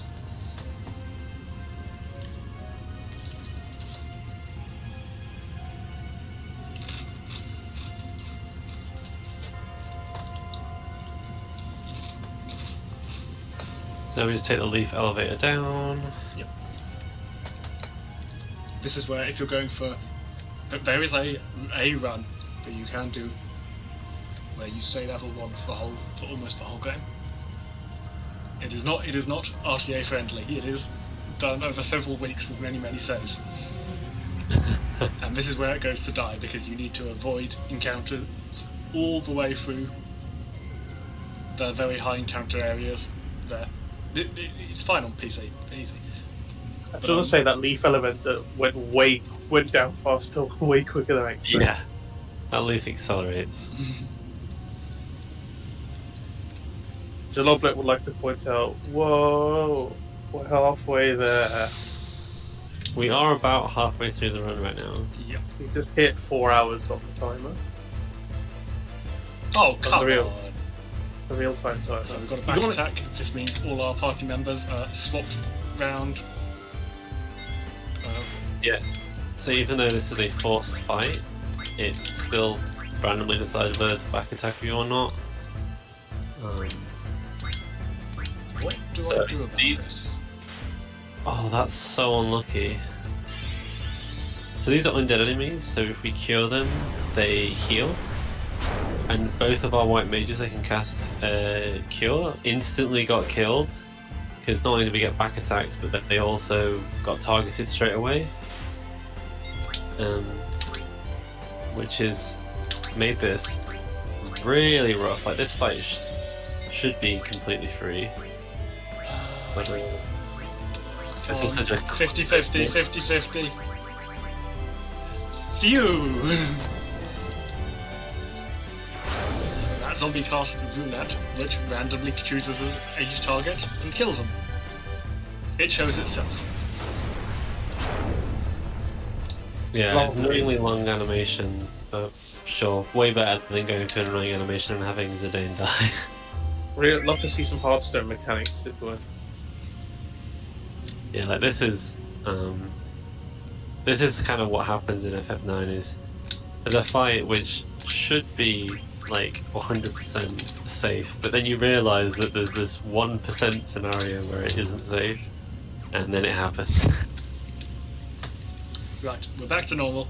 Maybe Ico will be underleveled, maybe Topaz will be underleveled. Everything is going to be fine. Yeah, Ico and Topaz levels can't mad too much, can they? God, I'm just mixing up between the We're getting real to and- Topaz. Right, another undead enemy. Maybe we should make sure we're more sane when we're doing mixed names. Yeah. No possibility of remaining sane. It's true. Yeah, Kawaii, Topaz, and Zizo. Yeah, so this enemy's also undead, so you cast life on it and it dies. So it's very overleveled. That's good here. Yes, good. Occasionally more levels is bad because it means that... Because I'm relying on getting this set, like I said a while back, leveling up with strength equipment increases your strength permanently by a small amount. And sometimes I'm relying on that, so you want to level up later because you have better equipment later. But in this case, I have better equipment right now, so it's fine. So we've got a boss coming up, and this boss is actually really hard, unless you just take advantage by the fact that he's undead. So we can just kill him with an elixir, and hey, we just found an elixir. Or you can just kill him in most ways that you can kill undead things. Yellow scarf, Rigandy, bandana because we want to learn Insomniac. Don't care about that anymore.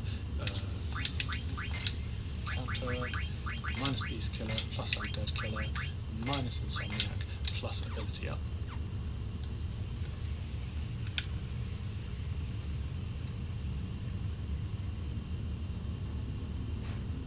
Yeah, and I just wanted to point out that when he's doing a menu like that, he's actually routed out the inputs to go between them all. So he doesn't do one character at a time. He switches between them and does like pages at a time just to do the minimum number of inputs to get to where he wants to be. So it's all very super optimized, and even though it definitely makes it harder to follow, It's very fast.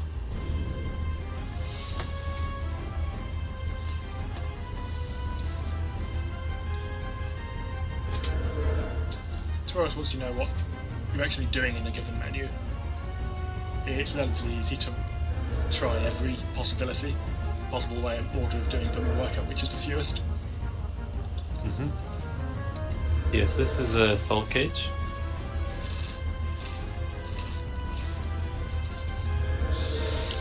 So I'm sure you know the law better than me, but isn't like this guy something to do with like the reason why the mist exists or something like that? It divides souls and splits them into mist and being reabsorbed into the tree. It's similar to Anubis would be. It's a well-known soul divider. Where's my elixir? There we are. So we decided we should just go kill it. Yep. Everything will be fine. Yeah, what could go wrong? So yeah, I could have used life instead of elixir here. It's...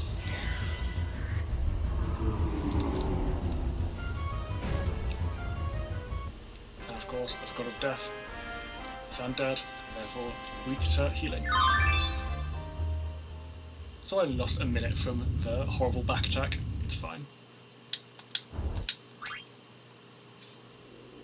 Yeah, that was very unfortunate, but there's going to be times like that. You've had a lot of really good fights, honestly. You've had 2 fights where you skipped like the boss healing, so stuff like that. It's been really good. I've come back from about 5 minutes behind average to almost at average now. Oh, really? Yep. Nice. That's some good pace then to bring it back.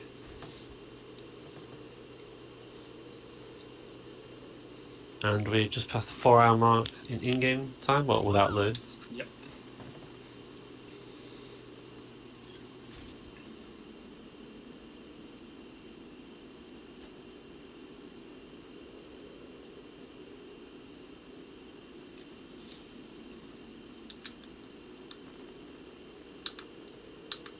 Oh, hang on. Need to...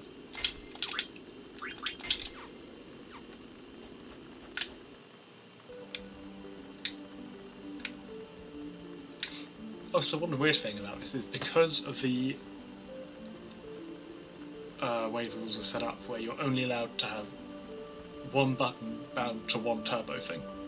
So you can't have a button that turbos multiple things at once, like, for example, automatically do the menu buffer.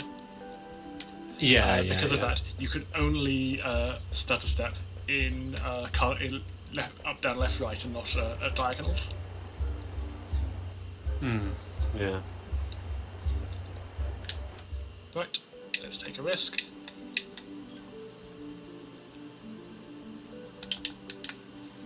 There we are, no encounter. Nice.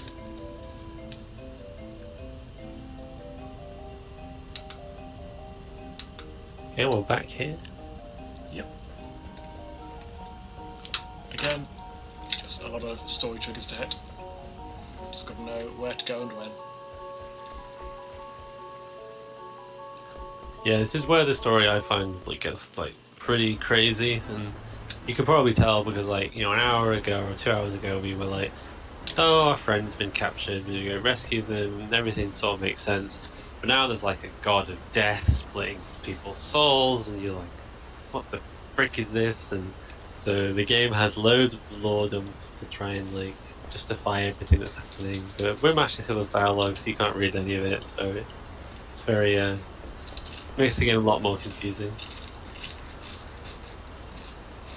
But when you play it casually, it does make sense, mostly. So. Well, actually, this bit does not make sense right now. There is a reason for quite a lot of things that are going on. Like, there is a reason that the treasure chests in the ether tree are blue.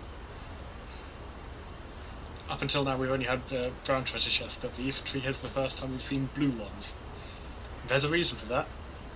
I actually have no idea.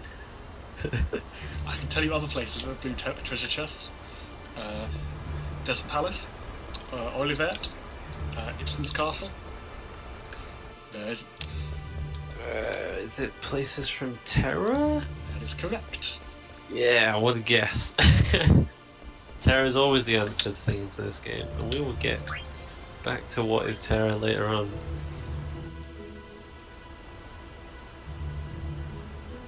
Because that's secretly the whole game has actually been about Terra, but we'll get there. But first we gotta Save our friends from being kidnapped again. We're back to normal. Yeah, exactly, yeah. Oh, back to normality.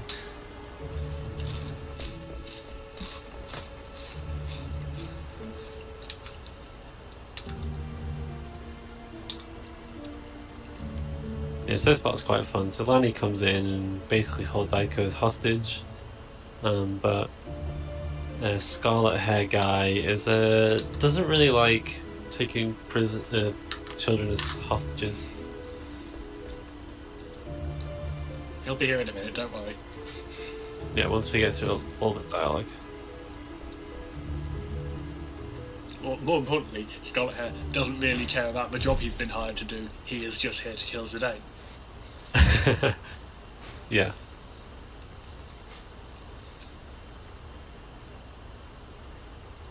So I've set up very nicely for this fight. I have a 50% chance to dodge every single attack he does, because he only does physical attacks. I have... what's my counter chance? I think it's 25% counter chance. That's dependent on spirit. So really, this is an unfair fight. However, he is twice as fast as me and will attack twice as often.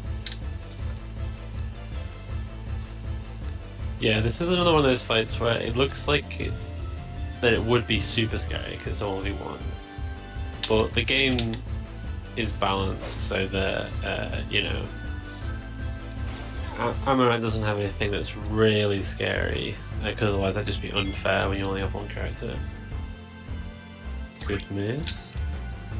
Right, so while he's back there, he has 100% evasion chance. So we just use the chance to steal. It costs 0 time. Oh, nice.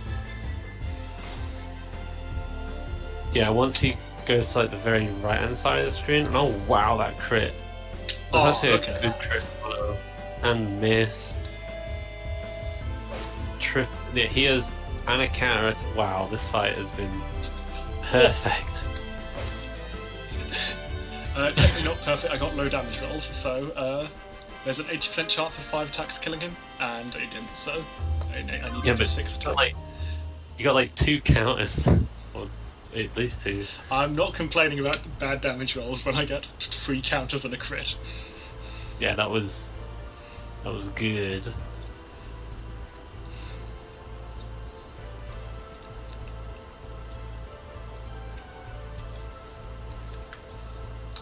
Yeah, that was nice. That was nice.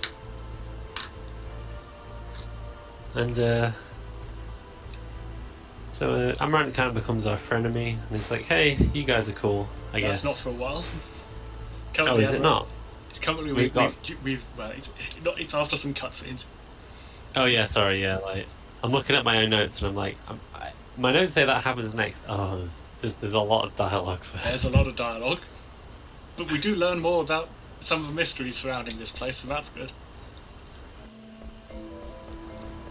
But what happened was Amaranth is sure that he was going to be executed, and we just decided not to.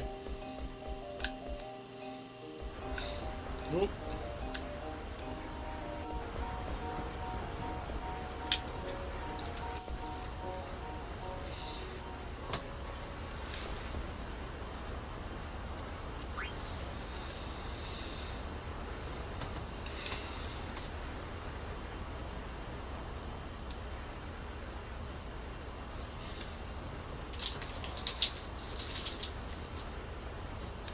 Oh, so Aiko blames herself for the memory earring being stolen. We have now got it back from them, because she left the village despite her grandfather's instructions.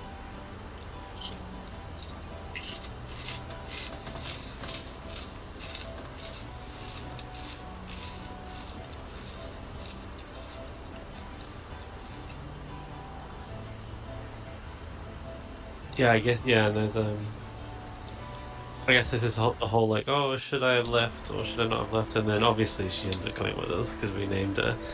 Named her Baguette, but she has to fight with the fact that her duty is supposed to be here.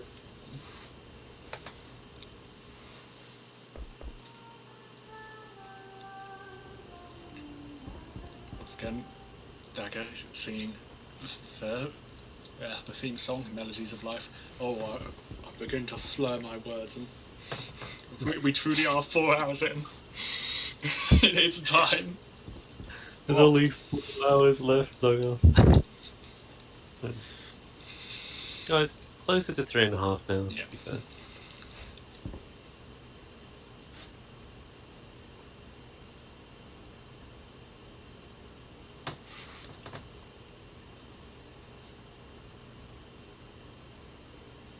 Yeah, so now we're kind of learning that Garnet is from this place, Shocker. The person that can use summons is from the Summoner Village.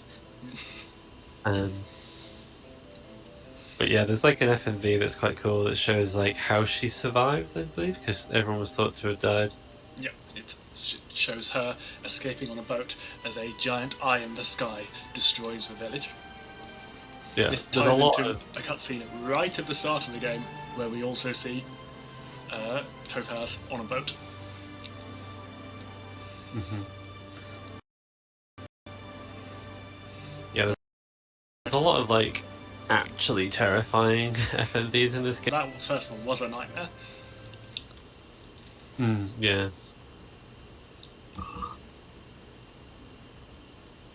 She has a flashback to the village being destroyed and her escaping on the boat. Probably not this boat.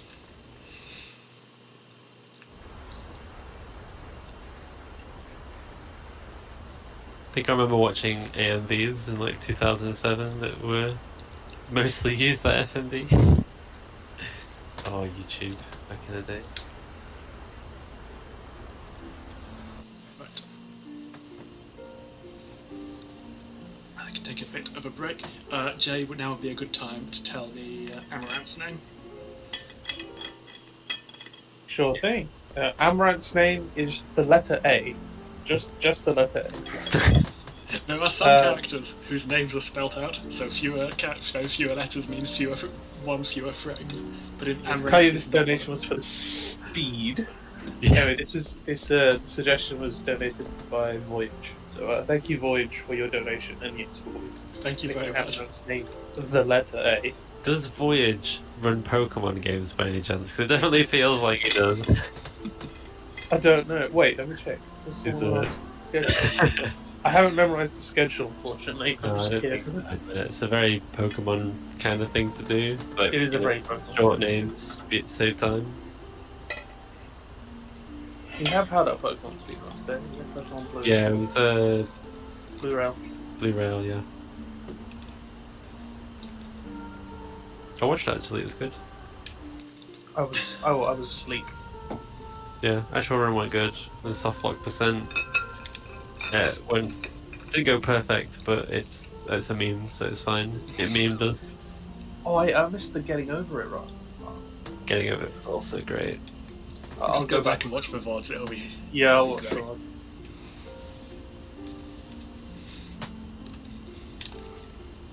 I've got 2 auto-clickers set up. One does it as long as I hold these 2 buttons, which I can do quite nicely because I have large hands and can therefore hold both buttons.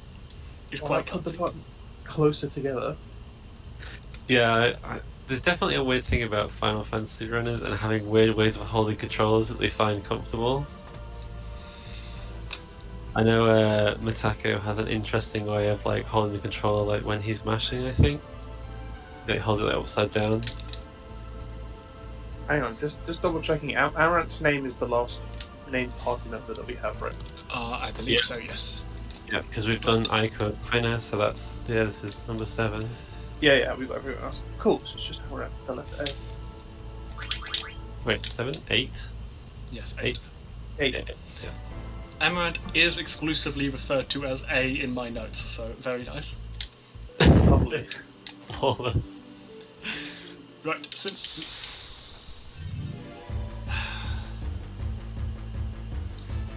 This is fine. Oh, that's going to be number 10.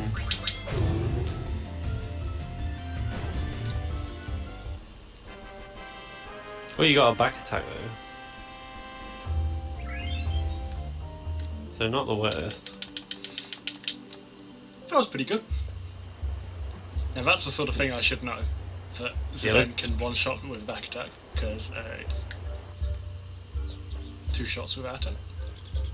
Let's pretend that that random encounter saved time. It probably did not. No. Even if you take into account all the time I saved by not stutter stepping on those few times, I think it can come. Let's say it came out even. I took risks and I got exactly even. Let's not think about it. Yeah, even though encounters are quite a bit, they are actually faster in this game. Like the opening cutscene, you start an encounter is faster on the PC. So encounters are less punishing as well as a lot less frequent, but it's still quite a big time loss. It's also less punishing because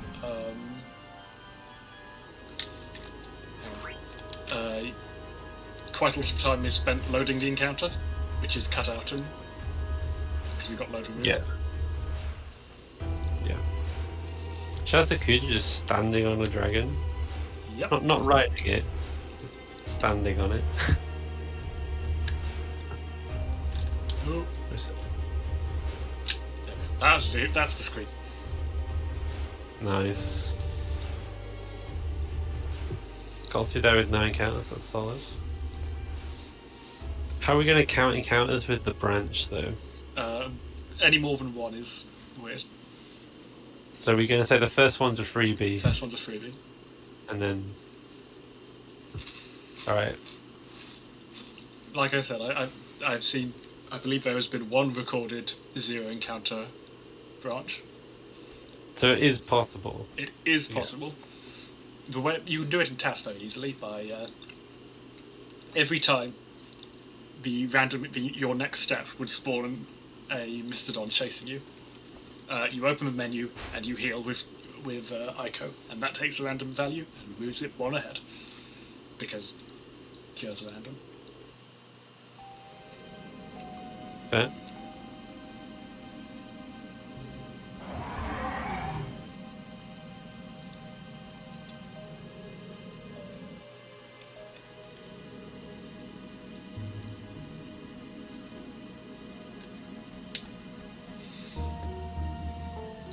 Giving me plenty of opportunities to open the menu and swap my party members, since this is the first time I've actually had the decision of who to have in my party. Yes, we've got our full party now, so 4 hours into the speedrun it introduces the mechanic of selecting your party, basically.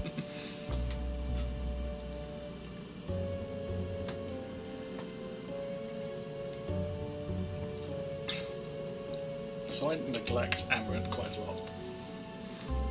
It's very bad. So normally, after you get Amaranth, you might do a menu to equip people with stuff that they need. He's fine with what he has.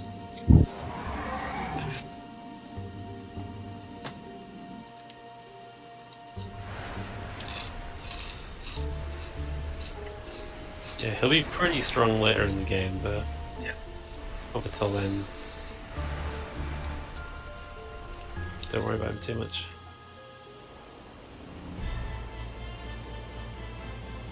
He gets him to the party by being the 4th strongest character. Yeah. Eventually in the end game, you just want people who hit hard, and we have 4 casters and 4 people who hit things with sticks. We pick the 4 people who hit things with sticks.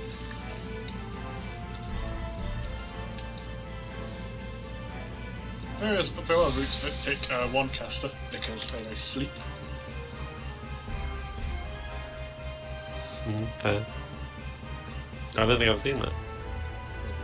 Night routes, because night is the only reliable way to inflict sleep. Oh, yes. Right. Okay, not never punished. So I did not equip Zidane with sleep immunity because that would take an extra menu. So these are Mastodons, similar bunch. Kuja uses them to attack people. They count as undead, so you can life them, and They give a lot of XP. They do give. Well, it's not that much. I think the thing is, everyone here has been through a number of fights already, so it's not as big as. Like, if you think about Clara, I think by that point Vivi had only gained experience from 2 fights. So doing, 10 fights in a row like that is a huge level boost, whereas this is maybe 1 or 2 levels for everyone.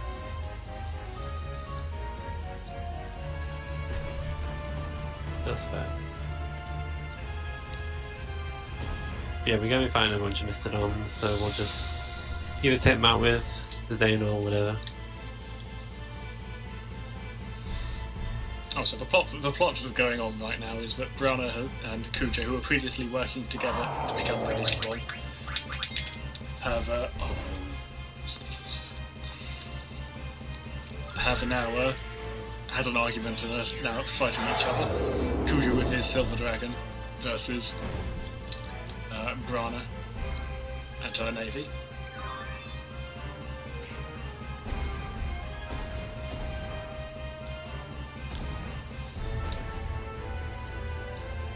So Kuja helped with the Black Mages,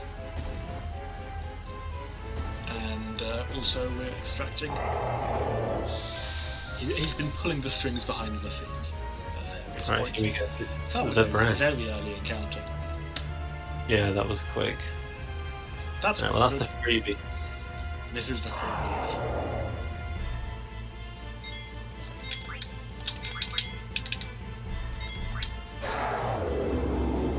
Excellent. I think by this point Zidane can't low roll and not quite kill, so that's good. Hey, a Peridot. Great. Drew used to need a Peridot, So let's pray for only one more. but That's going to be tricky. None more. So what? Oh yeah, none more would be ideal, but Hey, we did it. oh wow, you got none more after that. It is pretty rare to get 2 on PC, that the encounter rate is lowered there. Oh, is it? Even though the encounters are calculated differently than normal ones. Because it doesn't just spawn an encounter, it spawns the thing that chases you. I assumed that it was like that was actually not any different than from the PSX version, but I guess I'd never thought about it. Yeah, so I guess no bonus encounters on the branch. Hell yeah. Unless, of course, you count the first one as a bonus. Yeah, well, if that's considering how improbable it is to miss it, it's pretty much a forced encounter.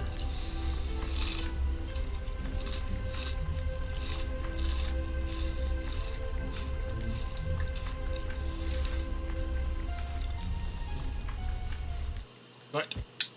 Brana, using the summon powers she's extracted from Topaz, summons Bahamut, the King of the Dragons.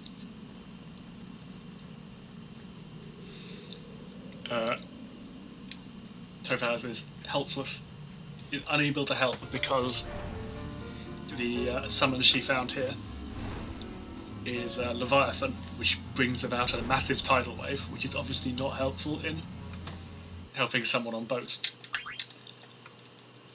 Right, and Kuja summons a giant eye from the sky, but takes control of Bahamut and destroys the navy.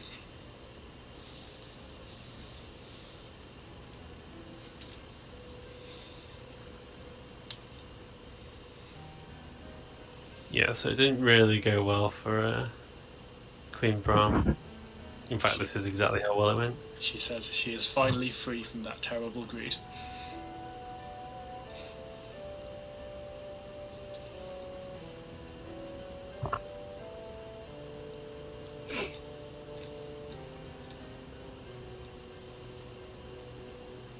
Yeah, Queen Bron is. I've always found her kind of quite a strange character in the sense that it's like she almost acts like she's got some kind of curse on her. Mm. But that's not really a thing. But it is suggested that Kudra is in some way manipulating her, possibly magically, but it's possible. It's just Yeah, but it's not like taking advantage of her greed. yeah.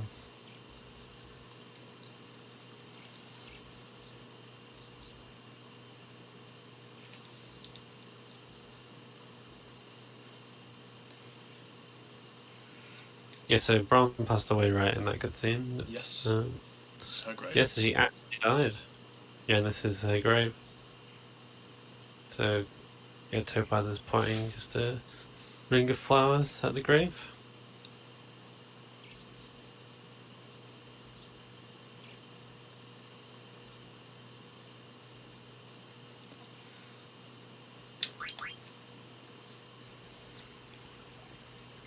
And we have almost caught up. I guess the encounter we had can't have been that bad, because we gained half a minute. Nice. And that's the end of disc 2. Yep. So we're on disc 3 now. We're trucking along. So you would think that's halfway, but actually, disc 4 is very short because... It's content and compression. Because of reasons we talked about earlier on. Yeah. Right, I'm gonna go grab a cup of tea. Okay. Make sure nothing breaks. Well, we can't do anything about that. Just like hope nothing breaks. Yeah. I will hope with all my hope. Yeah. Good RNG. Right, Gubby? Cool. So, if you remember how this game works, it's always serious dungeon boss fights, and then light-hearted shenanigans. And we've had quite a lot of serious stuff happening, so it's time for some light-hearted shenanigans.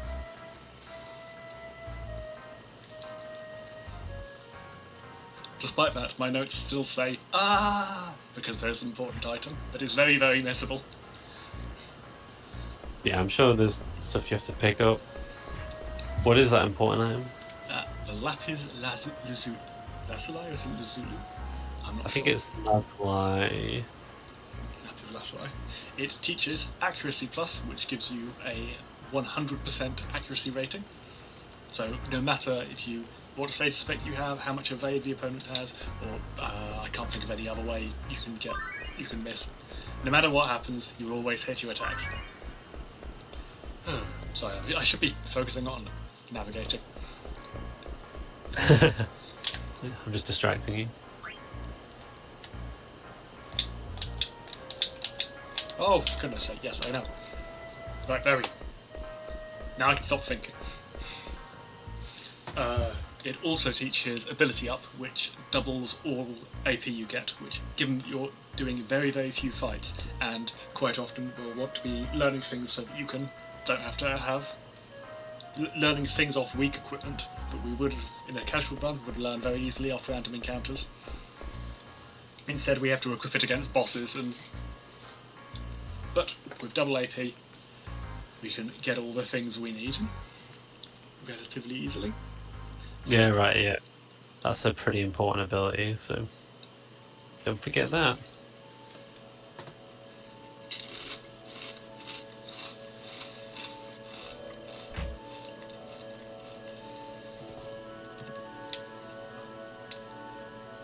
Yeah, so auto clicker that does not require me to hold my controller and stretch my hands and stretch myself.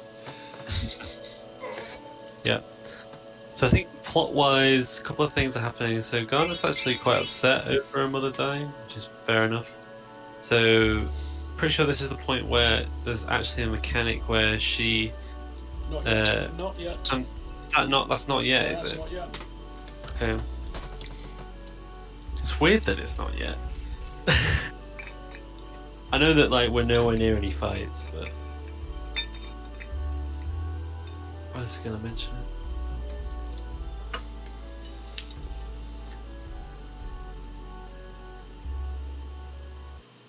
God, it's so long before we do any fighting. This flask has indeed, to be honest, I wouldn't count Soul Cage as a fight. I don't really count Amaranth as a fight.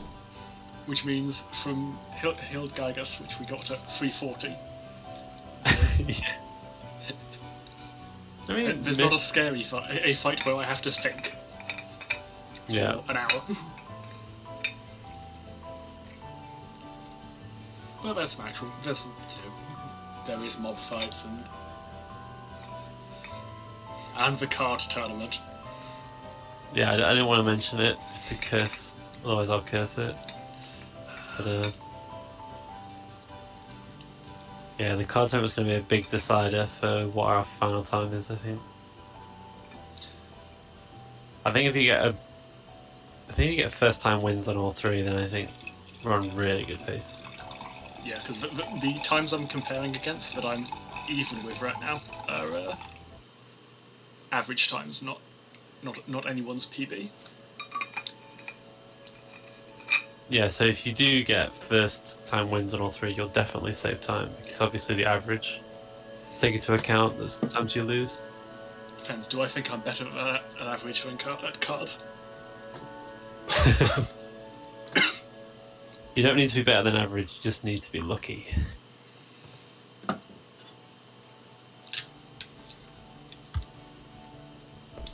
Right, so we had a long cutscene. Oh, we've got an explanation here of how... So if you remember, right at the start of the game, so we know that Topaz escaped from Madain Sari on a boat as it was being destroyed. And we also now know that she arrived at Alexandria Castle, the splitting image of Princess Garnet, who had recently died, and so she was replaced with and raised as Princess Garnet.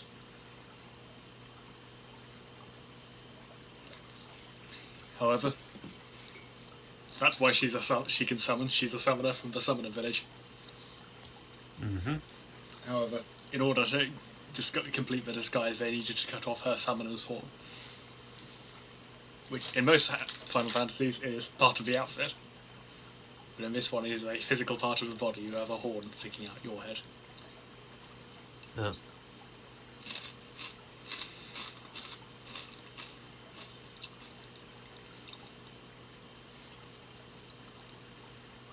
Always thought that was a strange choice of design. But you know, Final Fantasy be Final Fantasy.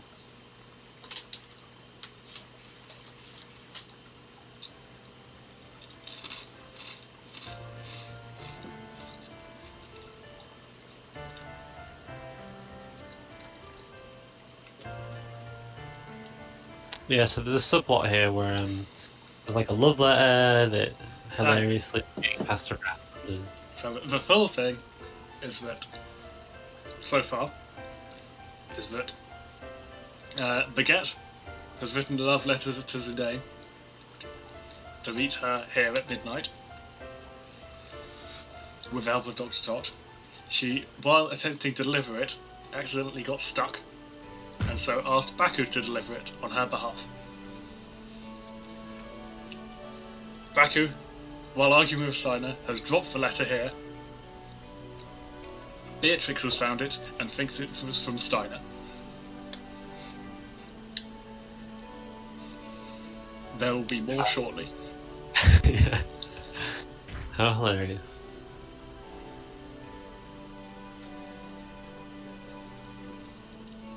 There's a whole bunch of mini-games to do here. There's the only one where you race people for cards.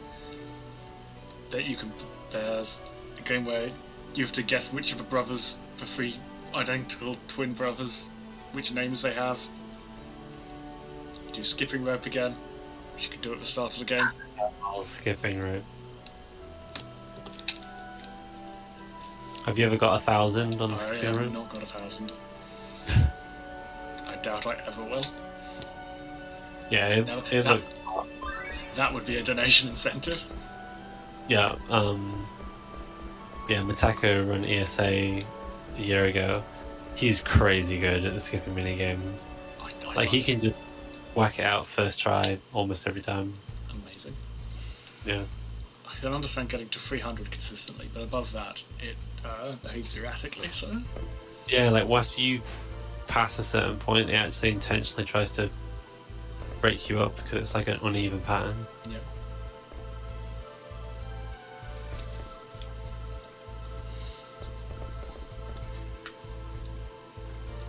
Right.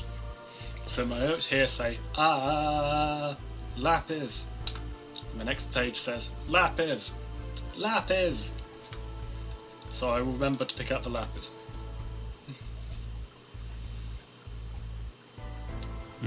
Well, don't forget to pick up the lapis. I will not.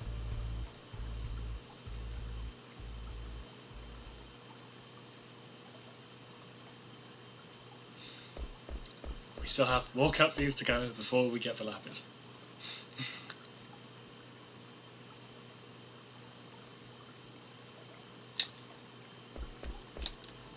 Right, while we're waiting for the boat, it takes 0 time to get to 4,000 gil. That's Yeah. infinity gil per second. Amazing. Yeah. They said it was impossible. Yeah, it's just like, if you remember like 3 hours ago, more than 3 hours ago, that's same thing with Steiner. We had to wait for the old guy. If you need to wait for something, you may as well go do stuff, like pick up money. Lapis, there we go. Lapis! Yes. We did it. You got the lapis. My notes now tell me to win at cards. Yeah, win it cards. Underlined. How good would you rate yourself at the card game? I'm not very good. My mum's very good at it. Oh, really? First thing she did is, she did when we got it when the HD version came out was get it and just wander around Alexandria playing cards. It's so weird how it works in this game because it looks a lot like the one from Final Fantasy VIII, which I got a pretty good grip on, but it's super strange. It's like really random. You just don't know what's going to happen. But the one in Triple Triad in Final Fantasy VIII is extremely consistent. Yeah.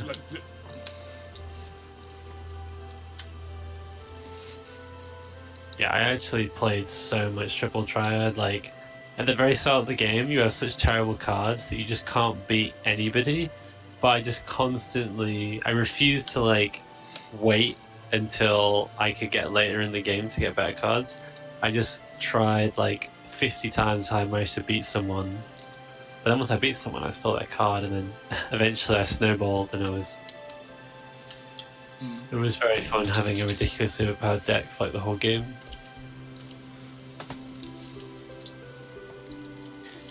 I don't think there are any crazy strong early cards in this. It's not really until you get to Trainer that you can start doing lots of card games. There are secret card game bosses. Oh, hello! How are you? Yo, I'm good. I have tea and a chocolate muffin. You're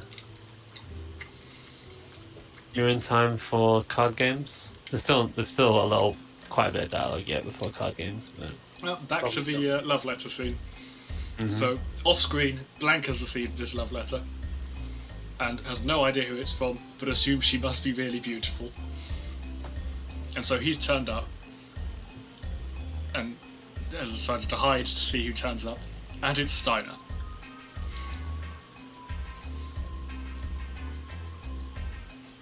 Who finds the letter and, of course, assumes it is from Beatrix. I just love that Ika's in the bottom left, the blank and mark to the bottom right. Totally oblivious.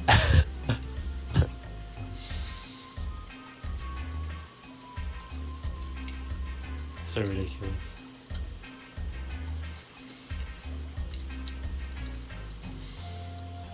Cantona.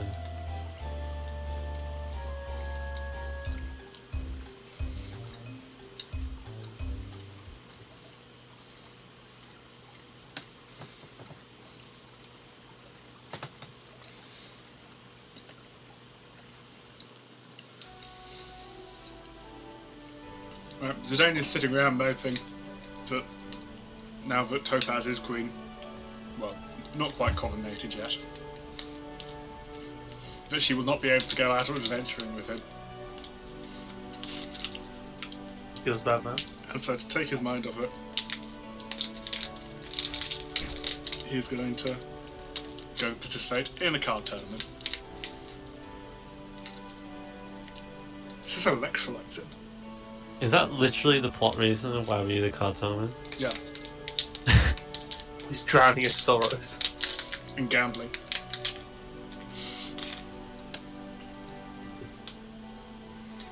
How old is Zidane supposed to be? I should know this. I've seen it many, many times because it comes up with age and I can't remember. Oh, okay, isn't it? It's just Google. I get the impression he's like 21 or something. Dude, Zidane has a Wikipedia article and it's not short. Gains complex, isn't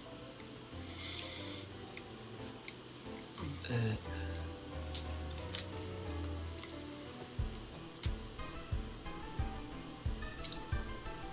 At the age of 16, he becomes involved in Bacchus scheme to kidnap Princess Garnet. So I assume 16? How long do the events of the game take place? It doesn't seem to be that long. Mm. Unless... I can't think of any time when there's like a really major time skip. There might be a couple of like several day time skips, but there's nothing like months. Mm.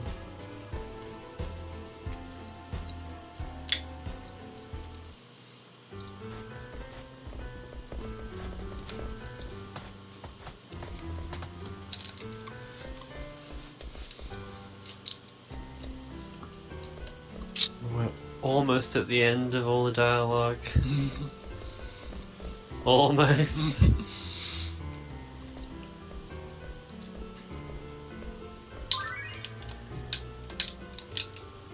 Right. I do not trust my card playing skills at 4 AM. Almost 5 AM.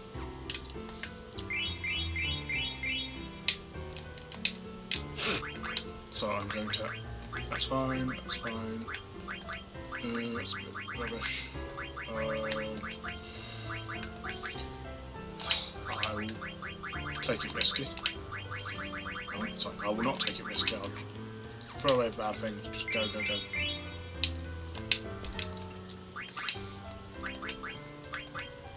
Fine, fine. Fine, okay. Yeah, so if you need at least 5 cards to play the tournament, and because the tournament's compulsory, if you have less than 5 cards, he gives you a bunch of cards. Yep. So, yeah, Zoggoth there was basically just randomly rolling for different cards and checking them, and if he didn't think it was good, chuck them. Takes a bit of time, but it can massively increase your chances of winning. Just having good cards makes a huge difference. Yep.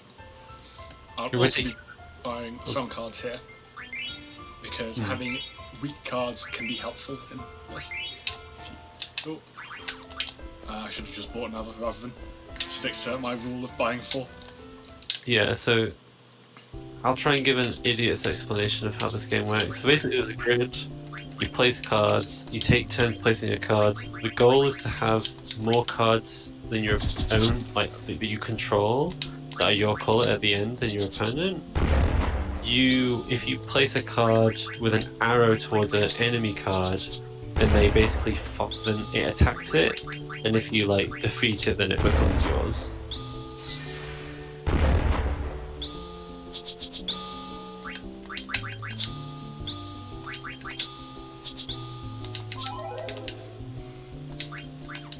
Okay. Or draw. So we have to win the first 2. So yeah, a draw means you have to play again. And you just play until you win. Yeah, I mean, a draw is still better than a loss, because a loss is more dialogue to retry and more animations. Often the best way to win is just have a huge swing turn at the end, because as you can see, it can kind of combo and snowball.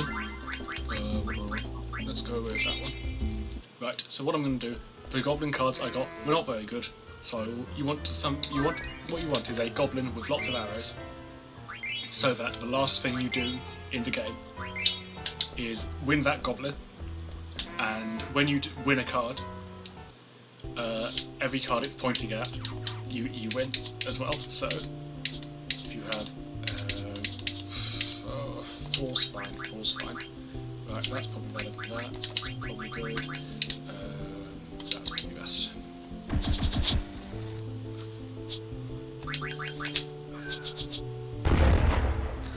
Yeah, the four like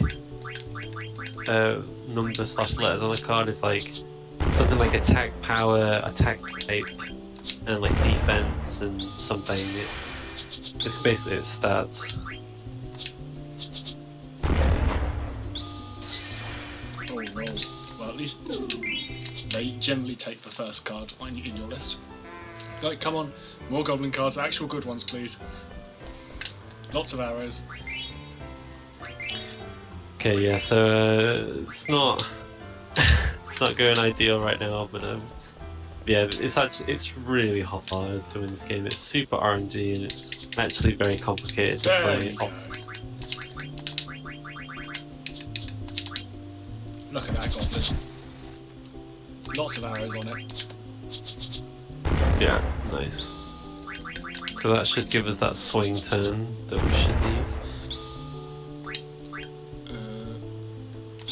Place the goblin, intentionally lose it, and then we'll just take it back at the end and just do a huge swing. Oh no.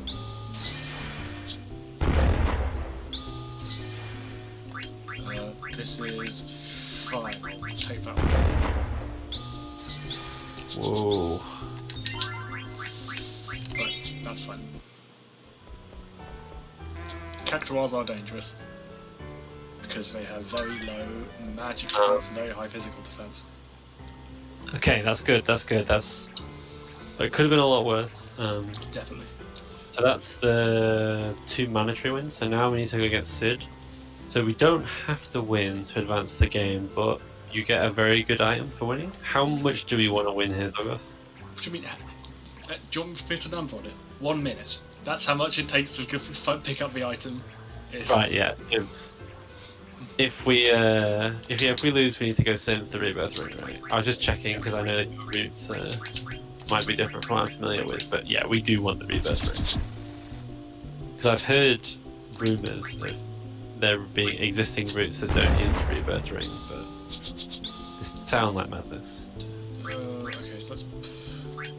Right, that's probably the one we want. So.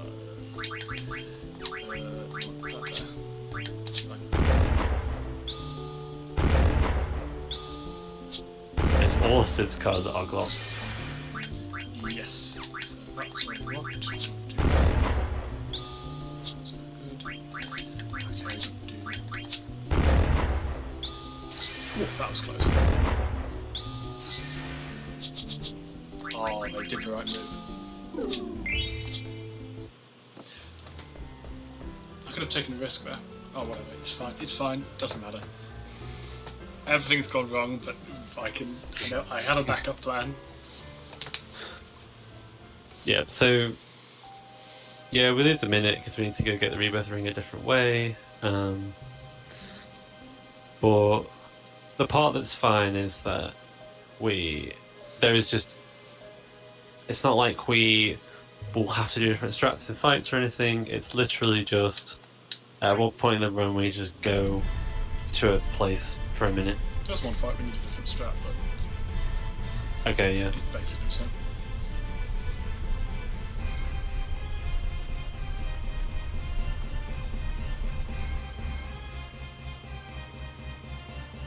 So meanwhile, Alexandria's been attacked.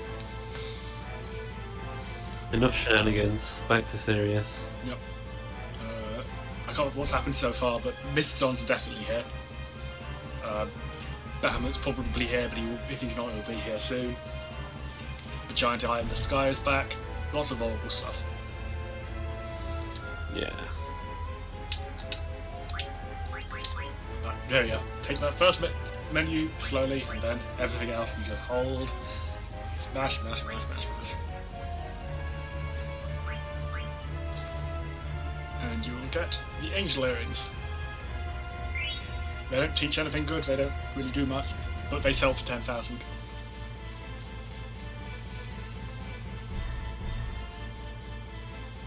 And while 10,000 gil is not as helpful at this point of the game, now that I've learned a whole bunch of abilities. Yeah, it yet again puts into perspective how important it is to win the sword fighting game at the start, because at this point in the game, almost 5 hours into the run, the reward for doing a puzzle correctly is something worth 10,000 gold. It's a reward.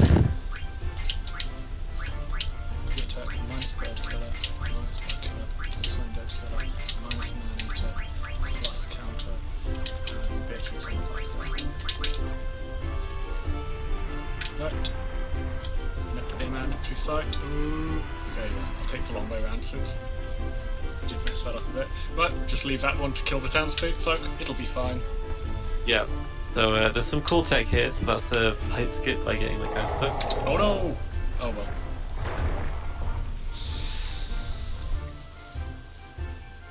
Oh, you missed up the second skip there. You can either do it by stepping, or there's a weird setup where you line up with the back wall and just walk straight through.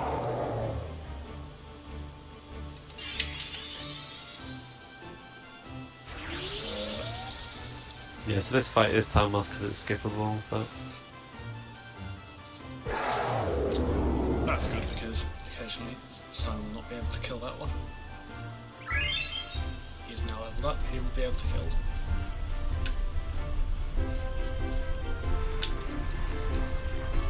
What that does mean is that Steiner will definitely have enough experience to reach level 27 by the end of the game.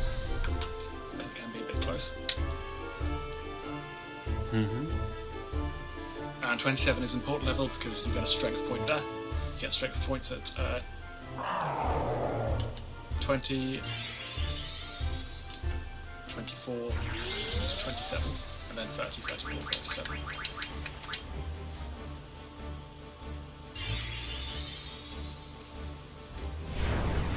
It's a shame Beatrix, this is the last time Beatrix will be in our party, which is a shame since she is extremely powerful. yeah, you hardly get to use Beatrix for now. This is the last time. And it's fun getting to kill these Mastodons with her. She has a great mixture of damaging abilities and healing abilities. I guess it's helped by the fact that, anyway, since it's the last time she'll be here, we need all her stuff, thank you.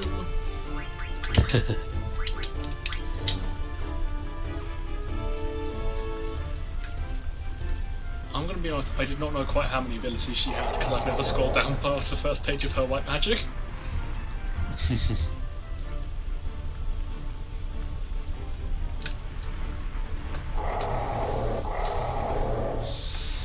So we put her on the back row since she will only be casting magic. Since she can one-shot everything here with life. Oh. I was hoping that Steiner would attack first. It wasn't quite. Whatever, it's 2 seconds. It's fine, it's fine, it's fine. Yeah, it's not a big deal.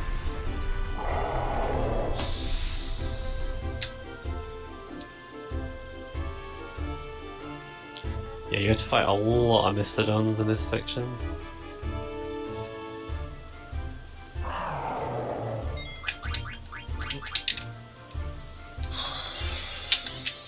Life can miss, so I will secure from Captain Steiner.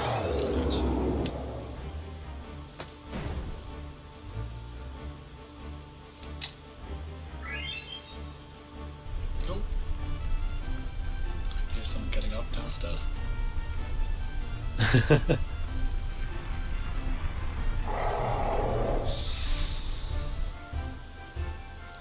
It is getting to be early morning.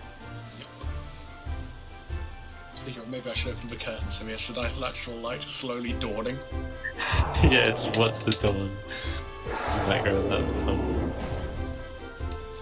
I'll have an opportunity shortly. I could have like a watch it appear. Nice ether. I think it's a 1 in 16. Really? Yep.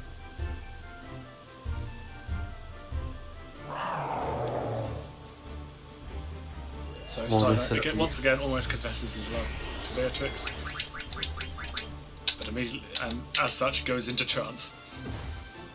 Because trance is caused by a surge of emotions. Well, that's good. And this also means that this fight is extremely consistent. 9999 damage? This doesn't usually happen. Usually what happens is you get a single attack from this gun.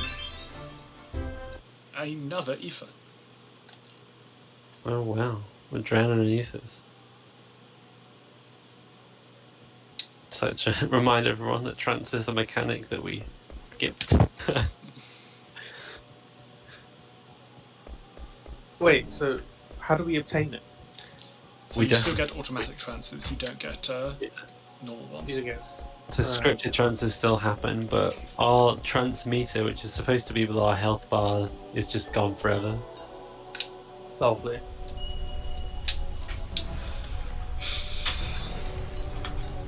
Wait, is this not important to the story? Like, I'm sure that plot with Steiner seems relevant to the story. Well, that's the thing, is anytime the game really wants to trance us, it still works if it's scripted. It's just the organic ones where the bar goes up that we can never get.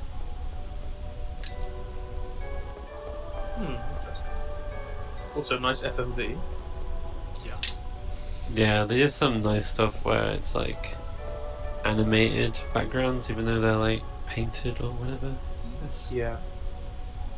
I mean, this probably looks so much nicer on a CRT, where everything blends. Yeah, it's I mean, the HD PC version does look really nice. Like, if you look at the low res of the PS1 version, definitely didn't do the game justice in a lot of ways, but at the same time, when you upscale a game, like, obviously it kind of reveals a lot of the stuff that is hidden by the low resolution. It becomes less coherent. And yeah, like both mixture of animated and there's a couple of those. And they're all, you can see the corners. It does make you wonder if you could add a post-processing filter to get some of that back. You probably could, yeah.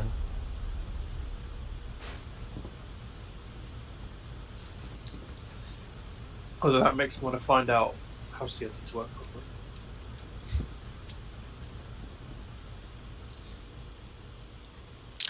I'm gonna anyway, the four holy stones of Alexandria, Clara, Limblum, and Madain Sari have all been reacting with each other to bring Topaz and Baguette here.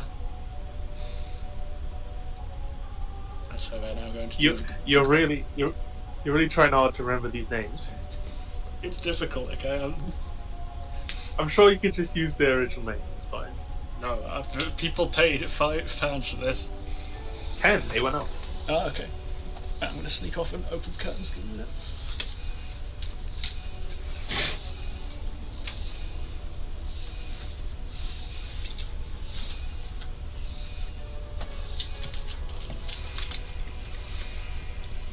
I say dawn, it's still going to be very dark outside. Once the light is up, I'll turn the light off. I'll finally have less glare.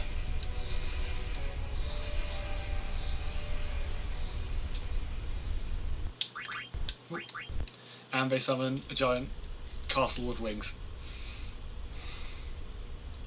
Alexander.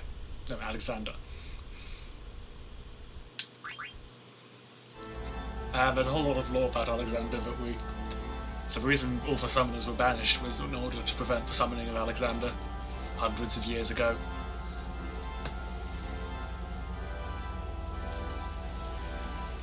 That's why the jewel was split into 4 and distributed to the 4. kingdoms.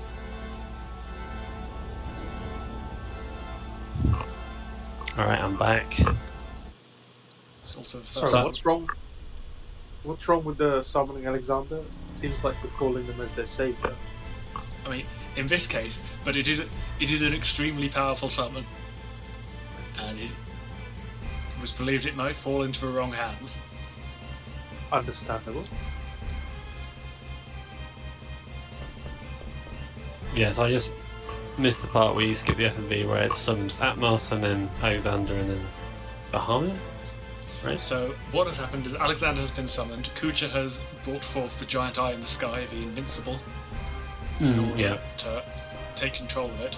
But the Invincible is not responding to him because Garland is inside it, which is the first time we've met him.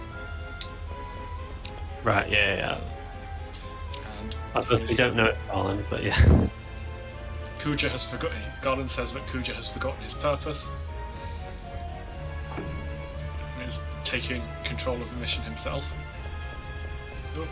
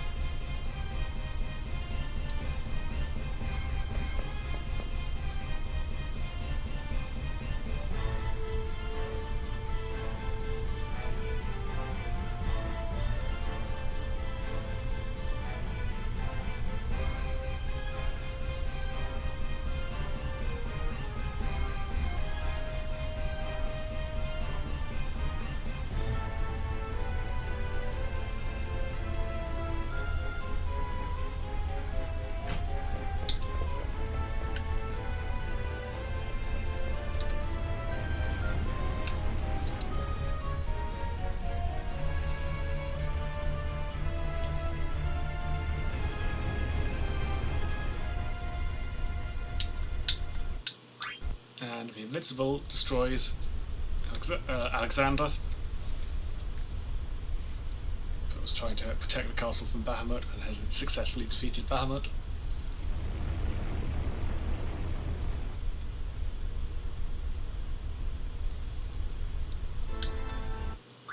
And then the Invincible destroys Alexandria. Garland says more souls have returned. Have returned to Terra. He said for the not only because Kuja has forgotten his purpose, but the Dane has too.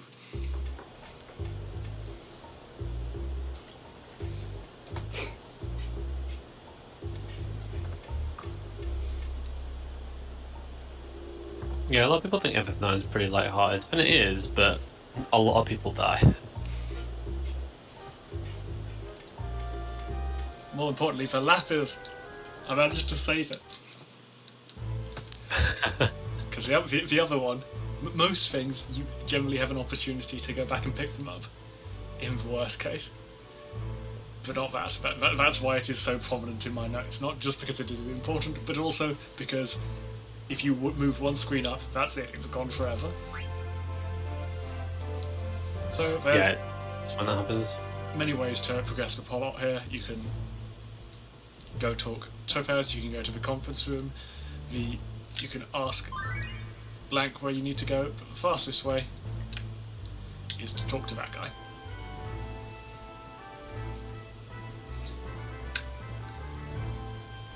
Yep.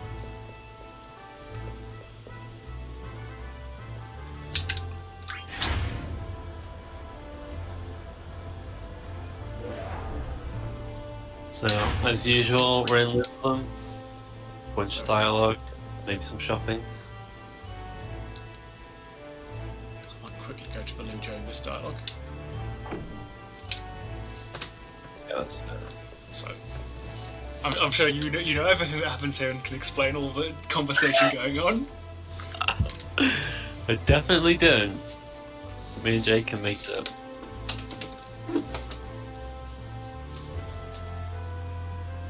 Sorry, we're on share streaming again? Yeah. Yeah, back to chess stream. Lovely. I'm catching up by reading the Wikipedia plot for Final Fantasy IX. Because although I've seen Luke run this at least 3 separate times, and know a lot about some of the races, his story is still wild. Oh yeah, the You- story you is. stay. I would learn a lot because it's been so long since I played the game casually. Let's see if I can catch some of the dialogue and figure out what they're talking about.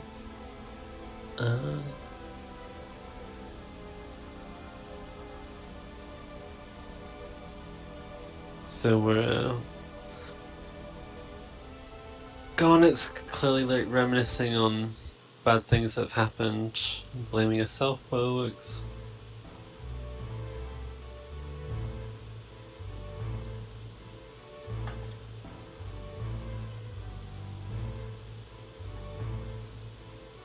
But they're basically just deciding what to do next, I think. But after this very long dialogue, we'll eventually get a boat, which will be quite exciting. For the first time, we'll be able to get around the world map in a way that isn't just walking or chocoboing. Oh, my shoulders are all aching. Oh, woe is me. Gotta relax them. Yeah. You've gotta relax them, man.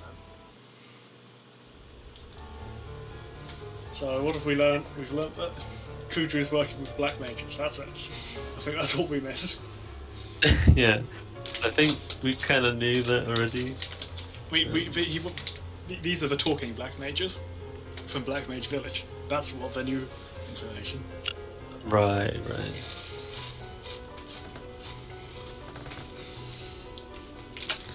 Yes, this is the Hildegard 2. 1? No, 1. Yes, 1. Yeah. I get very confused between the Hildegards. So Hildegard 1 was the first one. Yeah, Sid built it, and then Hilda, his wife, ran away with it after he cheated on her, and then Kuja has at some point gained control of it and just keeps her around telling her all about his evil plans and how he's going to take over the world. For some reason... sorry. Was built recently and destroyed recently. They took it to Alexandria in order to... Yeah. Because that's the one. I never remember what it is, but it's because it's destroyed very quickly.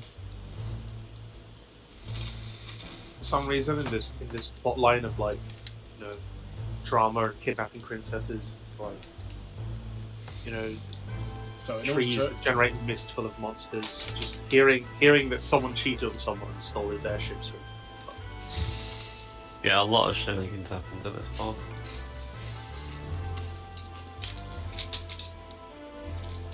So the current plan is, in order to build another airship, because as far as I can tell, Sid is the only competent airship builder in the world, and now he's turned into an Oglop. He's much worse at his job.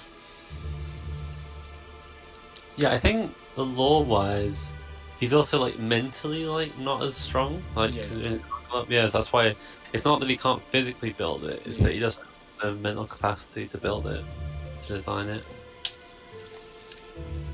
And so we've invited Dr. Tot here in order to turn him back, try to find a way, but we've been sidetracked by the fact that Dagger has lost her voice.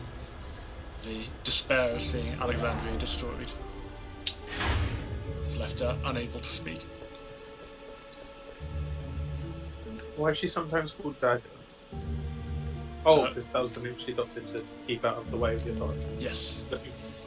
Yeah, Garnet is confusing that she has 2 official inverted commas names. She has her actual name. There's also another one which is discovered at the end of the side quest. Her birth name, because she is raised as Princess Garnet, because she looks like Princess Garnet who had recently died. So she has a birth name, the name she was raised by, which is Garnet, The name she goes by to stop being detected by the authorities, which is Yeah. Dagger, and the name that we gave her that she chose, which is Tundra. Well, no, the last two are kind of the same because that's where she goes to name herself Dagger, but then you as the player can change it. Oh, to right, something else. right. So Dagger's a canonical alias. Yeah, that's the if that's the default one, the canonical one. Cool. That makes sense. Why Dagger? I definitely asked this question before. Because she just pulled out a dagger and looked at it and went, "I'll go with Dagger." Literally. And then he just changed her mind and goes, actually Topaz. Yeah.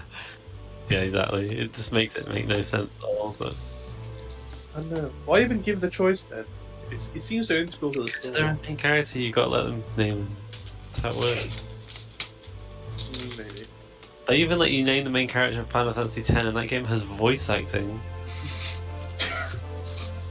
Oh, that seems so silly.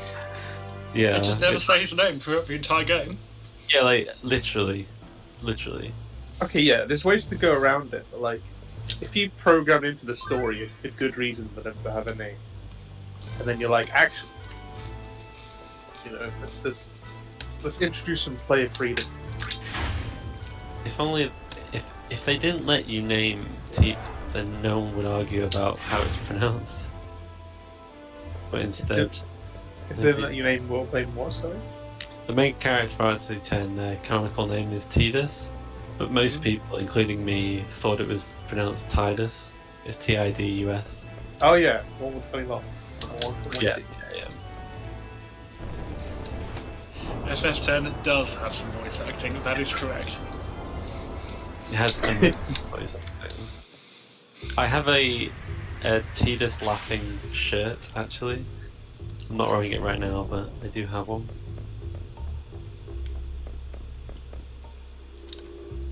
Oh, it is 2 seconds quicker to go to Theatre District first. So, what we're doing currently is we're trying to collect all the pieces to brew a potion to turn Regent Sid back into a human. I'm sorry, I can't think about things, I can't talk, I can only play Final Fantasy IX. This is what I'm used to. It is 5 AM. Don't worry. You're going to do one thing, Zoggoth. You're going to play Final Fantasy IX. The talking isn't important. Just keep calm and carry on. Don't feel pressure to talk.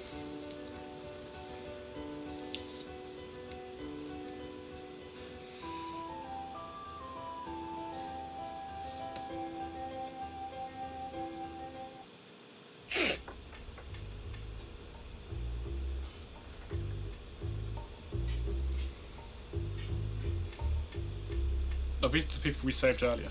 I wish I didn't save them, because then I wouldn't have to watch a minute-long cutscene. Unfortunately, there is no option to. Well, Zoggoth. You're just like Queen Braun. I would have far more sympathy for Queen Brana if she was a speedrunner. Yeah. Summoning Odin was just the speedrun strat.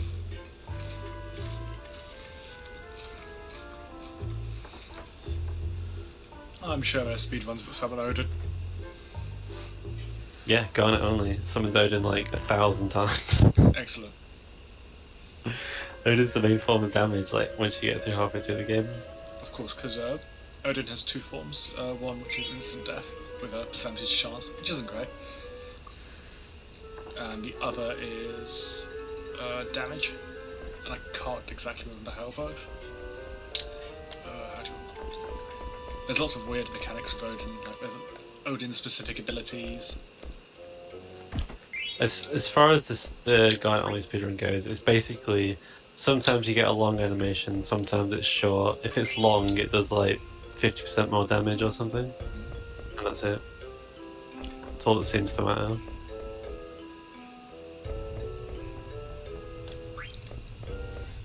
So if you notice, every time I talk to someone, I think about whether to ask them for normal dialogue or ask them about the potion. And that thinking animation takes 2 seconds, and by going to the theatre district first, before the business district, you save 2 seconds from one of those. Nice, good optimization.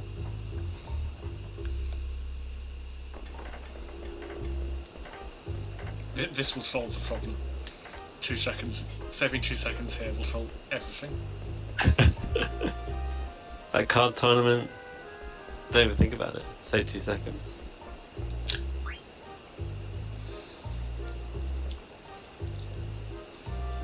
Like, honestly, that card tournament could have been so much worse. Like, 1 draw, 1 loss, and lost to Sid. It sounds bad, but that's so much better than, like, 4 losses, which is a real thing that can happen. I have had 4 losses in practice. Mm.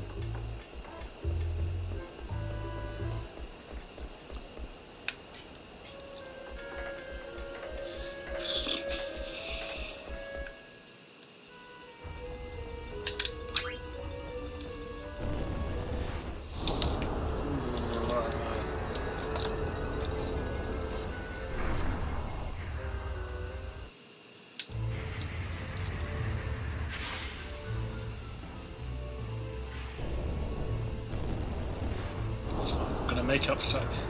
Slightly behind where I want to be. I will make up time in all the cool menu buffers at the end. Because there's a whole bunch in the final dungeon. Yeah, well, that's when we're gonna zoom. Where do I go? It's kind of interesting that this run is largely quite similar to No Major Skips, but the ending is like totally different.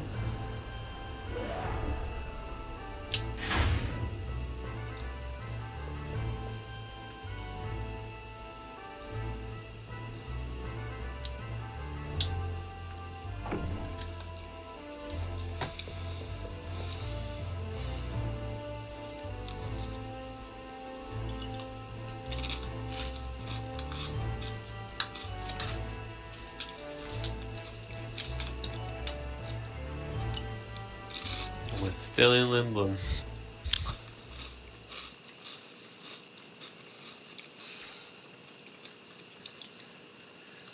Yep.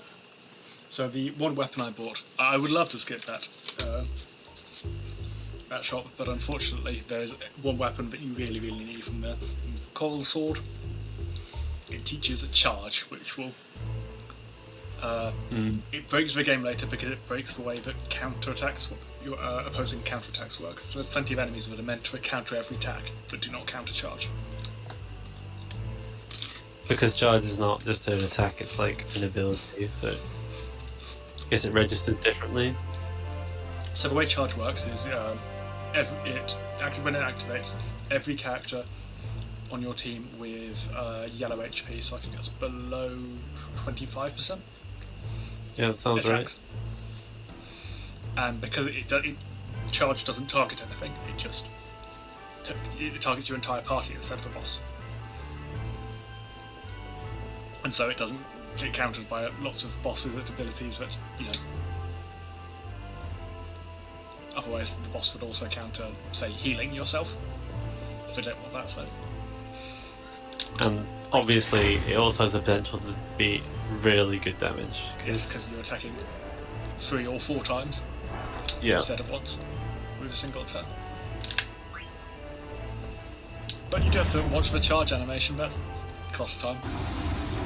Yeah, that is true. It's not totally free, but it's still pretty good.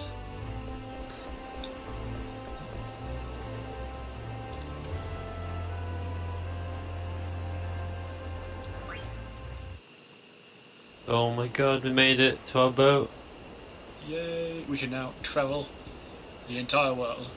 Well, anywhere with a shoreline. So there's a whole load of mini-games that are opened up.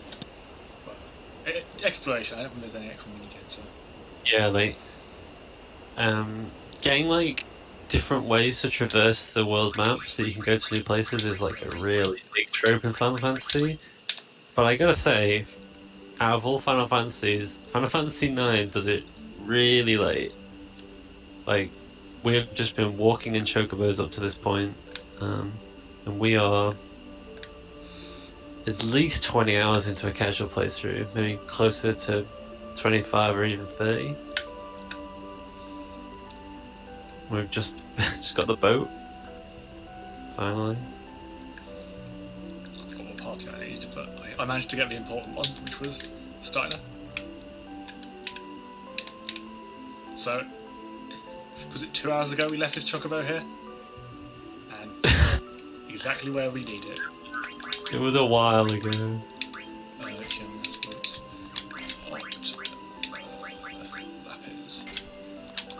Also, accuracy plus, bird killer, devil killer, ability up.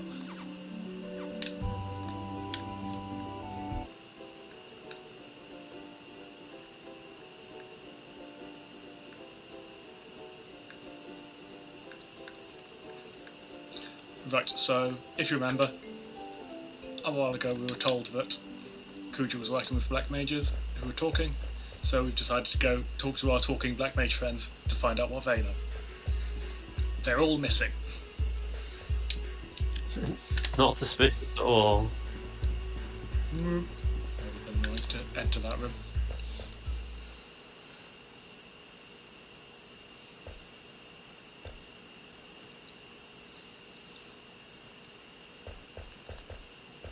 So, although he decided not to join Kuja, he refuses to betray those that did and tell them where they give us directions.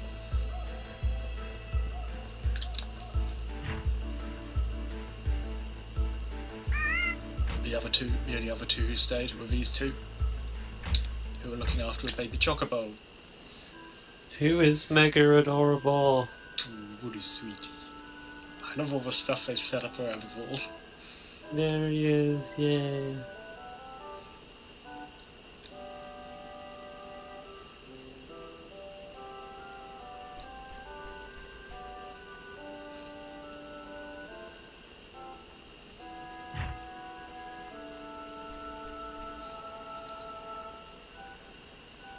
Vivi uses this as evidence to convince number 228. Yes. 288. Oh, 288, my bad. But they are not dolls and are real, living beings. And so he, Mr. 288, decides to tell them where to find Kucha.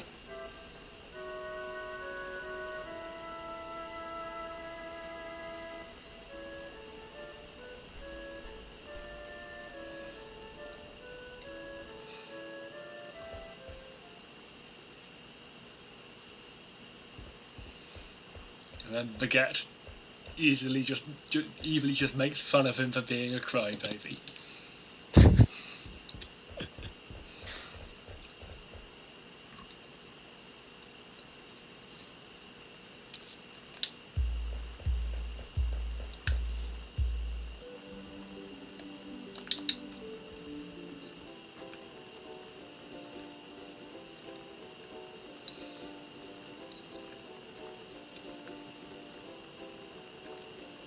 So now we need to go find Kuja.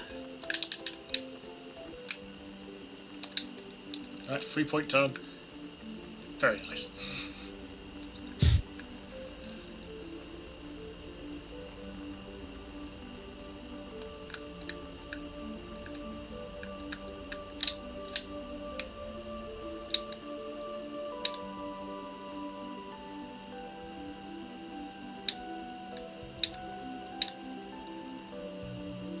That's some good overworld movement there. With the boat. I've got my hands positioned wrong. This will be fine. So I don't know what exactly Black Mage just told us, but basically, that Kuja's palace is buried under the desert to the west, no, the east.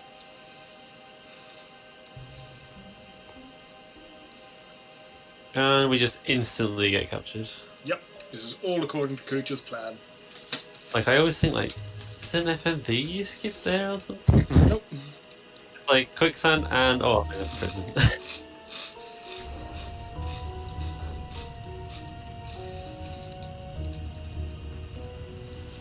Yes, this is a really interesting part of the game. I personally think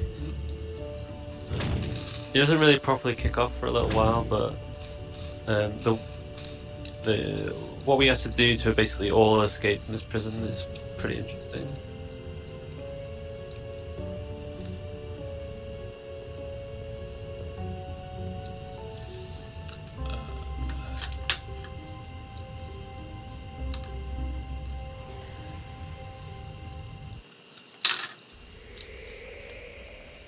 So Kuju explains that he has kidnapped us in order to make us go and pick up an item that he cannot.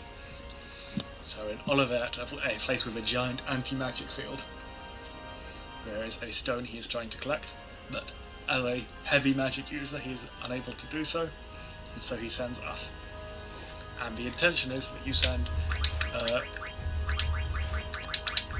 4 physical attackers. Wasn't expecting how quickly it came up with that option. Yeah, Vivi, that's good. Got them in the right order as well. So the intention is that you send all your physical attackers to Olivet, and then which is a dungeon designed for physical attackers, and then all your magical attackers stay here at the Desert Palace and break out on their own through a dungeon designed for magical attackers. We don't quite do that. We send Vivi here, which means we do get an extra 2 lines of dialogue. But it's fine. It's worth it because Vivi already has Clear Head, which is confusion immunity, which is very useful in the next dungeon. Yeah, particularly against the boss. And the other reason why we take Vivi is because we need to take someone to leave Steiner behind, because Steiner is really useful for the magic dungeon, believe it or not. Well, The boss, anyway. magic users are completely useless in the other dungeon, whereas the disparity is not quite so great in this one. That must be the Hildegard what? See, Zidane knows. Right, this is one of the longest screens of the game, so you're pretty much guaranteed to get an encounter. I'll love it. It's been a while since we've had one. Yep. Which means I made sure to equip Flea before the fight started. Oh, good miss.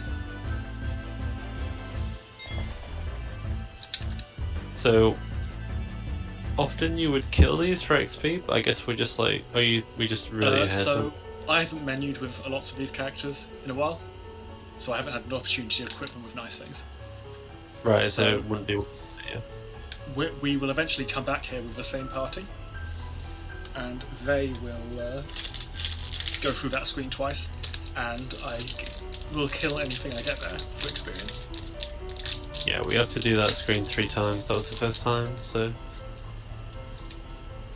we'll do it. Hopefully one of the other 2 times we get no encounters. I believe that we will. Right.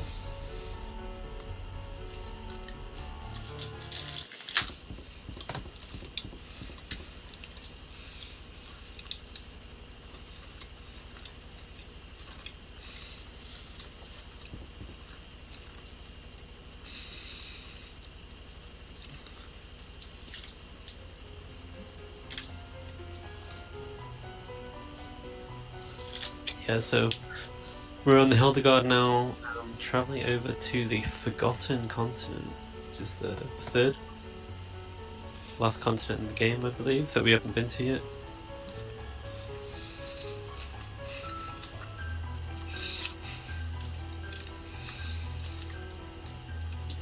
We can access the Lost Continent, but we haven't gone there in the run. There's not a lot there. So, in the run, this is the 3rd one we visit, but it is the 4th one to become available. Right.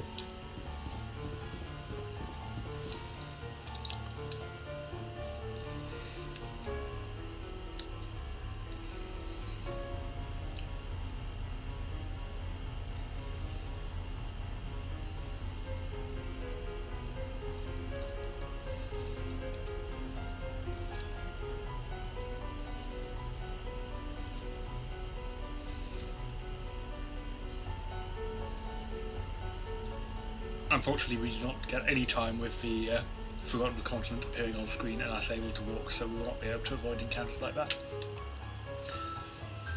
And once again, it is faster to go backwards rather than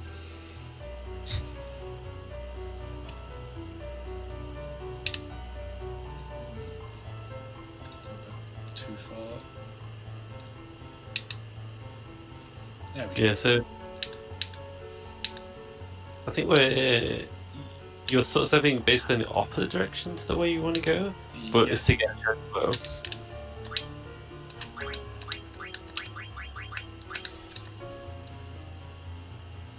All the way over to the tracks. And then we're going to go all the way back. And you might think, how was that worth it? But you'll see how far it is. It's extremely worth it. Oh, I forgot I'd turned on the camera lock. Right. This is where, oh, that was a bit too far. That's the last time we'll be on Choco.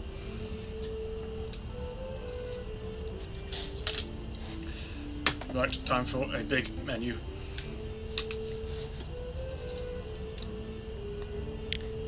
This is one of the really important place for lore. So all except butterfly sword. Fine. We need to keep bone wrist and glass armlet. I didn't miss anything. Yeah, that's all fine. Angel earrings we sell. We need to sell one yellow scarf. Chainmail we sell. What else do we keep? We keep survival vest. We keep iron helm, full helm, and Lamb's tiara. Survival vest, and most but not all of the add-ons. We do keep diamond. We do keep lapis. Yeah, this is fine. Then trident, magic racket. Might as well go for a Khmer armlet. For safety, 3 silver forks, which will eventually be throwing at enemies. A dark hat, 2 green berets, a diamond glove, and we should be left with around 8,000 gil. We have around 18,000 gil.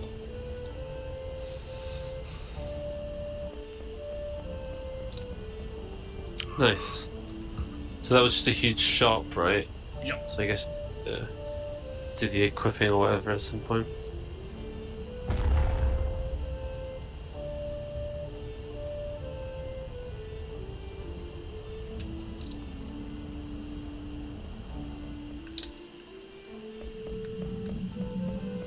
Right. More blue chests. It's a big puzzle dungeon where we just have to wave our hands at orbs and things will spawn elsewhere.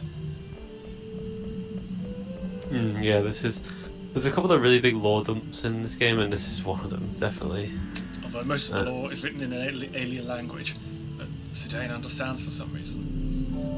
Yeah, ooh, what could be going on? And by the way, if I sound really tired to you people watching, like, it's because I am. It's 7 AM. Oh, what's going on? Yeah, if anyone in America watching, there's in the bottom right corner of the stream is the actual time. Oh, and for Murtag's +1 hour. Yeah, I'm +1 on what's in the bottom right, so... Right, Yeah, 6 in the morning or 7 in the morning. We set the encounter rate since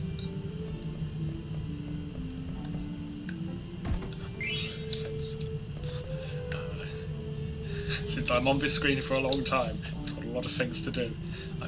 There's a load of chests to open here because it's rare equipment.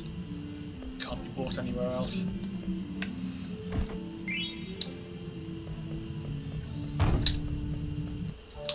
Slide.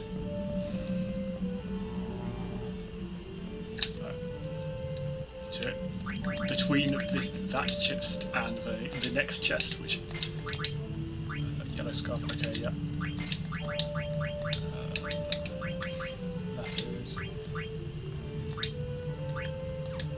Oh, I shouldn't have done that. Right, I need to think. Bone wrist, yes. Protein, yes. Root tooth, yes. I was meant to not opt, but I believe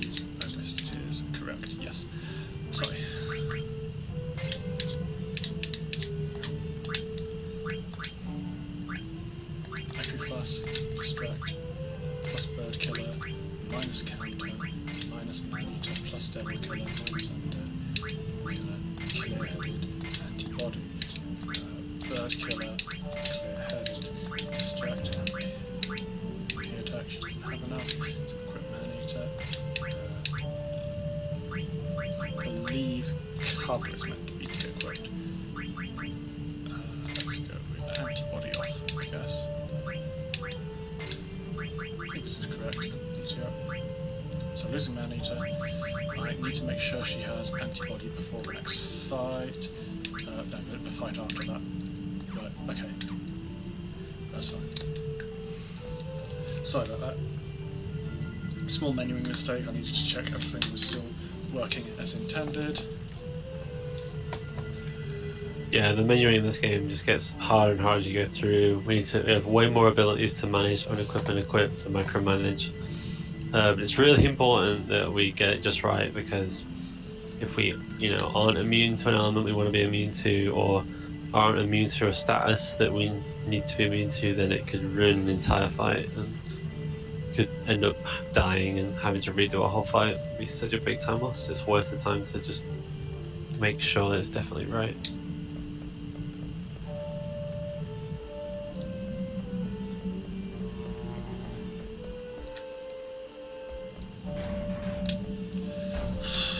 Right, I remembered some important things about that menu and compared them against my notes, and they are indeed correct. That's good. Nice. If you're afraid of heads popping themselves out of walls and talking to you, then look away now. That is a strangely specific. I mean, I'm not convinced I don't have it. I found this genuinely kind of freaky.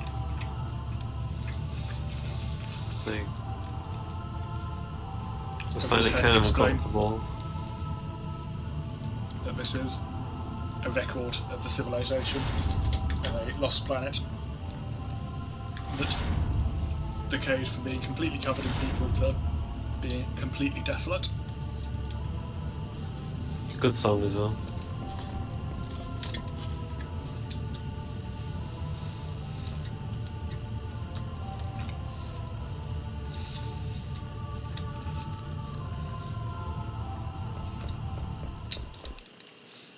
Zone is the only person who understands what they're saying, as everyone else just hears it as an alien language.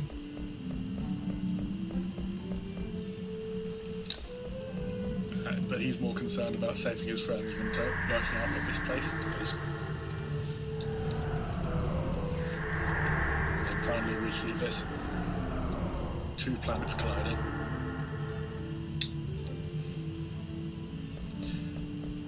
So the explanation of this is that, will be explained later, but that there was another planet that, because it was dying, fused with Gaia, this planet, and it is circulating souls around Gaia in order to revive Terra. That's what the Soul Cage was doing. Part of that process, and also Kuja has been sent here just to kill as many people as possible through war in order to make souls circulate faster. Yeah, which is pretty depressing. In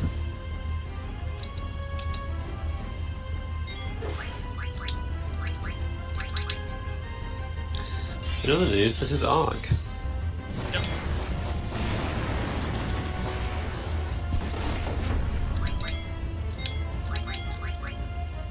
It can confuse you, which is one of the scariest things, but everyone has clear-headed? Everyone has clear-headed. Yeah, so it's not too bad, we just throw forbs at it and hit it.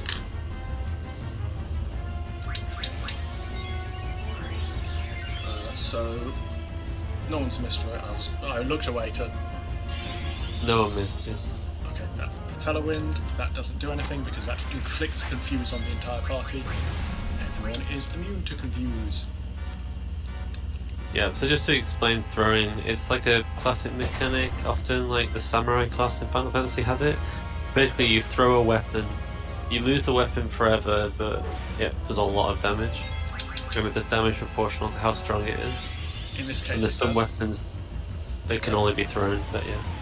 In this case, it does damage equal to twice a normal hit from the weapon, Yeah. and ignores defense. Excellent. That is a horrible, horrible, horrible fight, but Ark was very nice to me. Wait, the fight was horrible, but Ark was nice. What I mean is, it can be a horrible fight, but it was not in this instance. Oh, sorry, yeah. Right, thanks to some lovely routing. I do not have to do a menu there. I've set it up so nothing that this party needs is on the other party. Yeah. So that's the thing that Kuja wants. So Party A has got it now, so we're basically switching over. Kuja announces his plan to kill everyone. Standard bad guy stuff. Yeah, he's going to pull out the floor out underneath them, and they're all going to fall into lava. Sid, who's the only person who escaped because Kuja wasn't expecting Sid to be here, has to undo the trap by heading into room on the right. Instead, we'll go left. Yeah, so there's supposed to be a mini game where it's like red light, green light. We have to slowly creep up on a cage and steal the key. It's actually quite technical and really hard, and a lot of people take advantage of the fact that if you lose 5 times, then it gets really much easier as like a failsafe in case you're losing a lot. But now we can menu buffer, so we can just head past. Yep. So that just skipped all of that. So like a couple of minute time save, no problem. Skips all of that. The only problem is if you go back, then you soft lock the game. Well, easy, just don't do that. Yep. We've got no reason to go back there. Right. This room has no encounters until you solve the puzzle, so nothing to worry about here. So this is Desert Palace. There is Go on. There's a series of puzzles here. There's 7 of them, and the more puzzles you complete, the easier the boss will be. Yeah, basically you need to pick up bloodstones, Yes. and then you'll basically weakens the boss in specific ways. And there's also the braziers. By lighting the braziers, it lets us move around the walls and stuff. I will just do this, so it takes about 2 seconds, and it means that if I do get an encounter at the last minute, then I will still be able to... Right, I need to remember, because I failed the card tournament, I need this.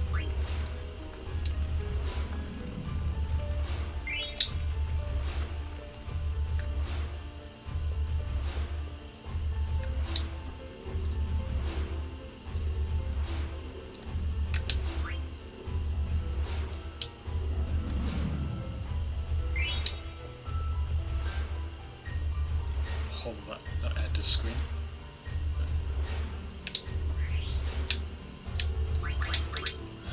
Shield armor. Nice. This is a place you can get a lot of encounters. So far, so good. Feather boots. Magic tracking. And she does not have ultra life, so at that point you're meant to, if I had the rebirth ring, I could equip it there. Right. Which means there'll be a few fights where Ico would have auto life. Right, skip that room. The stone in that room gives the boss evasion, and you don't need. And instead, I just equip Steiner with accuracy plus to always have 100% hit rate regardless of evasion.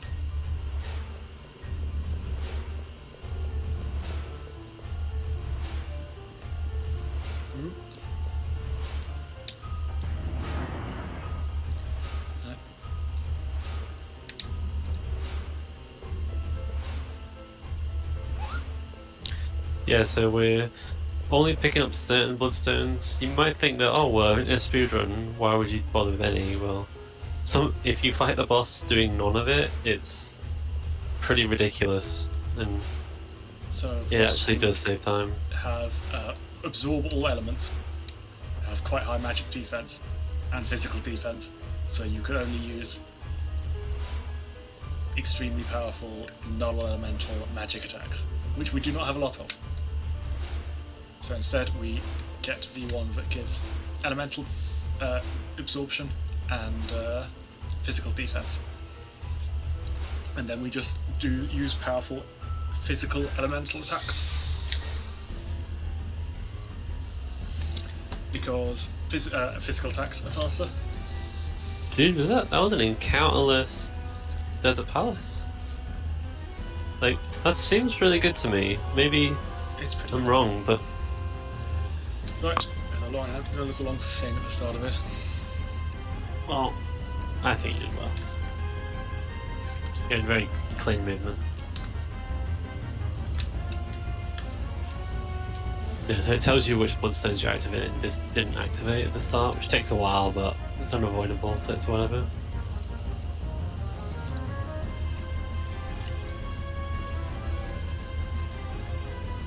Just slightly way easier because I picked up the bloodstone that boosts its magic.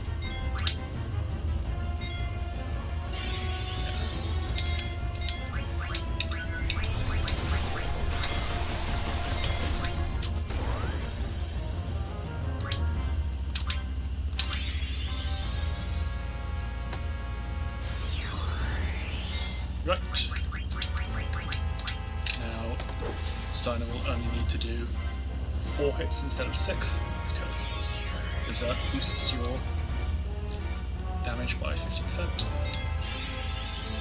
In exchange, Yeah, so there's a good weapon, MP attack, presumably. yep, MP attack, bird killer. Bird which is- killer, because it's flying, it's a bird. Plus Berserk on top of that, there's a lot of 50% buffs.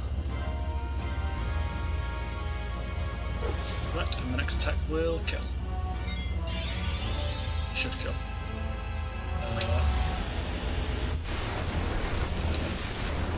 Quinoa has lightning absorbs, so that'll be fine.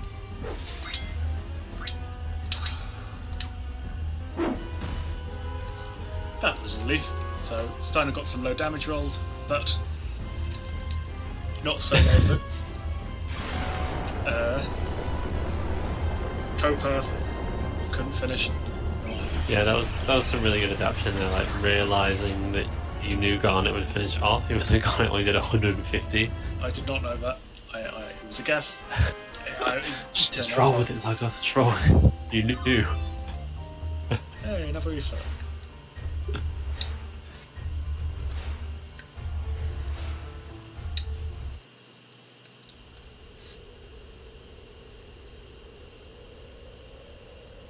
Right. So, first encounter here I will kill. Since everyone here could do with some experience, some AP, all of that lovely stuff. And I'm pretty much guaranteed to get... Oh, no, right. Yeah, that was quick. Hang on. Got Oh, to this rip isn't down looking- somewhere. Right, red ones you killed with fire. Okay, it's fire over there. This is what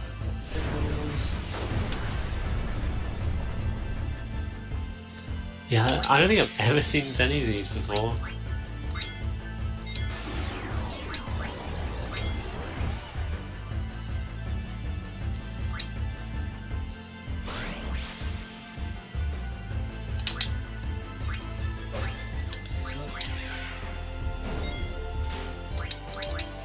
There we are.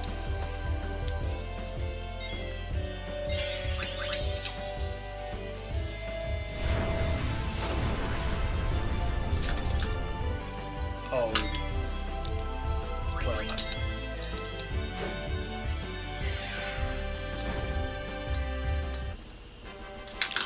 Five. Yeah, this is not the encounter that you wanted, but Is that like a rare encounter? Is it just I mean, it seems rare. When I was when I was looking for them, I couldn't find any. As always, of course.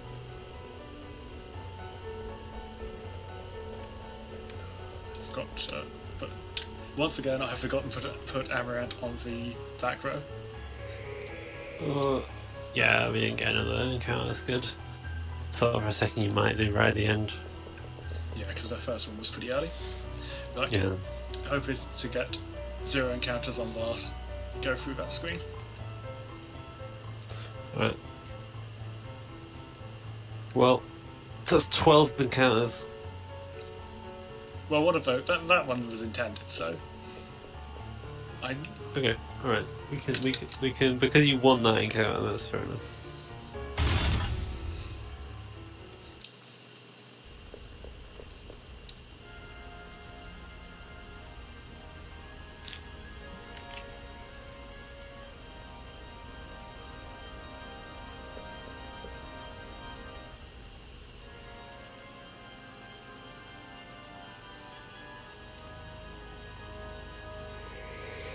I do have quite a lot of gil, so maybe I shouldn't. There's a bit of gil I pick up if I fail the card time one. Oh, I might as well pick it up. It's only a few seconds. No, I don't need it. Therefore, I shouldn't.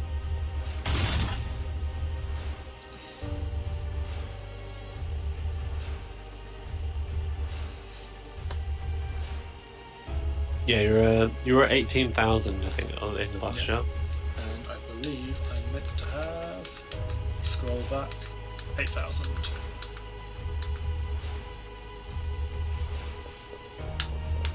So that's an extra 10,000.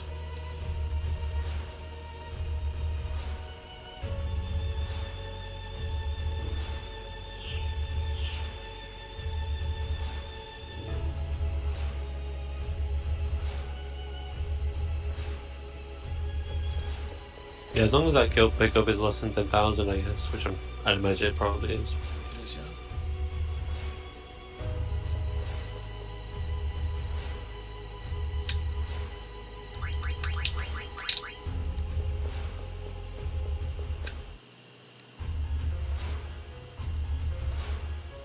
I kind of really want a remake of this game.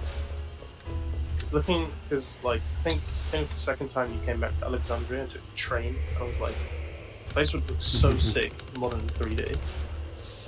Honestly, this game holds up really well. I think it's aged the best out of 7, 8, and 9. Yeah, I mean, just looking at it's still like some of the backgrounds look really like you can. It captures your mind's eye. Lovely. Yeah, they capture your mind's eye really well. But like, so it means I can visualize how it would be like if it was fully 3D remade. Yes. Encounterless Hildegard screen. I knew it would Captain Zoggoth.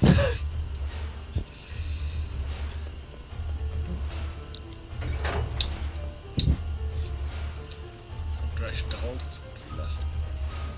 Up, left, or whatever.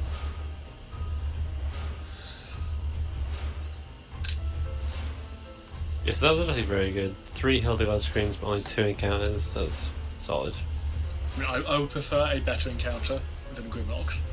Yeah, like it wasn't perfect. We would have preferred the common good encounter rather than the stupid rare one, but way better than like 4 encounters though. Right, so what's going on? Kuja's grabbed the Gulag Stone and he's off to Gulag Mountain to use the Gulag Stone to do a thing. Meanwhile, on our way there, chasing him, we get a nice shot of of Shimmering Islands. Oh, sorry. Yeah. You are right. There is a lost continent. I'm dumb. Don't know why. Didn't know about that.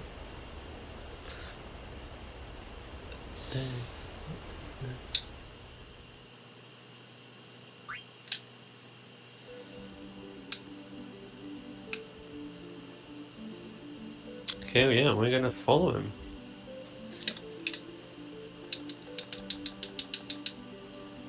Come on. Right, there we go. Strangely for a screen that is in a town, you can get encounters here. It's only once you're actually inside the building. I guess it depends on your definition of town. But... It's got a shop run by people and not workers. Fair enough. Because there are Moogle shops all over the place.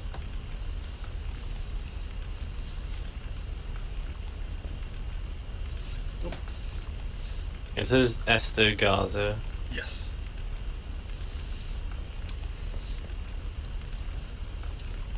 And there's nothing really here, it's just the entrance to Mount Gulick. Gulick. And also the a nice view of the Shimmering Islands. Which is our kind of long-term goal. Yep. Although we don't know that yet. True. Yeah, but the Shimmering Islands are very important, story-wise.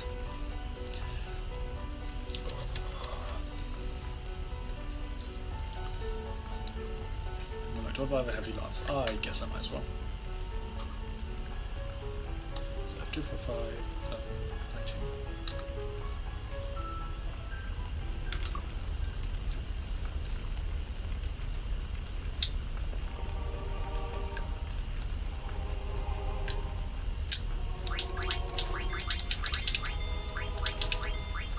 Before I forget, is the forced fight coming up gonna... I'll let you menu. Oh, you finished the menu already? The forced fight coming up, we're gonna level up like a bajillion times off it. Yes, so audio warning for the sound of Yeah, 100 that's what I was gonna say, overlaid. yeah. Yeah, if you wanna... I think it's actually only a PC version. They somehow introduced this issue in the PC port. That's what I've heard.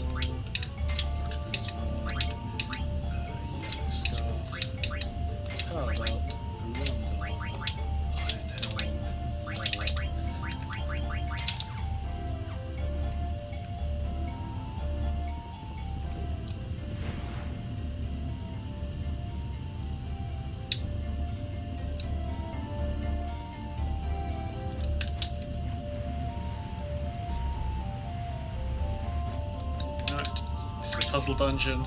If you go around, there'll be notes telling you to pull this down 1 time or 2 times or 3 times. If you pull it down 3 times, then it falls and you can head down. Right.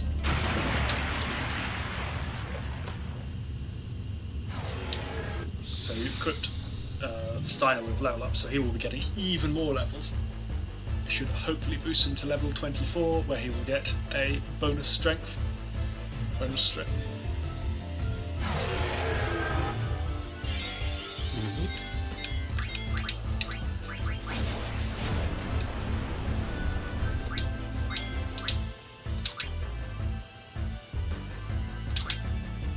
That's good.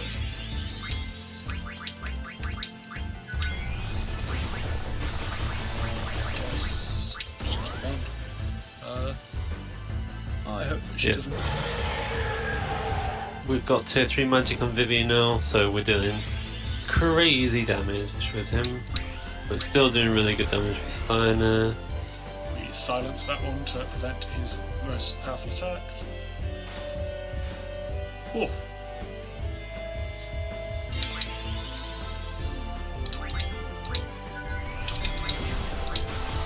Hesitate just about letting them. Messed up there. What should I do? I should wait. I should just let. The dragon do whatever it wants.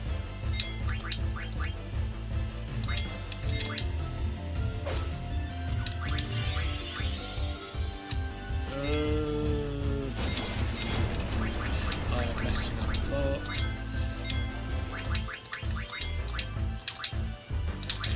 We need Vivi dead so that everyone else gets more experience, since Vivi will not be very useful for very long, despite very powerful spells. They're still spells, they still take too much time to use. What a mess. Okay, right, let's go. Yeah, like At this instant, Vivi is kind of our best, but very soon he won't be good enough to justify the the animation.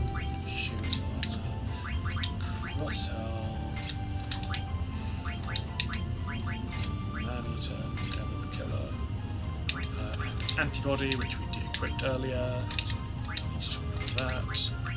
Counter. Man-eater. Antibody. Accuracy. Distract. Right, that is an important menu because there is no opportunity to menu between. There. Because. Which. It's important for the next boss, and you have like half a screen to remember to menu in. As we learned one previous WASD, I will never forget. Yep. Because this boss, the autosave is miles before the actual boss starts. Yeah, because of the whole. For ways in which I have changed the routing, have coincidentally made that menu not as important. Because I'm basically trying to equip loads of stuff as early as possible, including antibody, which is an important thing for that boss. Mm-hmm.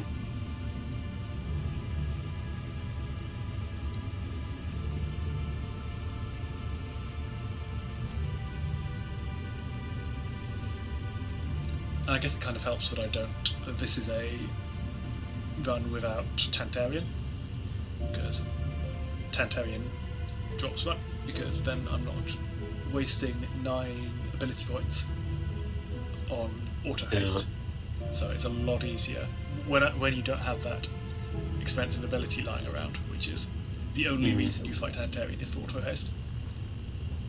There's other reasons, you get experience and stuff. Anyway, yeah, the XP, but mainly auto haste. There's a lot of things. One of the main reasons. Mm-hmm. I've been bought some tea. Thank you very much. Oh wow. Early morning tea. It's at an angle. I will sort it out.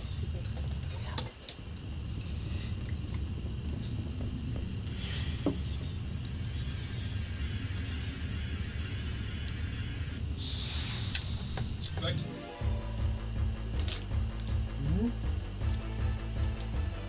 So a while ago I alluded to the fact that we do see one summon animation in the run, and it's because we have no choice. Curse you, baguette! Oh. The baguette, terror homing. Like, this isn't even. We don't even get to do any inputs in this fight. It's not even a fight, it's just a cutscene. Which is part of the reason why losing the next battle is so bad. And my notes say do not yeah. Do not lose. And lose 2 minutes, idiot. Yeah.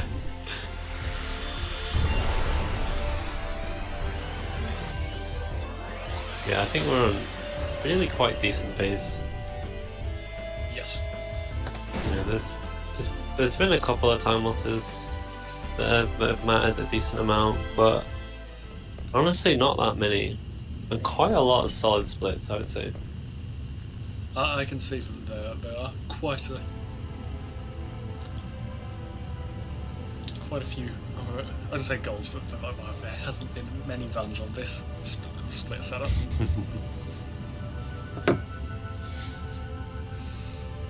Hey, gold is gold.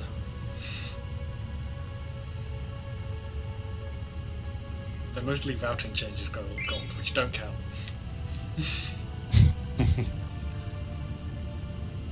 Because they usually come at the cost of elsewhere.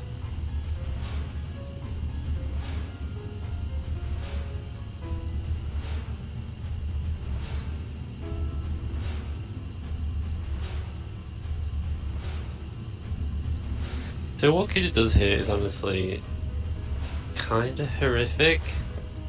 Because when I first played the game, I assumed that like this was an intentional like Zorn and Thorn thing where they have the power to come together. But on retrospect, It looks a lot more like Kuja's like forcing them together horrifically. I think you did say something like that there weren't always two or something. That suggested that he's pulled them apart. Oh yeah, Rather than... maybe, yeah. But regardless, it's pretty horrific. Yes. Because Zonal form have become this. Yeah. Melty Gemini, apparently, according to Oh, it. come on. Oh, and viral smoke as well. Oh, no. Oh, that myth.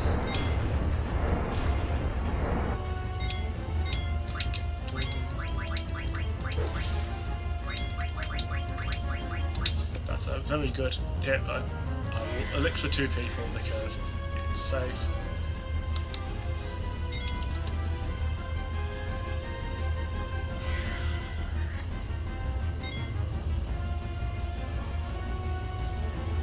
As you can see, Cantona is doing most of the damage on our team. Yeah. And that's just, again, it's just, not only is it a good weapon, but it's also just stacking that MP attack, Devil Killer. Do the risky strat of inflicting everyone with Berserk. This means all our damage is multiplied by 1.5. So that would have been there. Yeah, that's another 1.5, so... It all adds up. So now everyone's doing good damage, and Steiner's going to do beast damage. Should be fine. 7,500. Very nice. Okay, it paid off. It's all good. We don't need anything on Freya or Echo. Well, everyone got inflicted with viral smoke, so even if everyone had survived, no one would have gotten any AP. Right, I assume that that's a new plan for that. Yeah. Okay, yeah, cool. Nice, good fight. Ooh. I can just about see the dawn outside.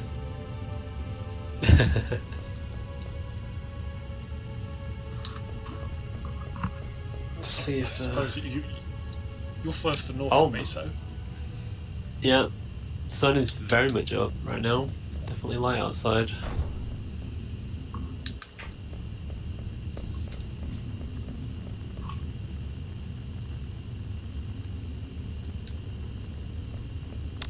So we found Hilda. Yes. Who explains that Kuja has been... Is Beekeeper getting locked up here?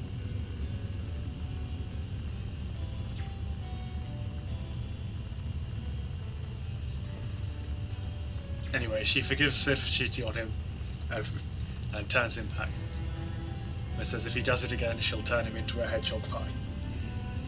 Which is another monster we've never seen. Yeah. You get to see it in a minigame we skip. It's a thing you creep up on Sid, or with Sid, yeah. Mm-hmm.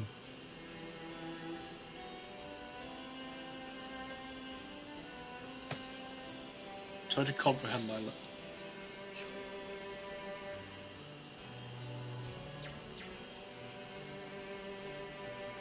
So we actually get to see what Sid actually looks like for the first time. It took me a full minute to comprehend my notes. I mean, you've got way more than that, Zoggoth. Absolutely, I do. Like, we're in Limblum, so you know what that means. Dialogue. They're going to explain the plot to us. We're going to learn lots of important things. Yeah. There he is. That's Sid. I mean, all that really matters is Sid is back. That means he can work on a new airship, so he makes Hildegard 3 just for us, and we get it. Very, That's very basically quickly. it. I'm sure there's other stuff, but you know.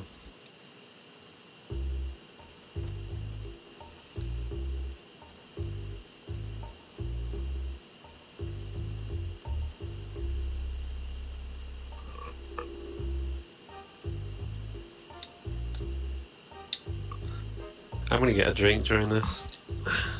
It would be a good time to get a drink, yes. I could probably do basically anything. It Yeah, is be right 7.5 minutes. It is quite a load up.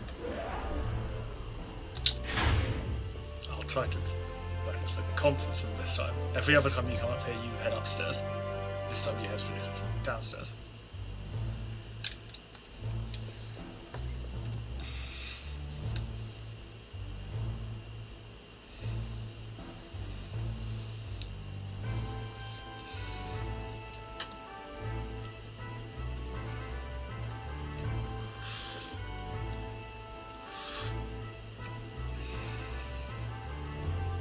Despite being turned back, Sid is still ribbiting and walking. Any case, since Kuja has been spending all his time boasting to Hildegard about his plan, she knows everything and can now explain the plot of the game to us.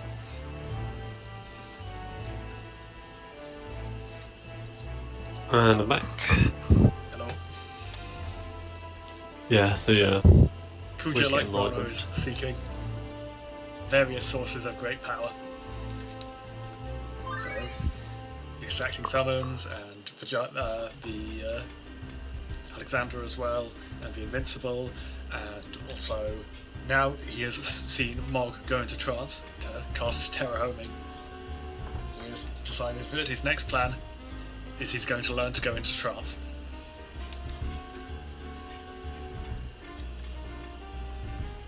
Meanwhile, everyone is looking for Garnet. Topaz. I remember this time. It took me a while. Topaz, yeah. And let's do a recap. We got Zizzo. I might sneak off from it. Kawaii Man. Bun. And then Quinoa. And obviously A. I'm doing them out of order now, but Baguette. I feel like I'm missing one. I feel like that's 7. Oh, Steiner is Katona, right? Yeah. Yes. There we go. Yay. Good job.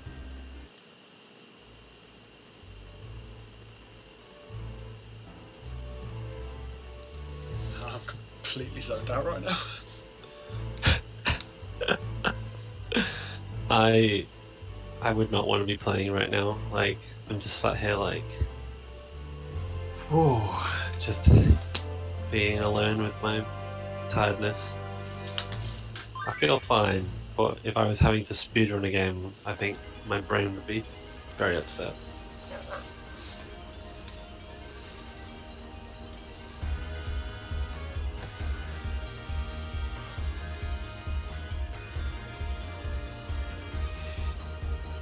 It's the airship music.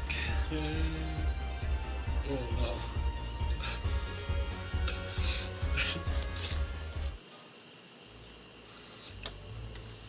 Well, Just an hour and a half left. Oh yes, Ibsen's Castle, okay. Yep. We just fly straight to Ibsen's Castle. So what's going on, isn't it? Kuja is from Terra. Well, I've already explained all this about Kuja being from Terra and being sent here to cause a load of wars in order to cycle souls faster and to revive Terra.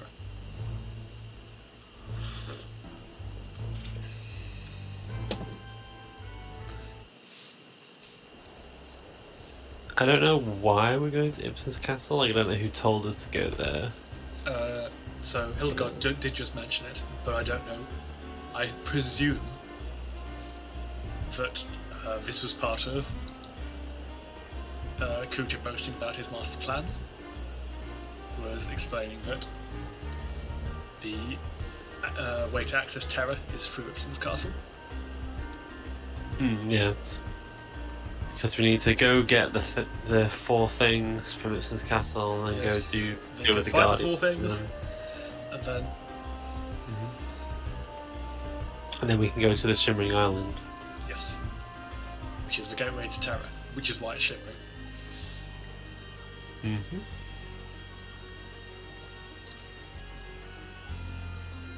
Oh, do we do Rebirth Ring before Ibsen's Castle? No, we do it after. Do it after. Okay.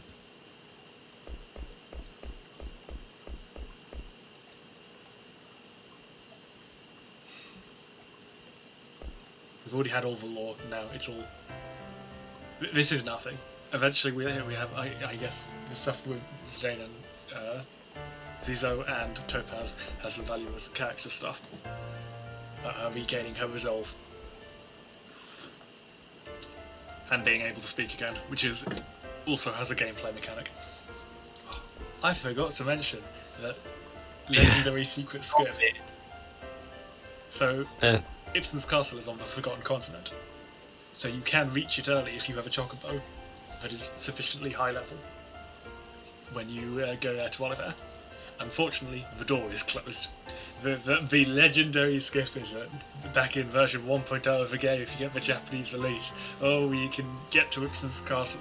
This has never been actually verified in any way, so...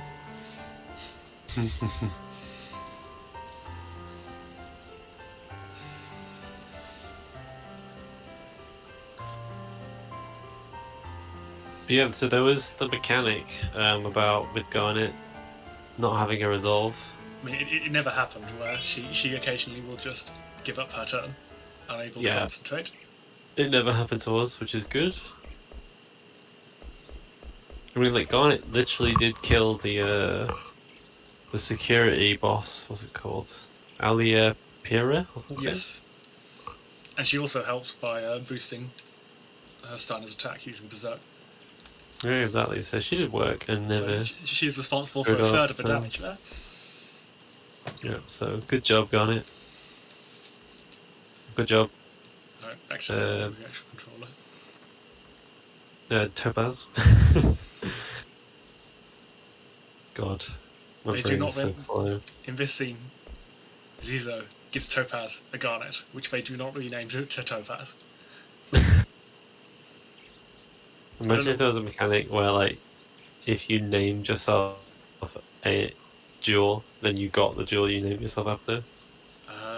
Can I name myself Lapis? Yeah, back up for Lapis Lazuli.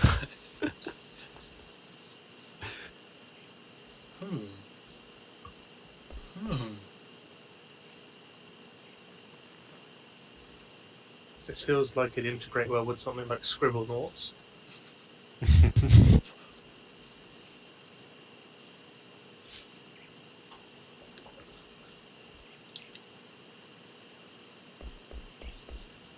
Should have named Garnet Rebirth Ring.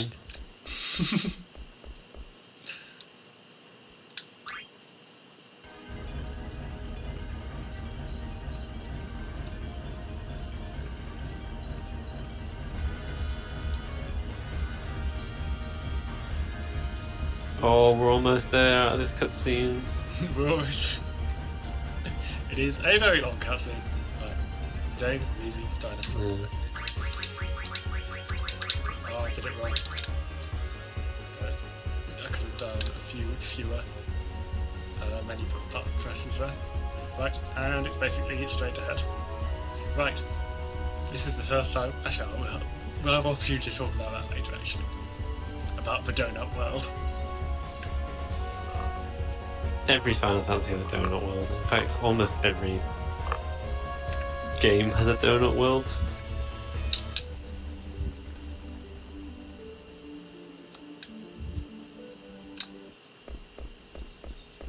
If someone can point me to an open world game where you can go around the map and it's actually a sphere, like, I would appreciate that.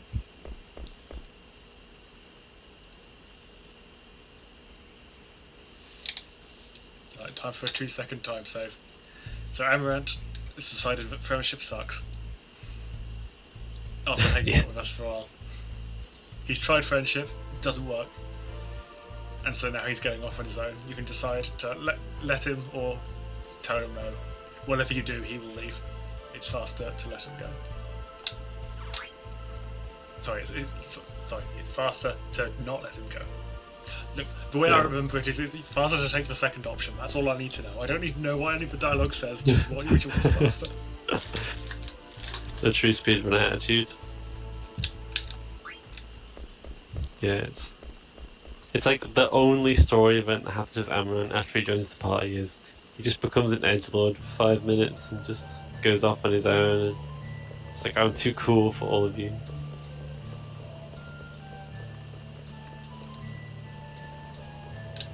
Right, 11, 14. So this, I'll let you do the menu.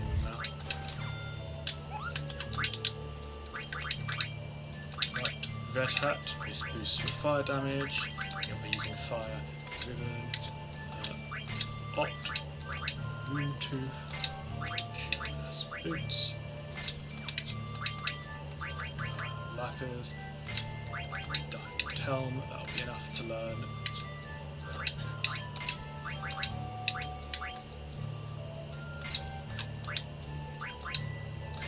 Plus ability up. Add status. Accuracy plus. Minus bird killer. Minus antibody. Minus clear headed. Auto regen. It's faster to menu out of that character and back in again than it is to scroll to the top of the menu. Nice. So yeah, this dungeon is really interesting. So it's actually upside down. This screen makes it really obvious. The castle, you're walking basically on the ceilings of these rooms in this castle. Very cool aesthetic. Also, but it's also a game mechanic yeah, go where on. every the weaker a weapon art is, the more damage it does. Exactly, yeah. We do not bother equipping weak weapons. We just use magic and the only instance of poison. Oh, I thought you actually did bother with equipping. I guess not. Poison is good though.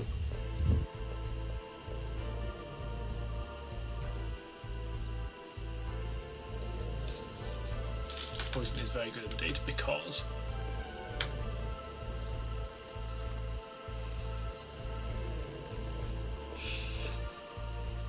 it don't take a short animation, and although it takes a long time for all the ticks to happen, it's like the animation is what counts. So if you do poison at the start of the battle, well then by the end of the battle you'll have got all the ticks out of it, and you'll have basically done a single attack animation to do 9,000 damage. Yeah. And the way the poison and regen works in this game is very strange. It's actually based on real time, kind of. So it's yeah. If something has a really long animation, you know, poison and regen can tick multiple times during the same animation. And we do use this.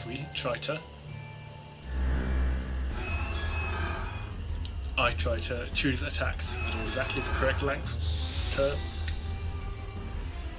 make sure Zidane poisons, some attacks happen, Zidane poisons again, and after all 5 ticks have happened. So then, ideally we get 2 full poisons in this fight. Okay, well, I guess we will be doing the other strat, which uses 3 Faragas and 1.5 poisons. Yeah, so the ability Soul Blade, it basically looks at the weapon you've got equipped, right, and then does the status effect that does. Yep. The weapon you've got equipped can poison, so Soul Blade poisons. I will, try and attack with Steiner. Steiner has a 10% chance of just killing this boss, because this boss is weak to heat.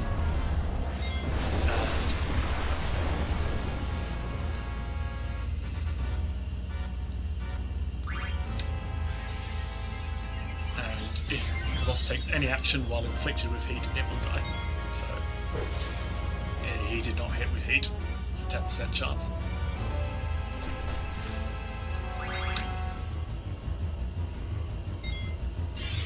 Right. Good Soul miss. Blade. Poison starts ticking. That's 1.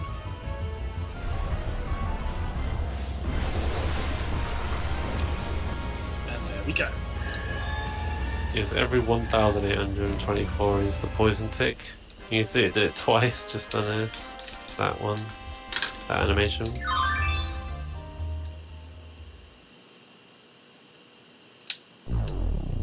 Also, Faraga does damage. Right, so that's the last time we'll be using Kawaii Mat, so take all this stuff. Steiner still needs to learn. He ends on a good fight.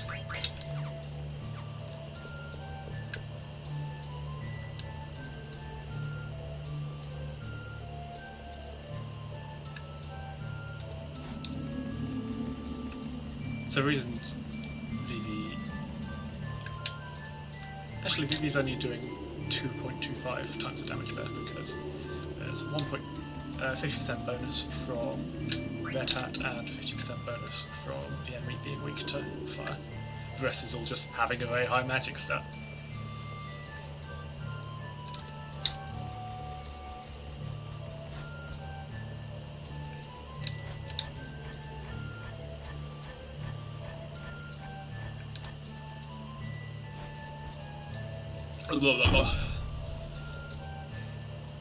So yeah, we got the thing we need, just those 4 things. Now we need to get out. There's lots of cool stuff in this dungeon. Unfortunately, we do not have time to see any of it.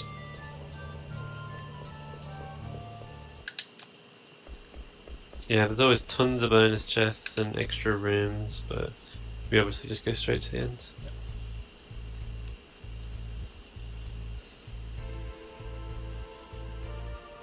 Now they do a head count and realise that they are missing Amaranth. So they He got there before us and announced he was leaving the party. But then they didn't spot him leaving the castle, so they must be still inside.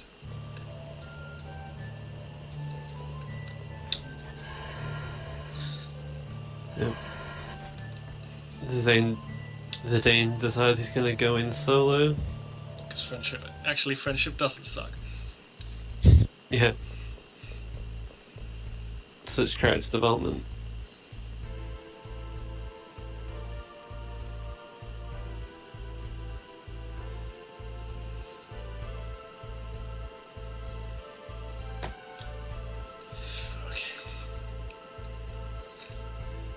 It is now properly light outside.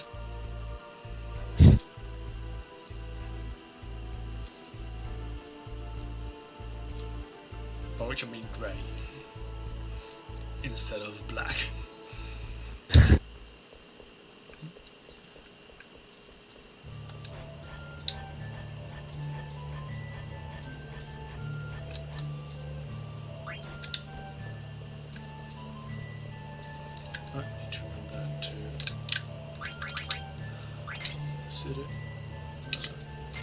That is fuck. It's not fine. Need to optimize Amaranth and then Zidane.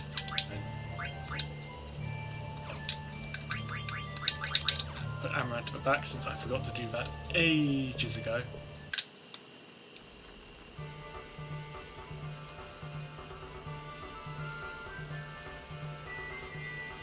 Nice. Solid Ibsen's castle. Another encounterless dungeon. That's what matters. Well, I did, yeah. For that entire dungeon I made sure I have flee. Since, because I bought the power belt to Clyra, like 4 hours ago.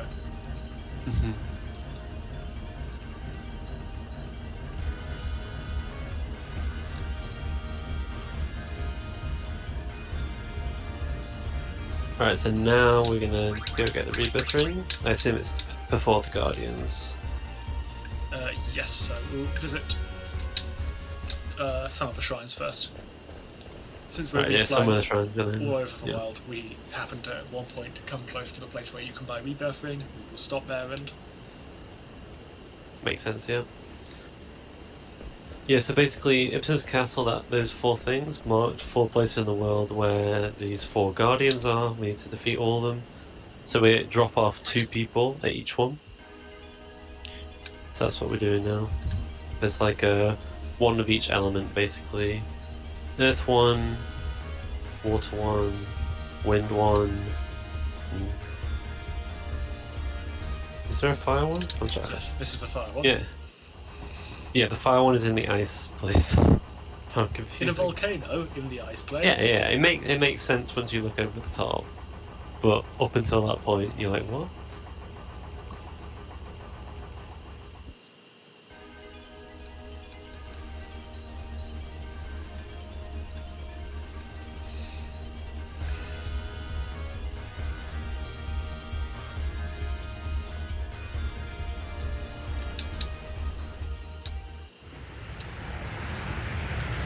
So if you're getting hyped for these 4 boss fights, then I would just say just get unhyped right now because we don't fight all of them. Unfortunately not. Well, actually, it is pretty fortunate because it means we don't have to equip everyone else. Yeah, I love that Vivi just slides backwards there. It's one of my favourite things. And if any of you are familiar with the game are thinking, well, you fight like buffed versions of them all later on, so it's fine, right? Well, actually no, but we'll get there when we get there. I don't know if we... Oh no! I forget which way these screens are oriented. Rebirthing, there we are. I feel like the fact that the elevator is so slow is just like purely to just annoy you from missing the card game.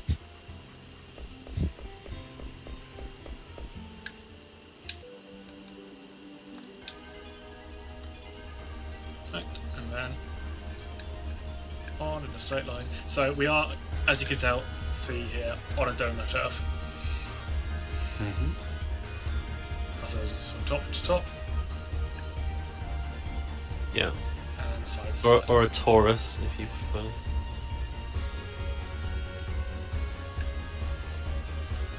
Well, there we are. I was lined up properly, I just wiggled about too much.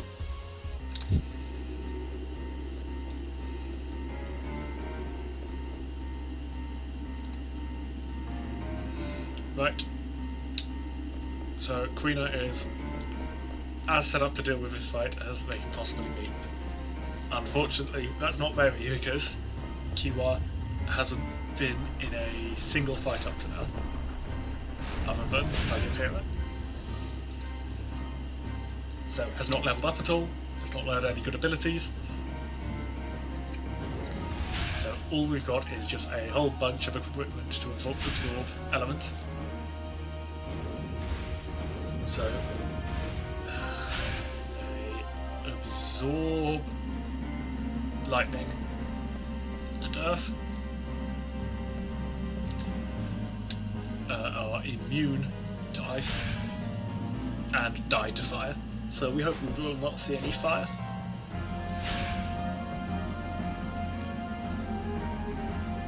Ideally, we'll just get lots of attacks from this.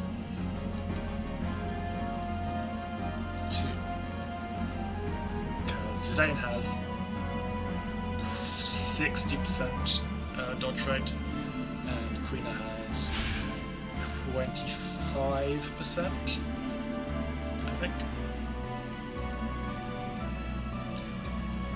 But also Quina can defend to boost that.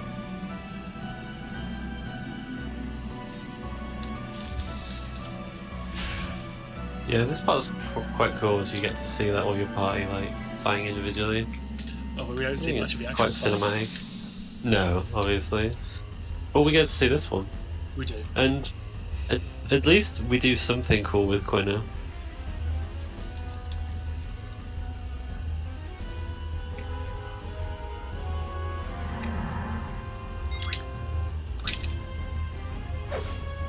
Oh, very nice. Good ATB. Oh, all that crit.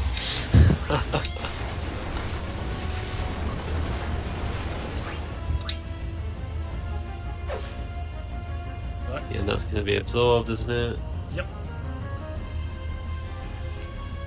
So we wait to see the Saga, that's fine, so don't get attack, because we're going to hit hits.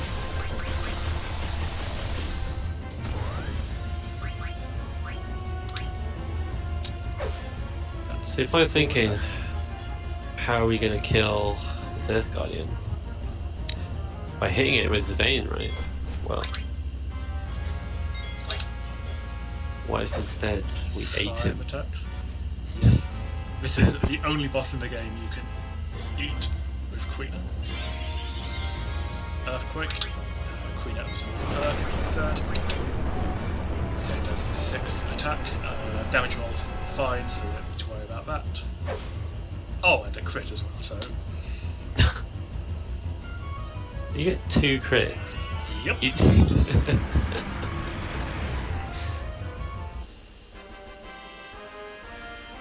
Yeah, so you can learn Earthshake off this guy, so you can eat him, and it's a bit faster because that's probably like 3 hits or something equivalent. So 2 hits exactly.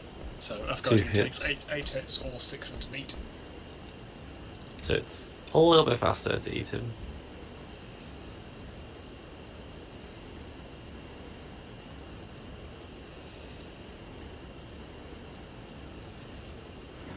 Right. 12 of our friends won their Right, fights. start, left, start, up, start, right, down, start. I've got no idea how Garnet and Ico won their fight, but whatever. They're better than the game. They're better at the game than us. I wasn't paying attention, so I lost 2 seconds.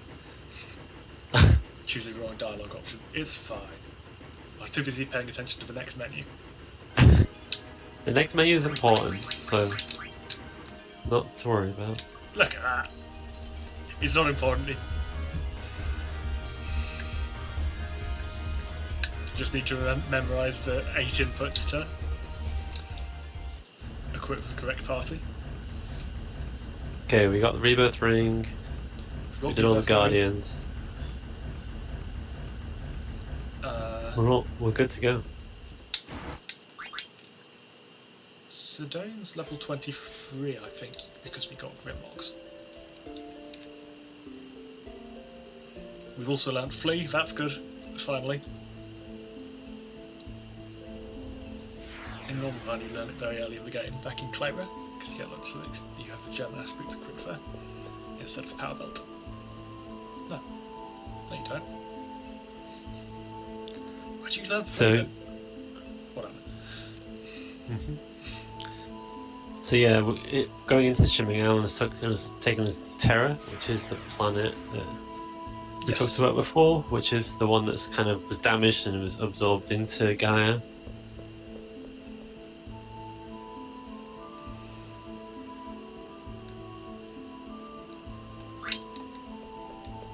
Right, the only person who really matters to be in the party here is Aiko, since she has had her last fight now.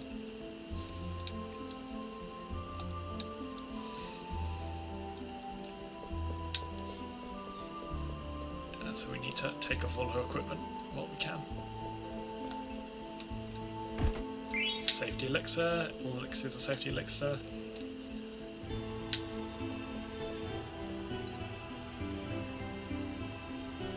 So all of these are tiny, tiny lines of dialogue you can skip, but only the next one is worth it.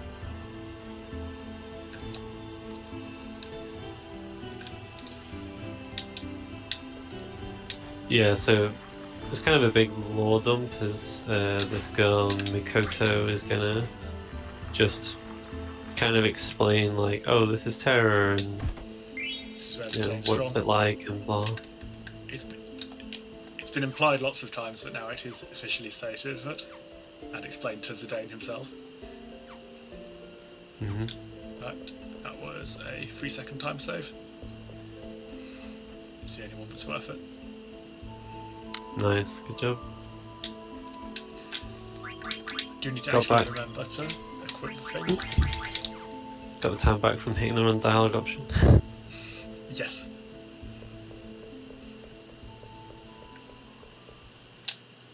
And I did indeed. Gold without split. Nice.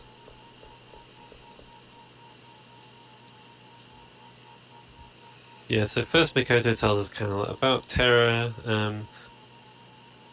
This is But the game belongs, and it's going to start playing various variants of A Place to Call Home, the main theme of Final Fantasy. It plays in a lot of Terra-related places, which is nice. Yep.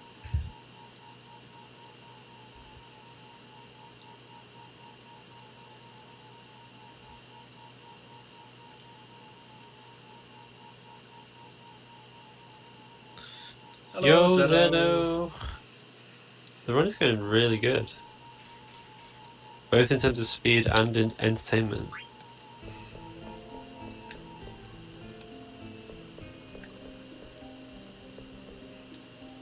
I'm not really in a position to assess the entertainment. I've had a good time.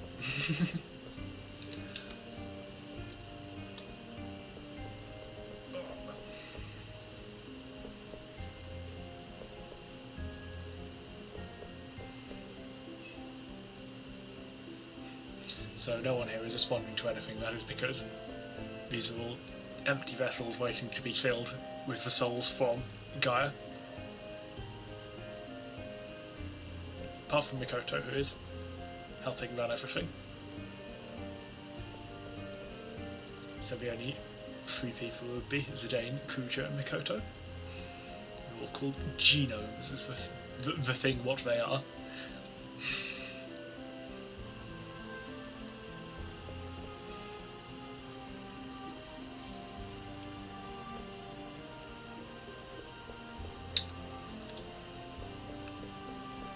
Yeah, it's quite strange. Come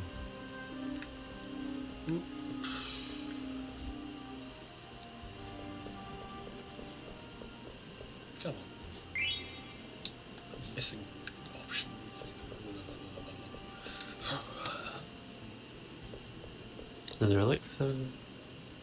Yes. A very fast one.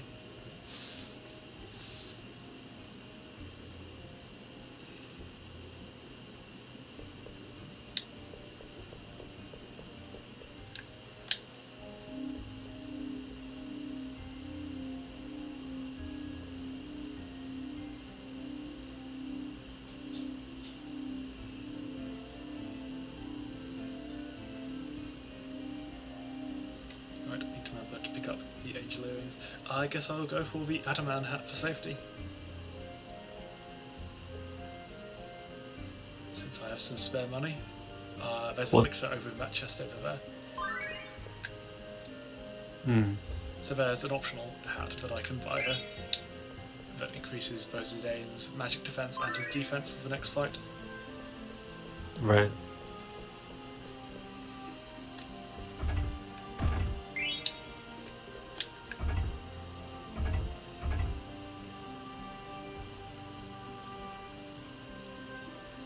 But since I'm going into this shop anyway to buy a weapon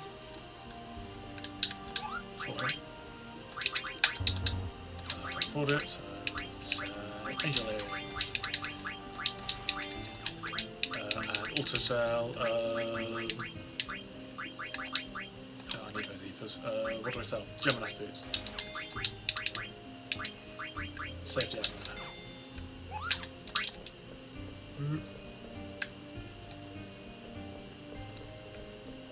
Right, you can recruit these people into your party, but there's no point.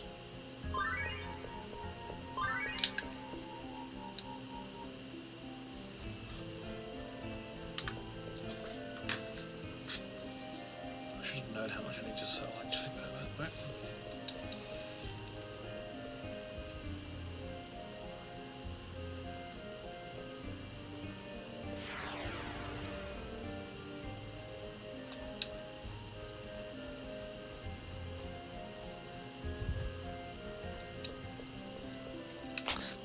I'm awake by the power of FF9, Zeno. Also, I'm not very awake. Ooh, 40! I haven't even finished the previous one. Oh, right. Don't worry, you don't want it. Oh, do I need to put that somewhere?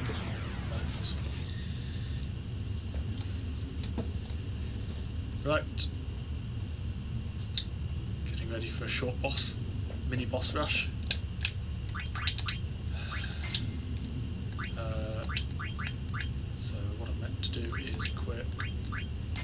low risk because Zidane is level 23, yes. And also minus ability up.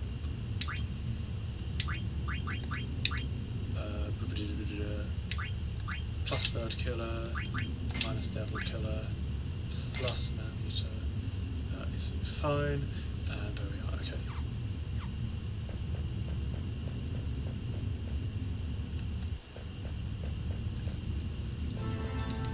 Right, because Zidane is level 23, he will reach level 27 before an important fight, so I will need +1 strength and can therefore put lots of defense on him instead.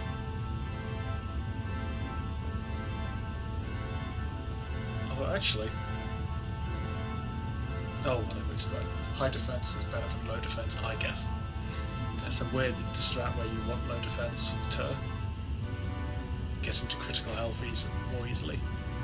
But I think it is more valuable to just play things safe and quickly. Zedo's asking for a 10-second recap of the story.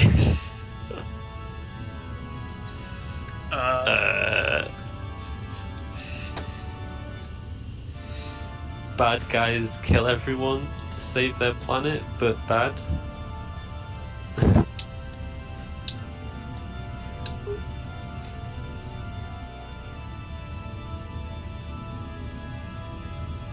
A.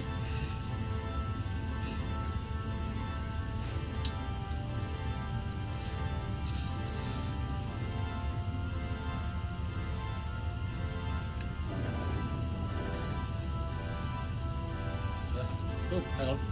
I looked away to hear since because I heard off something. I don't know if you heard it.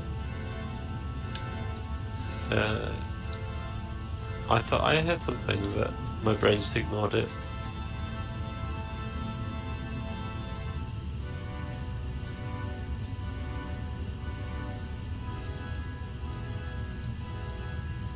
Alright, I've got plenty of time to make up on the final dungeon.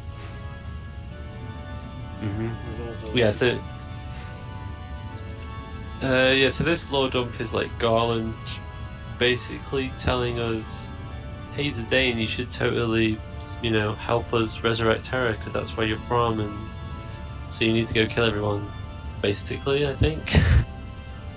Zidane refuses, and so Garland steals his soul.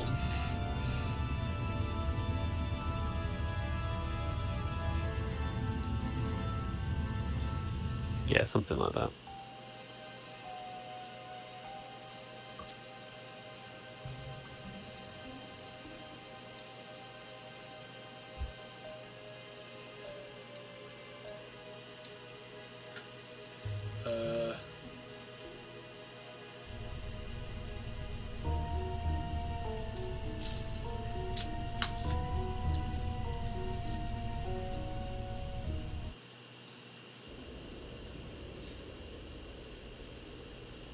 Yeah, and Future's starting to go really, really off the rails for some reason as well, if he wasn't off the rails already.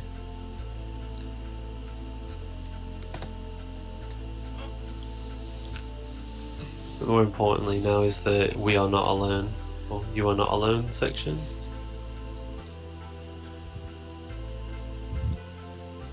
That's the name of this piece of music. Yeah. So it's supposed to be like a really powerful, like emotional part of the game where everyone's like coming together to like show that they're all working as a team and to help each other. Yeah, exactly, the power of friendship. But in the speedrun it's actually really quite sketchy. We need to do some very particular setup and strats to win here because we're just so underleveled. Yep. But on the other hand, it is a great opportunity to get lots of experience as well. Yeah, because it's all forced fights and they're not bosses, so they give XP.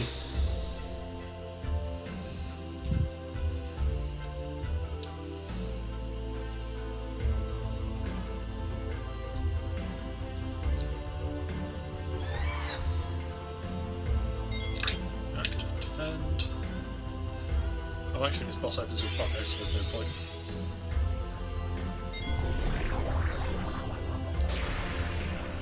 That's good, no poison. Go ahead. And yeah. Yeah. Zeta, the guy that looks evil is evil. Surprise, surprise.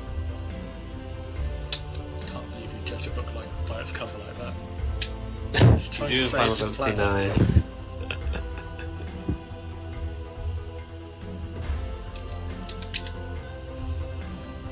Right. Unfortunately, Zizo has auto life. Yeah, so this is what the rebirth ring gives us. The ability to auto life. When you die one time per battle, you come back on 1 HP. I'd just like to point out that you are supposed to judge a book by its cover. That's what book covers are for. There we are. This is a good PSA, thanks, Jim. I've had this debate recently with someone. Just the phrase irks me. Right, and going back to Right, that was quite loud. A number of level ups at once. Oh, There'll be even yeah. more levels up in the next one, and then more level ups in the next one. So, preemptive volume warning for all of them. That one's not too bad because it's split between 3 people. Yeah. But See? we'll be killing characters who we will not be using in the end fights. In order to get more experience on the ones we will. Yeah, so one thing that's interesting about these fights is they have like scripted elements, so we won't just be like just trying to deal as much damage as possible. We also want to try and push along the script quickly as well. So here, none of the damage we do counts until Zidane turns up, so just wait. Come on, kill Kiwa. Okay, fine.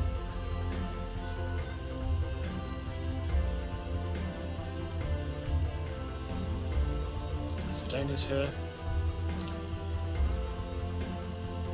I've very rarely had a Quinoa survive.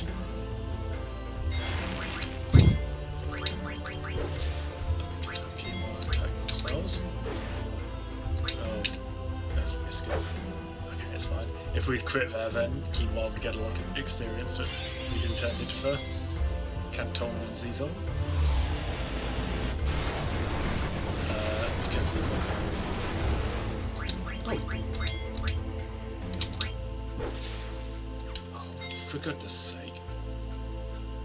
I should have known that this time they can't kill Quinoa. This is fine. High wind kills Quinoa. Yeah.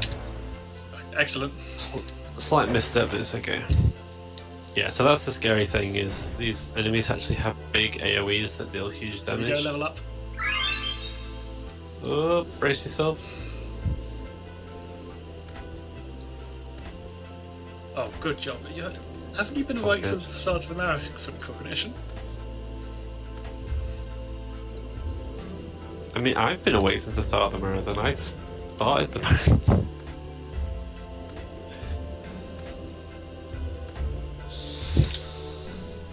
Everyone's trying to steal Sleepless's crown. Right. So hopefully this enemy will open with either smash or a charge. This fight advances when Zizo gets to critical HP. So by running, we increase the damage. Okay. Well, rather Yeah, so than this- wait, we'll have Zizo attack himself. Revive. This fight is pretty sketchy. This is very sketchy. It can just sit there doing nasty attacks to us over and over and over again.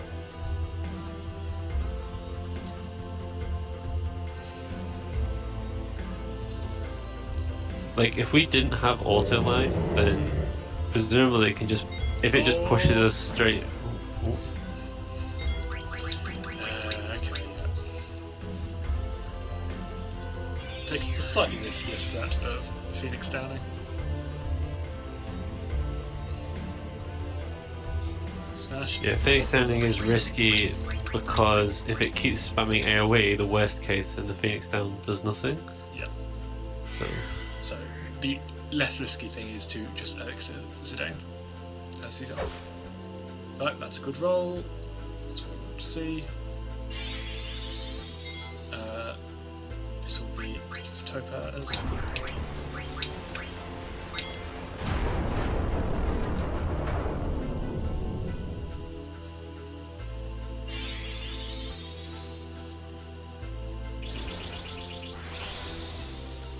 Nice, that was good.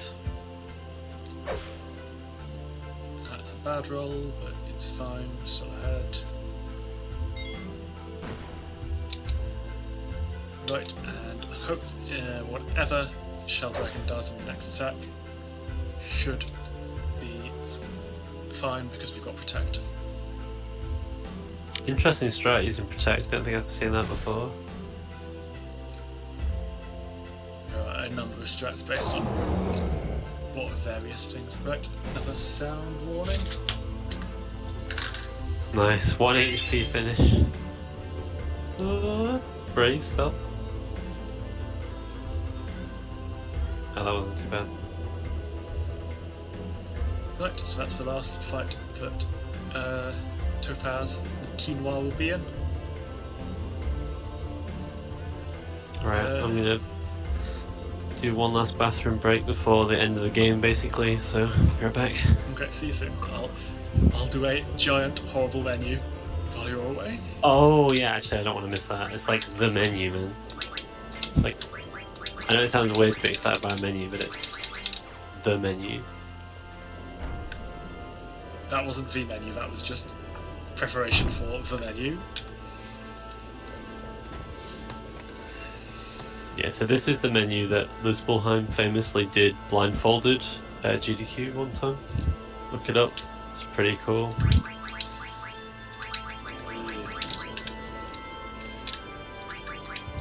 Dane, Ice Piece. Demon's Vessel already got. Glass Armlet. Hat off because we'll be selling this. Full Helm. Partisan because it's going to be having around. Rebirth Ring. Off. Full Helm. Ribbon. Power Vest. Hat off because we'll be selling that.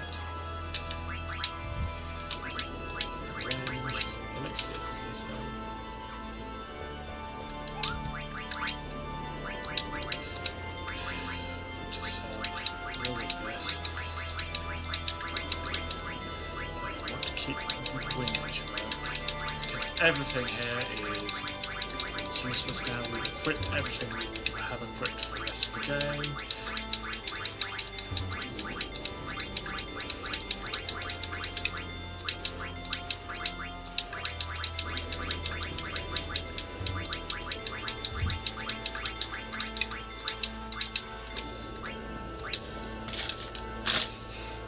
Magic Fork number, we do not have enough to buy the fork, Holy Lance, Defender, Coronet, Defense Gloves, Platinum Armor, and all the rest is on Phoenix Downs. I guess we buy some high potions too.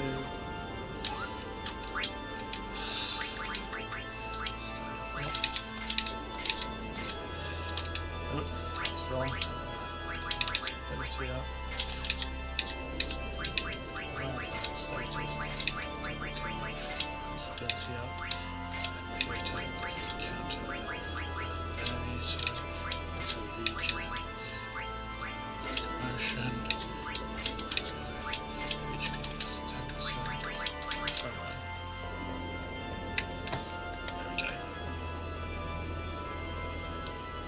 That should set us up for the rest of the game.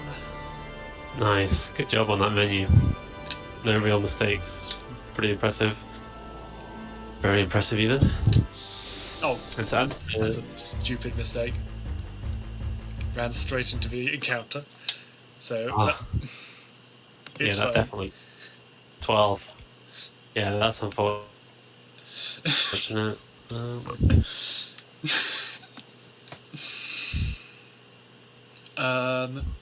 So I'm on schedule for I can't work it out. A 7:45, I believe.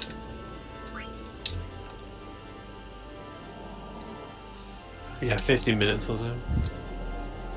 There we maybe go. less. Alright, well you navigate the puzzle elevators. Nice small puzzle.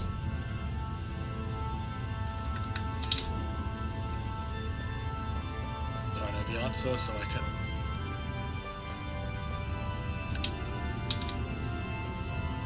Again, another place with a wiggly screen where it is faster to click and just have the auto.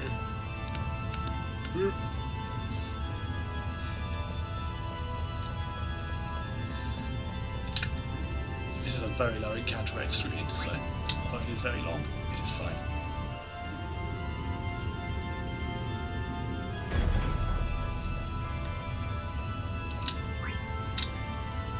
What you might notice, if you know the game well, you might notice that Amaranth did not equip Ability Up.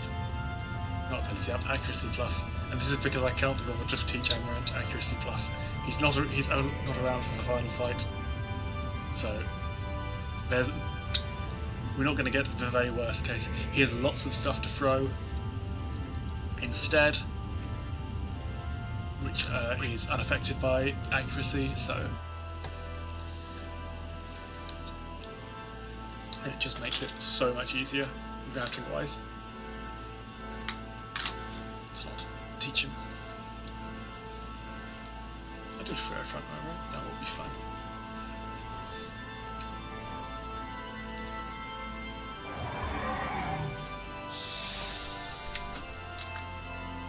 I am back. Just missed us running through a dungeon. No problems after that first mistaken encounter. Yeah, you got up those elevators quick. I thought it took a bit longer than that. This should kill him. So this is Silver Dragon. Yes. That takes 5 hits. Unless you get very low rolls. Yeah. Nice. So I definitely died to this guy in my casual playthrough. He just has loads of AoEs, so if you don't have the proper resistances equipped, then you get pretty blown up. So you probably saw there that most people, only one person took damage from his wind attack.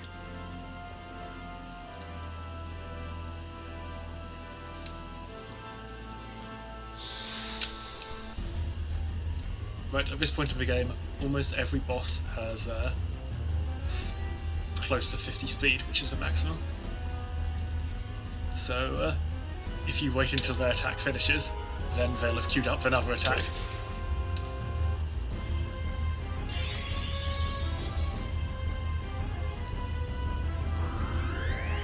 So, if I'm right, I don't think this guy's particularly tough. Nah, everyone's just hurt. These next two have mostly single target attacks, which are scary. So there is a disadvantage. I've lost 1 hit from. If it's not AoE, then it's just not going to be a problem for us. Yeah. We'll miss though. Okay. So pretty much our final parties come together now. You can see it's the 4 martial characters, the people that hit stuff with a stick, and we just all deeps. Spells take way too long.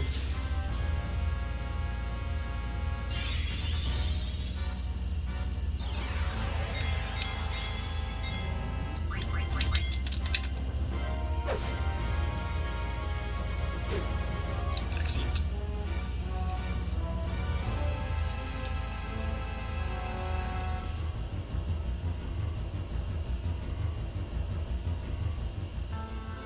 Nice.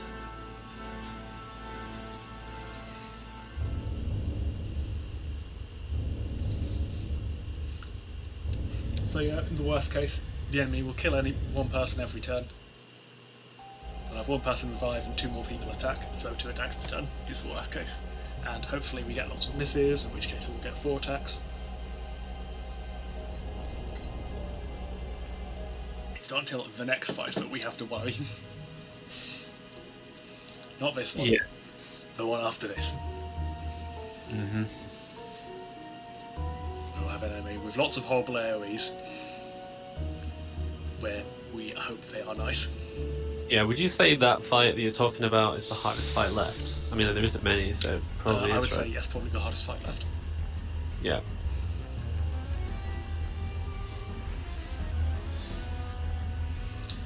Kuja should also take 8 attacks, assuming we get average damage rolls.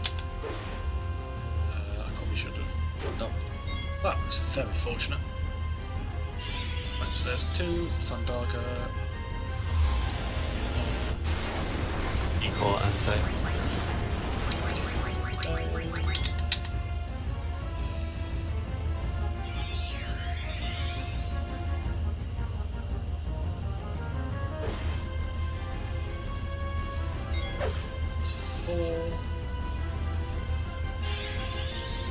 If this hits anyone,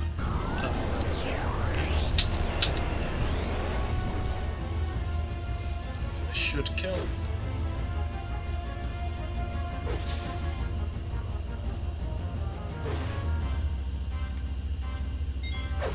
Excellent.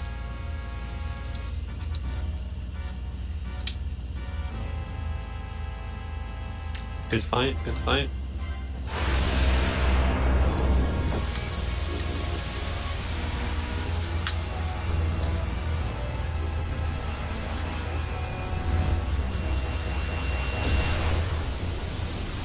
And of course, Kuja is continuing his mission to find more and more powerful things, and so has now successfully discovered traps by getting hit a lot. Yep. Kuja's now Super Saiyan 4. I mean, Trunks.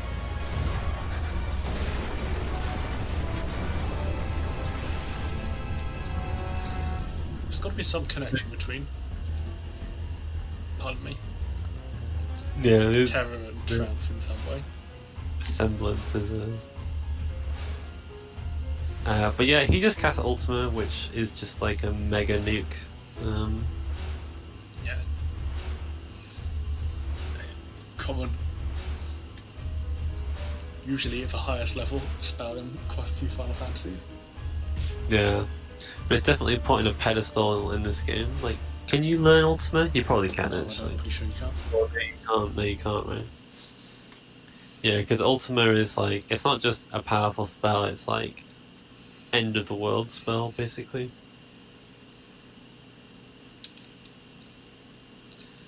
And Garland explains that, like for black mages, he looks down on so much.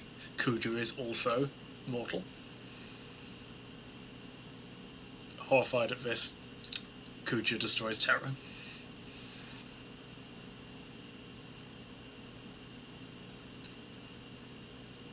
Yeah, like, I guess being like murdering so many people drove him a bit too insane. He thinks of himself as a god, and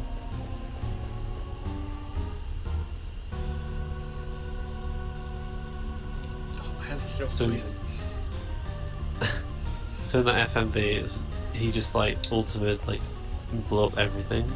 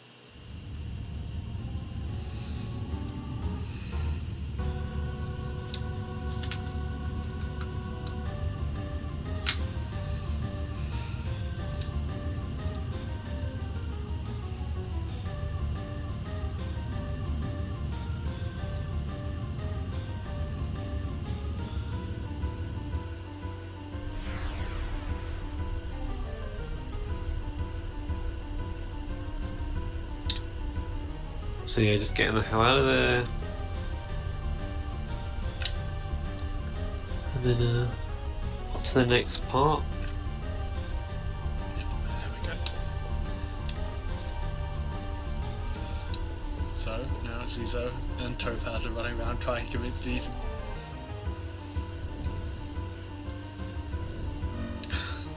Everyone here to evacuate.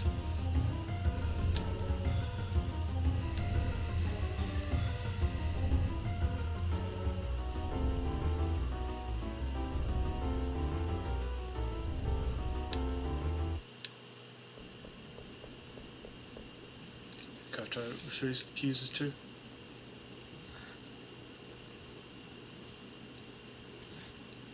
Since the project has failed, Garland is dead and Terra is being destroyed. She has no reason to live anymore, but Zidane still convinces her to board the ship and escape.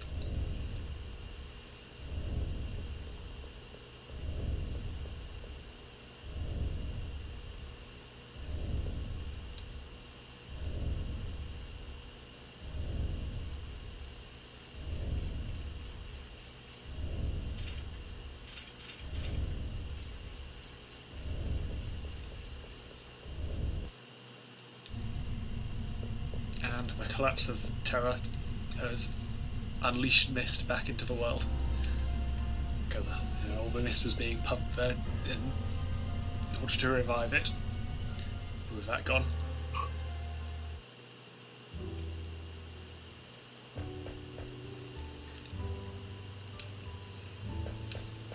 And so instead, they attempt to return their souls to the Navy.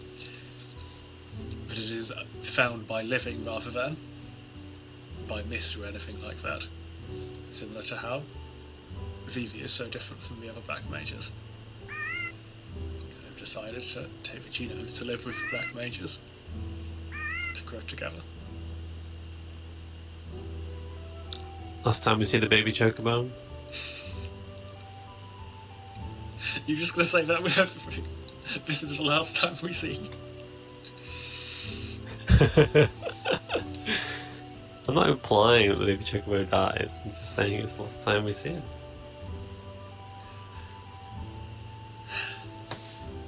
I do not believe Bobby Corwin, the baby chocobo, appears in the ending cutscene.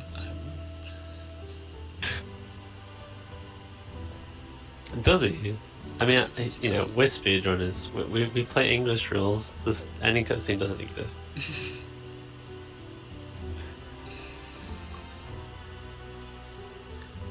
Yeah, for background information, the Japanese rules say that time ends when the end appears at the end of the game, whereas Western rules are last hit of final boss.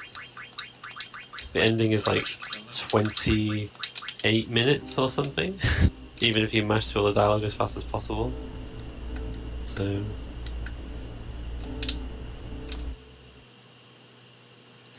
Right, here we go. Horrible, horrible fight coming up.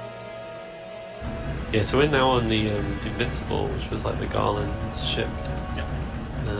But we just rocked it. It's ours now.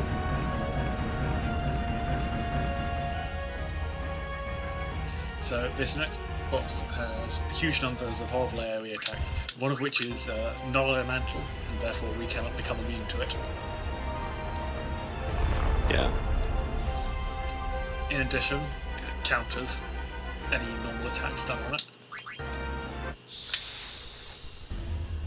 Yeah, so in these cutscenes, basically all the civilizations we know, all their airships are coming to fight Kuja, but we're going in to the heart of it and going to be fighting Nova Dragon.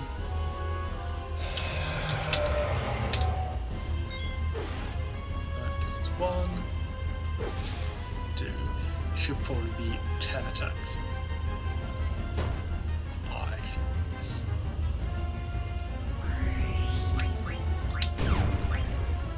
Right. Yeah, goodness. That's very fortunate to get a single target attack like that. That's 3. Yeah, that's really good. 5 counters. This is, oh my goodness, 6. Shockwave, this is Wow. a normal attack.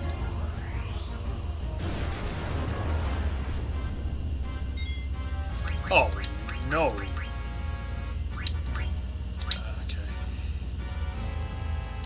Oh jeez. 3 KOs, that's really rough.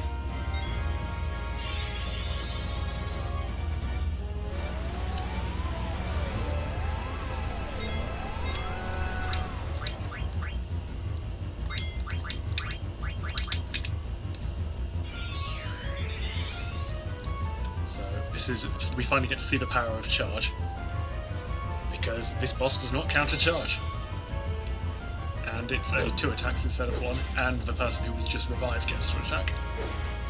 Yeah, Phoenix down plus charge is a good combo. And then slash.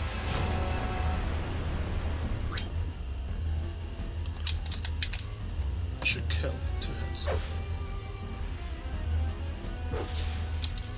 Oh. Even after getting quite a nasty shockwave, we managed to do it. Very Nice. Yeah, so as we were saying, it's probably the scariest fight left in the game. Just because that shockwave attack we just can't mitigate.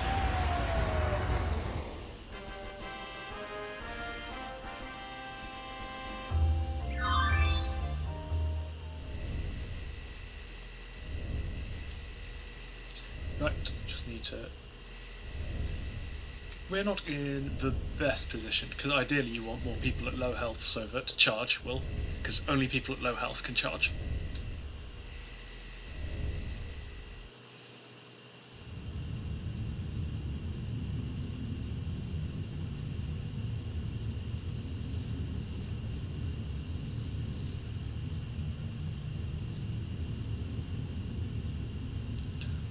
Although I guess having Zidane at high health makes this run through Memoria a bit safer. Yeah, so this is the final area of the game, Memoria. We're basically coming here to go defeat Kuja. It's supposed to be like a boss rush. It's kind of referencing all the Final Fantasies out of Final Fantasy IV, where there's like the 4 fiends basically defending him. He's But we're not going to do any of that.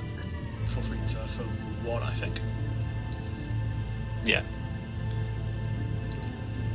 Yep, but because we've got menu buffer, this place is absolutely full of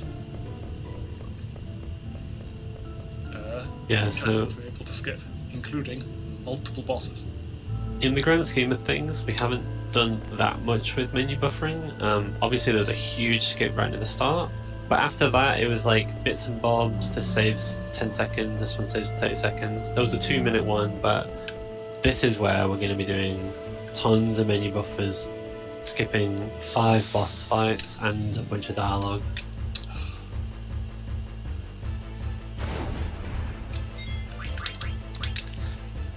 That is encounter 13. Encounters are relatively likely in Memoria. Yeah, we've got a couple of quite long screens. And also there's a few that are more likely to have encounters because you menu buffer.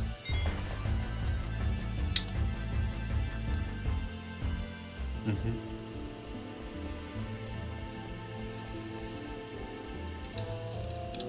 So line up with now 11 to 12 up and right. I'll go for 13 obviously. Right. 1, 2, 3, 4, 5, 6, 7, 8, 9, 10, 11, 12, 13. There we are. So that's 1 boss skipped.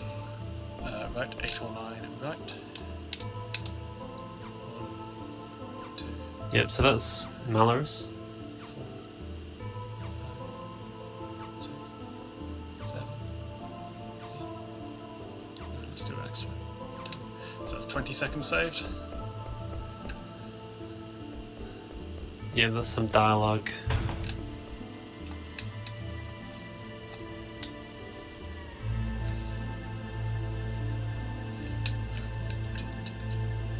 Oh, another one coming up here, right? Oh, okay, I messed it up. Oh well, it's not worth resetting for that. So this would have been a 30-second time save, this entire thing.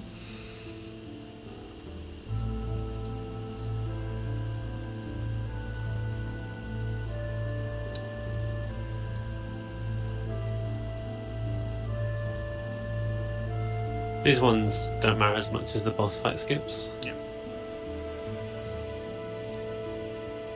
Obviously, for any of them, you can reset.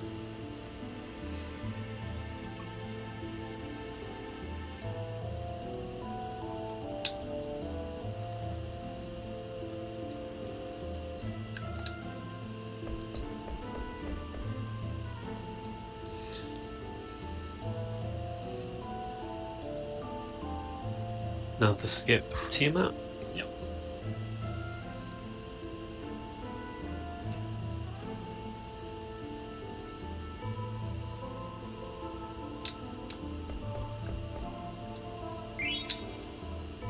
Just might cut a slightly better weapon for Amaranth for the last fight.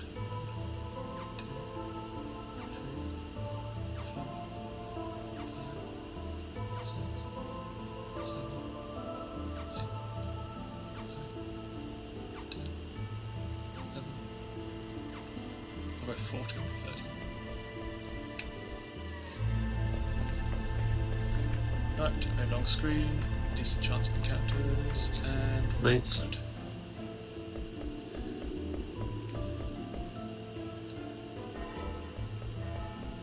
Yeah, that's good, good. Yeah, so this is the major difference that makes this run substantially different from no major skips. Because really, 9 minutes isn't a lot of the grand scheme of things. It doesn't actually change the run that much, but this absolutely does. Yeah, shout out to this screen for being super awkward to move on as well. Just hold up, it works.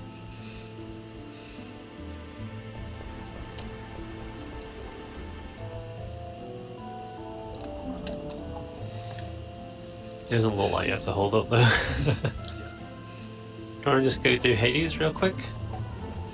Unfortunately, Hades is another boss with a multi-target physical attack. I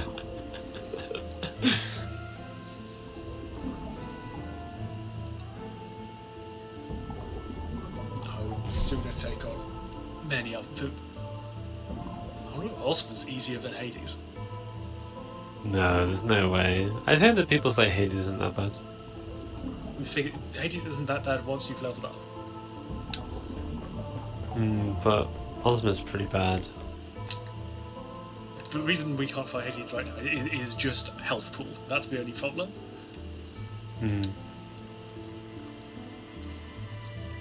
Alright, time to skip Kraken.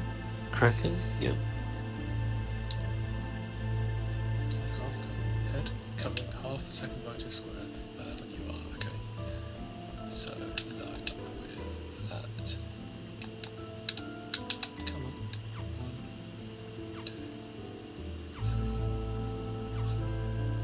4, 5, 6, 7, 8, 9, 10, 12, 11. There we are. Oh, I accidentally ran out of the back screen. Because it's a weird position. Can't bother with this skip. There's a 3-second skip, but it's really difficult to get. And obviously, if you take it safe, then you won't lose the 3 seconds you saved. Cool, yeah, so you'll just take that 3 seconds. Yeah, makes sense. And then so we skip 3 bosses, 1 more fiend to skip now. It's Lich this time. One based on the Earth Guardian we fought.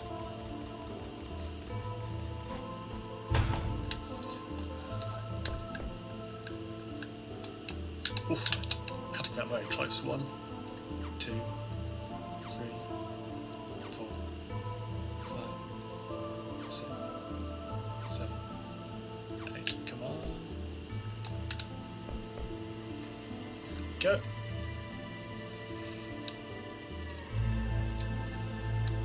Nice, getting all those 4 boss skips.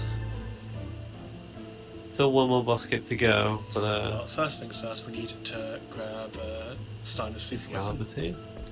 So this is worth explaining. So even though this game was released in the year 2000, they actually added a speedrun item So if you get to this point in the game, then you can pick up a sword called Excalibur 2 in this location, but you have to be under 12 hours,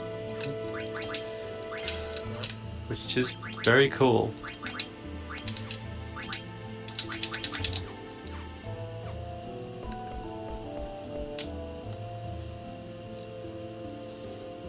And it is extremely powerful, particularly because it has a holy element, and Steiner has Mithril equipped, which deals 50% bonus holy damage. Nice. Good combo. Adds on to all of other bonus damage stacks like MP attack.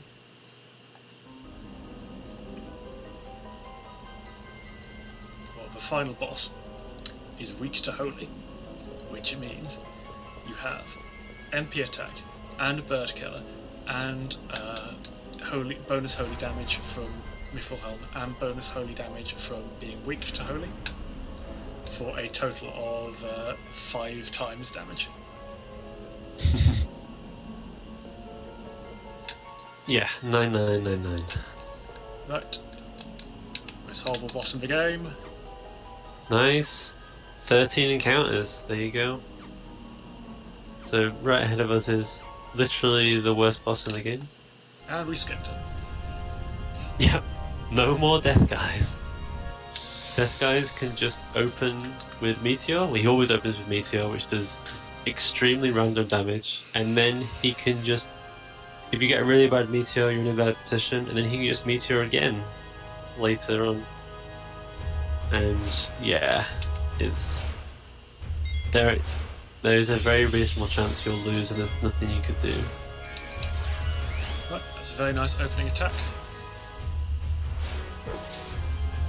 So here we are at basically the final boss? Question mark. So this is Transkuja, obviously the bad guy of the game. Oh, no. To be honest, Okay, he's fine. I overdamaged him, so... Once you attack him to below half health, he counters with Flare Star. right? Yeah.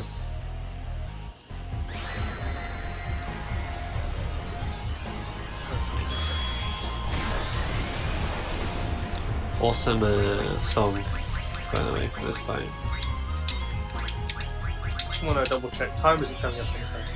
No, it's after the no. next fight. Yeah, it's actually like 15 minutes away. Oh yeah, I Not remember. quite that. It's the guy with the 8 pack. Yes. Yeah. I do remember. Right, so I've done.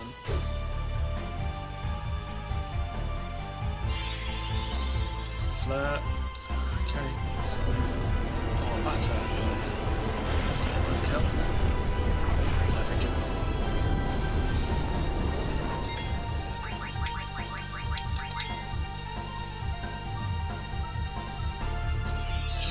Zidane has auto regen, that's not good.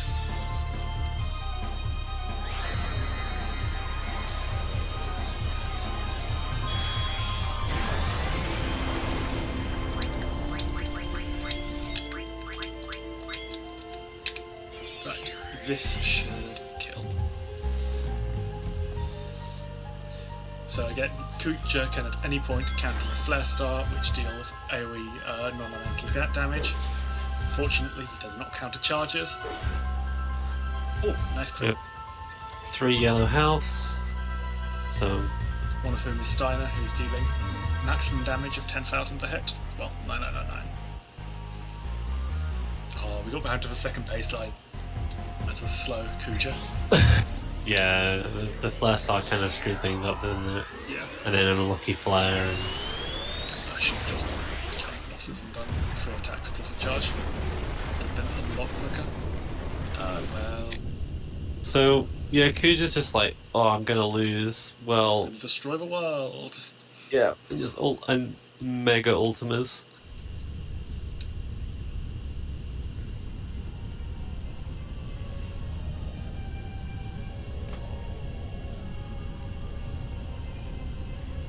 So basically, it turns out that there's actually this kind of entity of God of Nothingness, yeah, that kind of wants there to be nothing. So, and that ends up being the final boss. We're going to go through some dialogue before we pick our final party here, which is obviously going to be the one we just used.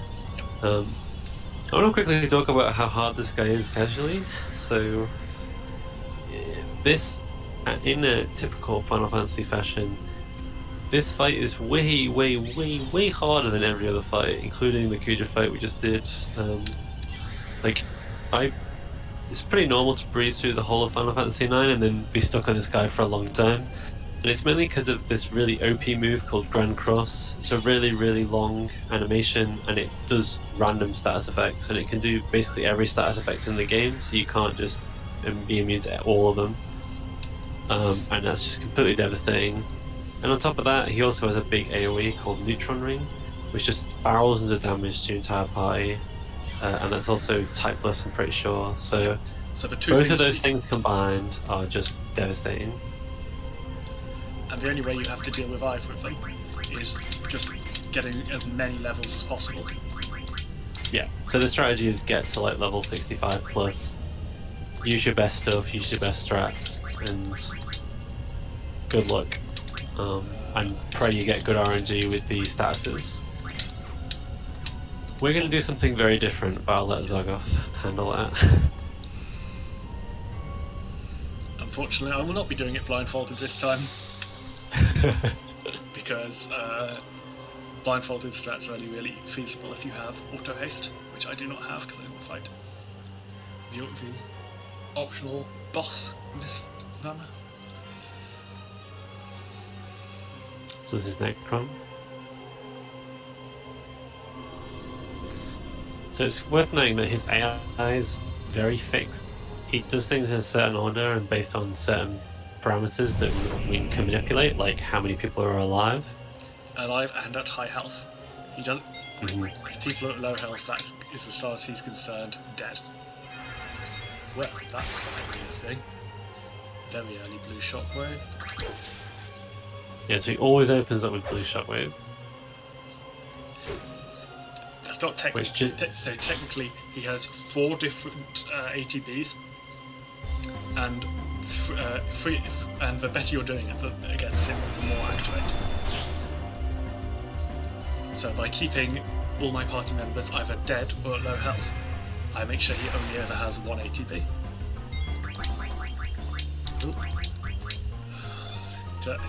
Non-drop inputs, please.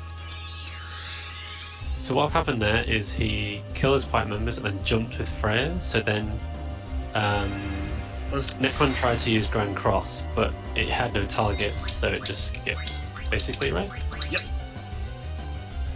And then similarly, he tried to use Neutron Ring, and it skipped because he had no targets, and then Freya landed.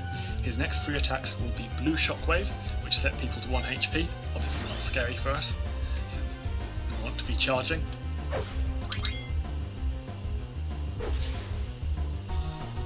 And I believe if we mess about, then he will eventually do nasty attacks again. Yes, but the plan is to... After this Blue Shockwave, he will use Grand Cross and Neutron Ring again. Yeah, which would totally wreck us. If he gets the chance to do it. But hopefully... this last attack, this will kill him. Time is when I'll get the last hit on, so all the overlay will vanish. There we go! Time! Oh, yep, I need to pause.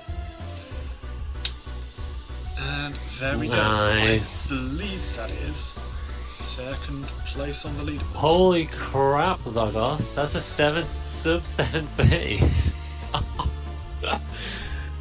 That's incredible, man. So that does prove that there's a lot of time saved to be had. Yeah, like, whoa.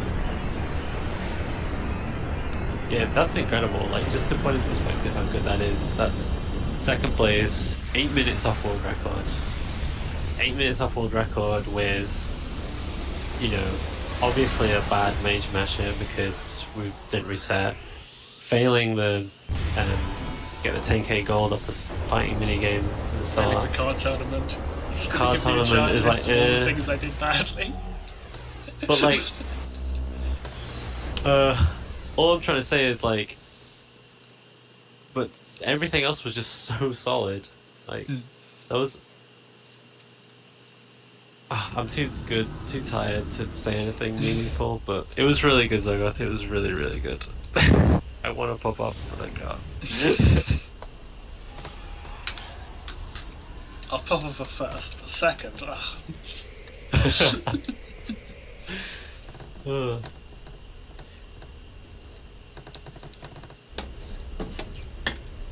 But yeah, like, incredible. Oh, of course. Like, everything after the card tournament was really good. And honestly, the whole middle of the game was really good as well. Yeah, it was really, really good. So, do you want to carry on with the marathon, and I can quit out, or we can do the tradition of singing the ending theme? I can. Okay, well, skip singing the straight ending to theme that. takes Up to half you. an hour. No, So I can skip straight to it. Up to Jane.